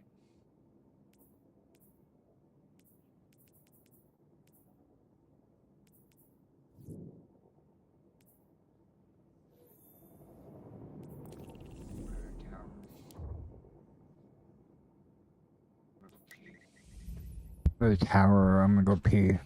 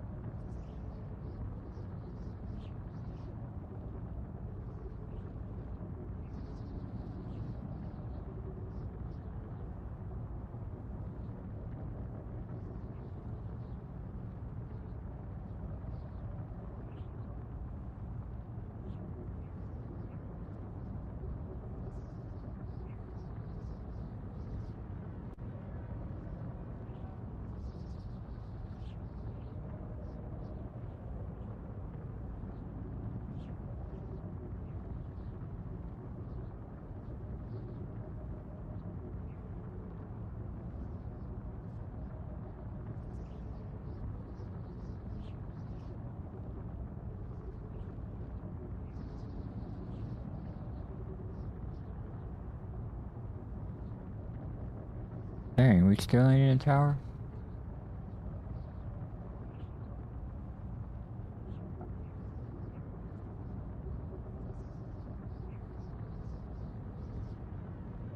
Yeah, the reason I do that is the camera tracks me, so if I go like this.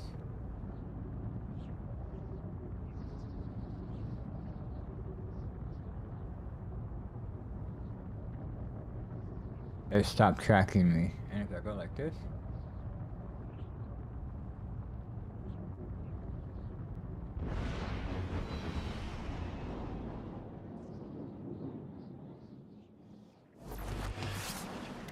Sometimes it works, sometimes it don't. There we go.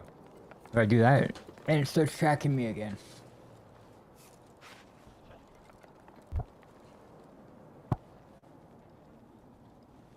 I don't ever have to worry about if I'm in camera.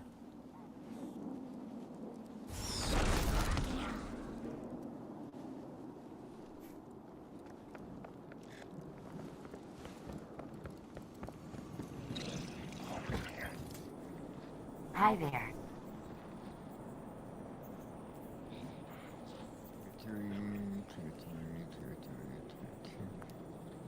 I don't even care. You know what I mean? It's tier 2, I don't really, I definitely don't want it.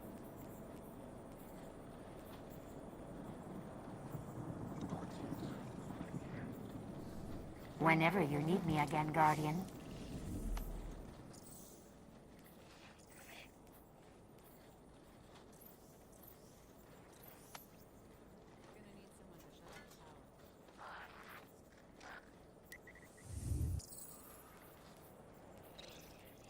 Bad rattle in this one.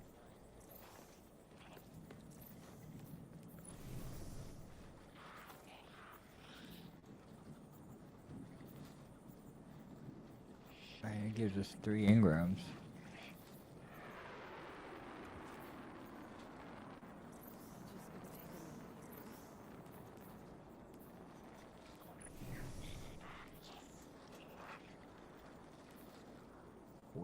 And that's the last.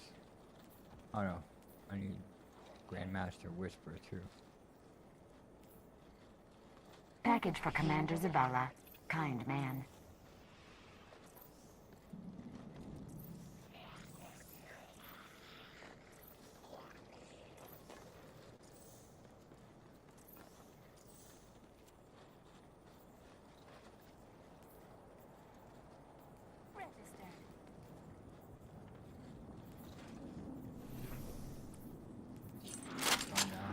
We've tried out the combat bow.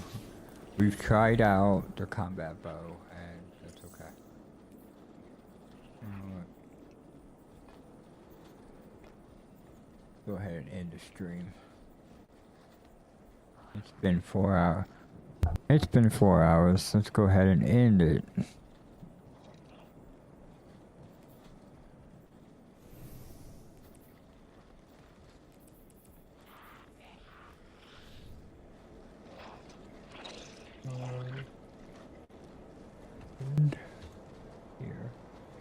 Eververse trades in goods we feel enhance a Guardian's journey. Bad rattle in this one.